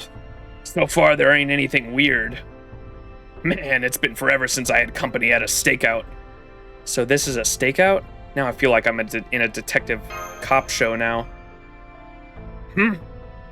I guess you're used to this sort of thing, huh, Kintoki? Not as much as an actual officer. Catching thieves and looking for people's usually their thing. Our job's to deal with the Oni trying to take over Kyo and take out monsters like the Great Tsuchigumo. We also exorcise ghosts that show up in temples or noble houses, take care of stragglers who crop up from the rebellion in eastern Japan, things like that, basically. But every now and then, we get jobs that involve taking a page from the officer's book like this. Jobs that involve laying low, hiding out, and investigating the truth beyond a rumor or mystery. Though it's all a pain in the ass, there's just so many people out in the city. And any place with a lot of people seems like it always has more than its share of trouble. I take it you don't much care for crowded places? I take it you don't much care for people then? Nah, it ain't like that. Did I mention I grew up on a mountain? It was Mount Ashigara, way off in the east in a place called Sagami, and of course there weren't any other people there around. Only other things there were beasts, and more beasts. Oh, and the occasional Oni. So I never saw this kind of thing back on the mountain. There weren't any kinds of running around, laughing, or mothers cooking, or men working. Like I said, there weren't any other people at all up there. So now that I live in a city, and I see that sort of thing all the time, I've really come to love them. Not sure I'll ever really feel at home in the city, and I'm not big on crowds. Still love those people anyway. I mean, I guess I like the way beasts up on the mountain went about living their lives doing whatever they felt like doing. But even though it's similar, it ain't quite the same thing, is it? I guess the best way I can put it is they're different, but they're also not. I think I know what you mean. They're the same, but different. I'm back, Master. As you wished, I informed Lady Karoko that we would be indeed returning late this evening. Great, thanks, Danzo. Also, on my way here, I ran a quick scan of the Inari Shrine grounds and the surrounding area, and discovered a small shrine over by the tall grass that leads directly to the natural cavern. Nice! That's really, golden! Right, Max. It could be the Steel Monster's base. Let's go check it out. Golden! Hell yeah. Kinbroki. So there's an underground cave out here in the Inari Shrine, huh? You're right, it does look like it was naturally formed. I wonder how far back it goes. It probably ain't that deep since I'm not feeling much in the way of wind, but... What do you know? I'm usually pretty dense when it comes to these sort of things, but even I can tell there's something unusual here. Indeed, my sensors are detecting the same thing. This cavern may not be very deep, but it is located right on top of a ley line rich in magical energy. Right on top of a ley line, huh? That means we can use way more magical energy than usual, right? I don't know anything about magical energy, but I can tell there's something ominous about this place. Just because I'm a Destiny lore nerd too, it's cool how they also mention ley lines in Destiny as areas weak between dimensions where you can essentially poke a hole through dimensions and squeeze through. And so in Destiny, we call ley lines areas where we can make a portal to actually go into Ascendant Realms, which is cool. It was a big thing in like season of the season right before Witch Queen, which was Season of the Lost, and then also most recently last season was Season of Defiance as well. Anytime we like poke a portal ourselves to go from our realm to a different realm, you have to find like a ley line first to be able to do it. I don't know anything about magical energy, but I can tell there's something ominous about this place. Perfect for monsters' nests, or for an Onmyoji's sacred fire. So does that mean this is a good place, or a bad one? If Lady Mash were here, she could put down a summoning circle. But never mind that now. The important thing is this cave would be a tremendous asset to participate in the Holy Grail War. It would be an invaluable source of magical energy for Master and the heroic spirits alike for the Imperial Holy Grail War. It would be a key strategic point for any caster. So that means... Looks like we hit the jackpot on our first try. There's something in here. It could be monsters, or Oni, or Tsuchigumo. Hell, maybe it's even another visitor from a different world. Magical energy signals detected up ahead. Measuring energy levels now. Whatever they are not servants. Oh!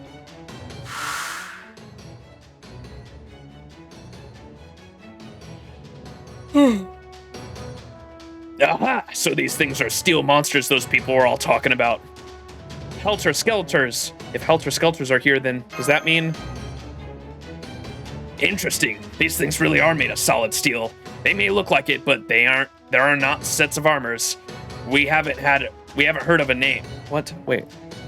They may look like it, but they ain't sets of armor. We haven't heard a name, so they aren't masters. So I guess that means we've got ourselves some casters. I'm still so lost on what the fuck you mean. What is master? They keep... It's because they referred to me as a servant at one point. I think that's all I'm confused about. They're referring to masters, casters, and servants as like different fucking things that aren't normally referred to. They're not normally referred to as, so I'm so confused on how this fucking Holy Grail War works. At one moment, I thought it was like the servants and master roles were like reversed, and it fucking confused the hell out of me. No. They themselves are not casters. I suspect they are familiars or perhaps clones.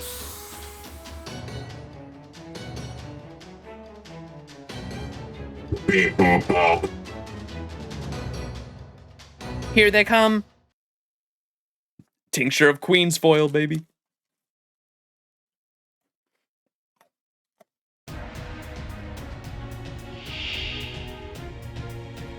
Huh.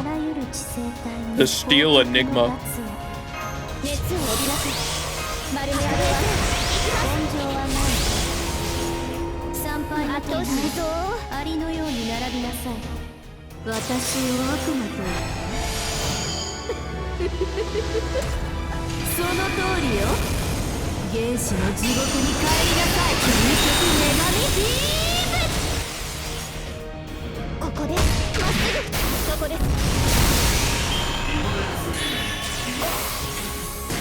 Owie. Owie.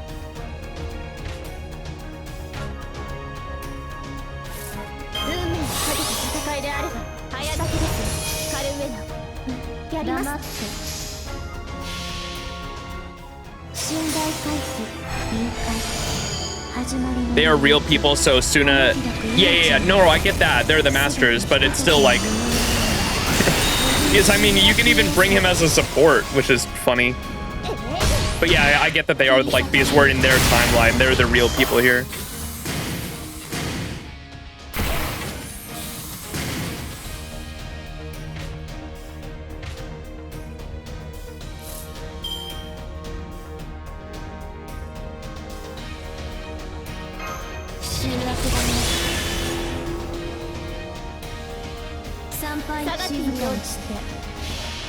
Monkey brain. これが本当の私。始まりは極小、広がりは無限。すべて我が心臓に収まりに。シュグラクエーサー。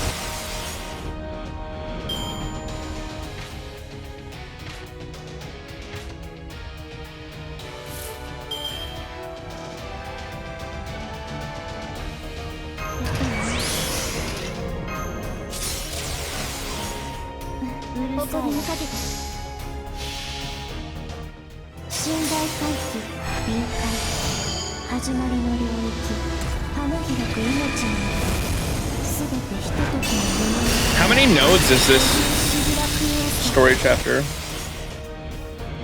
当然とはいえ Heian 嬉しいもの Kyo. ですね Let me look. 皆さんのおかげです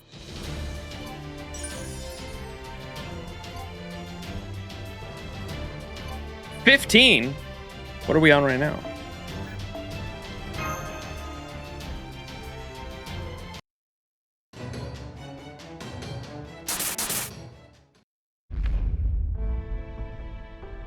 They stopped?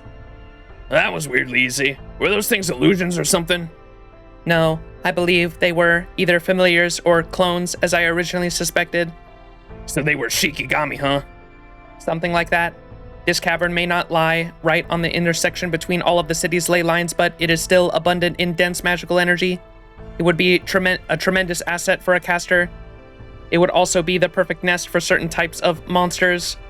I expect the caster who discovered this cave likely placed those things here to ward off unwelcome creatures. Gotcha. Those things weren't nearly enough to take down a master, so it makes a lot of sense if they were being used for pest control instead. Those were helter-skelters. Yes. Oh yeah, you said that before too. What are those? I'm guessing they're Charles Babbage's familiars. Babbage? Now that's a foreign name I've never heard before. What's he like? Where's he from? Is he one of your allies from Caldea? Or is he a caster from a foreign land like I'm guessing? I am not entirely sure how to describe him, but you may think of him as a caster. However, even if he is the same heroic spirit we know, he would be a completely different person now that he was summoned to this time and place. Huh? My apologies. Charles Babbage is indeed a caster. He is a heroic spirit who made a mark on humanity in the distant well, considering our current time period, I suppose it would be the distant future. And we do indeed know his name and what he looks like at Caldea. Huh? Okay. He's a genius mathematician who invented the difference engine. Difference engine? What's that? Basically, he's a heroic spirit who dreamed of a different world. A different world? The difference engine would later be developed further into the analytical engine. I am told it was a landmark invention that enabled people to perform calculations well beyond human capability, which in turn led to the great cultural developments. Lord Babbage hoped to use it to bring about a new chapter in human history, but that dream never came to pass. Huh? Okay. A cruel twist of fate prevented Lord Babbage from completing the difference engine in his lifetime. But inspired by his ideas, humanity would go on to create devices of equal capability, which they then used to achieve other incredible things. Now, Lord Babbage was materialized as a heroic spirit, dreams of another historical timeline. A hypothetical world where he succeeded at completing the difference engine. Alternatively, it may be that Lord Babbage is able to see the pruning theoretical phenomenon. The pruning theoretical phenomenon? Oh, right, the pruning theoretical phenomenon. I remember now. Think you mentioned that back when you guys were telling me your story. Let's see, I think the pruning theoretical phenomenon means futures that could have happened if circumstances were different. Mm-hmm.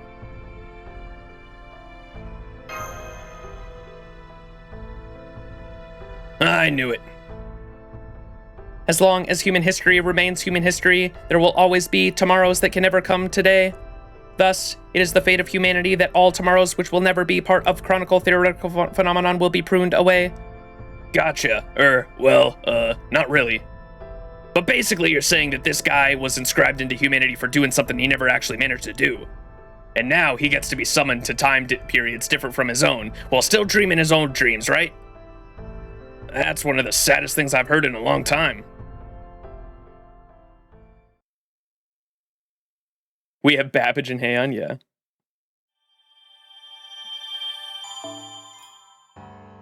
Don't worry about it. ホームズさんといえばふと今日 All right, should we stop it there? I think I might stop it there. This node looks pretty long. And what are we on? We're on section 5, and there's 15. So I'd have to finish this one. We'll stream longer tomorrow. I'm freaking tired.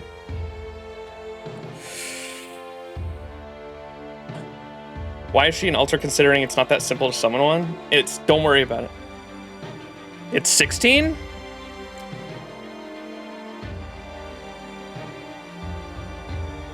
Oh, the game press is telling me 15. It says it goes to 15.2.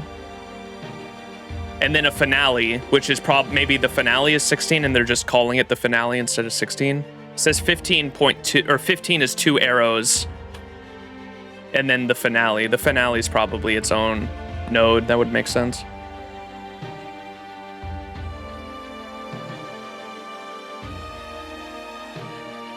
All right, yeah. We're about a quarter to a third of the way through the story though, so I'd like to keep this story chapter like 3 streams, I think. So we'll do a little more next time and then finish it up in the stream after that this week. And then we will probably do some anniversary stuff. I'll do some anniversary streams, and then after the anniversary streams, this weekend chat. I think it's this weekend, right? Yeah, anniversary is this weekend, and I should have work off July 4th too, so I might stream that day. We'll do like an anniversary stream and hang out, have fun, and after we celebrate our 6th anniversary, I will start Lostbelt 6. That's the plan. The story flies compared to Atlantis and Olympus. Yeah, I was just looking at the nodes. We're like a quarter to a third of the way done with it already, so we'll definitely finish it up this week. That's the plan. I don't know if I'll be streaming tomorrow. Is it Monday morning? Yeah, so expect to stream Wednesday morning. I'll probably catch up on, I know I have to upload this stream and the stream I did the other day, the not getting over it, the only up stream I gotta upload as well. And so I'm probably gonna take care of those tomorrow morning when I get home from work, and we'll do a stream Wednesday morning, finish this up, and then I'll probably skip another day, and Friday morning we'll finish this up for good. Should be exciting, and then celebrate, we'll be able to celebrate 6th anniversary after that. All right, chat. Lixor, if I'm pronouncing that right. Thanks for following. Maybe you'll finish LB6 before I stream it? Hey, let's go. That was kind of my plan. I was hoping most viewers would, like, at least read a decent amount of LB6, so then me streaming LB6 wouldn't be like spoilers for them, so a lot more people can tune in, so I'm not like spoiling anything, of course, right? When do the Annie 6 Memorial Quests come out? They could be fun to stream on. Yeah, that would be a good idea. Yeah, I imagine they probably come out for the Annie, maybe around the same time or the same update as the, same time or update as the, do another Melu roll? Are we feeling lucky? We do get a lot of quartz. Okay, if I get one, I'm gonna do one multi. If I get one here, I have to fucking 120 her, because she obviously likes my company. We're gonna do one multi. If I gold right off the bat, if I get one here, I have to 120 her. Okay, it's a rider. That would be insane. Hi, Mary. That would be insane if she just came right off that. No way, 2 golds back to back. I have to 120 her if I get her. Okay.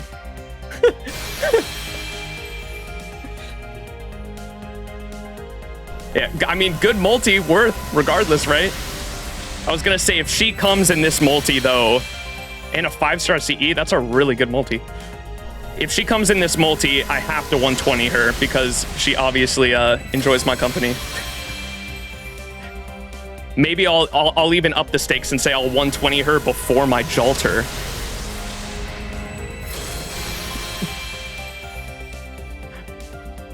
Just leave Jalter at 116 for a while.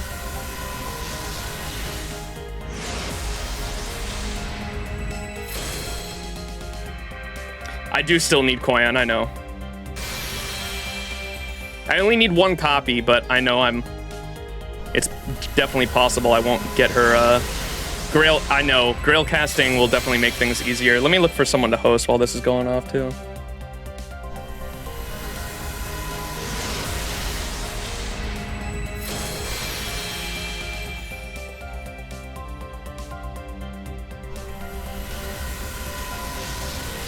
Try to find someone that's not streaming LB6.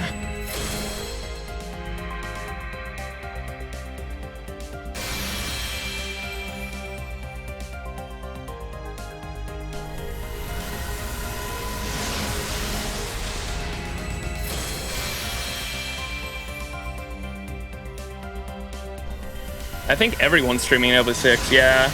Everyone streaming FGO right now is currently streaming LB6, so I'll probably just end stream so I'm not spooking anyone. Well, that was a really good roll regardless. I mean, I'll take 2 SRs. I'll take another copy of Percival for sure. All right.